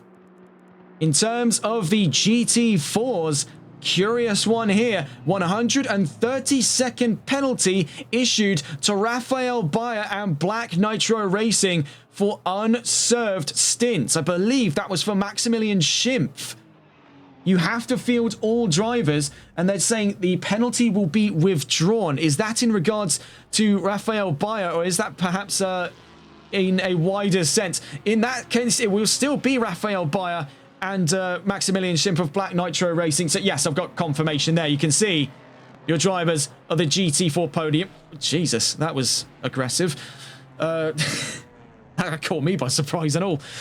But as far as we've been led to believe, that 132nd penalty will be removed. So Black Nitro Racing's Raphael Bayer and Maximilian Schimpf have won in GT4. Toothless wins in GT3.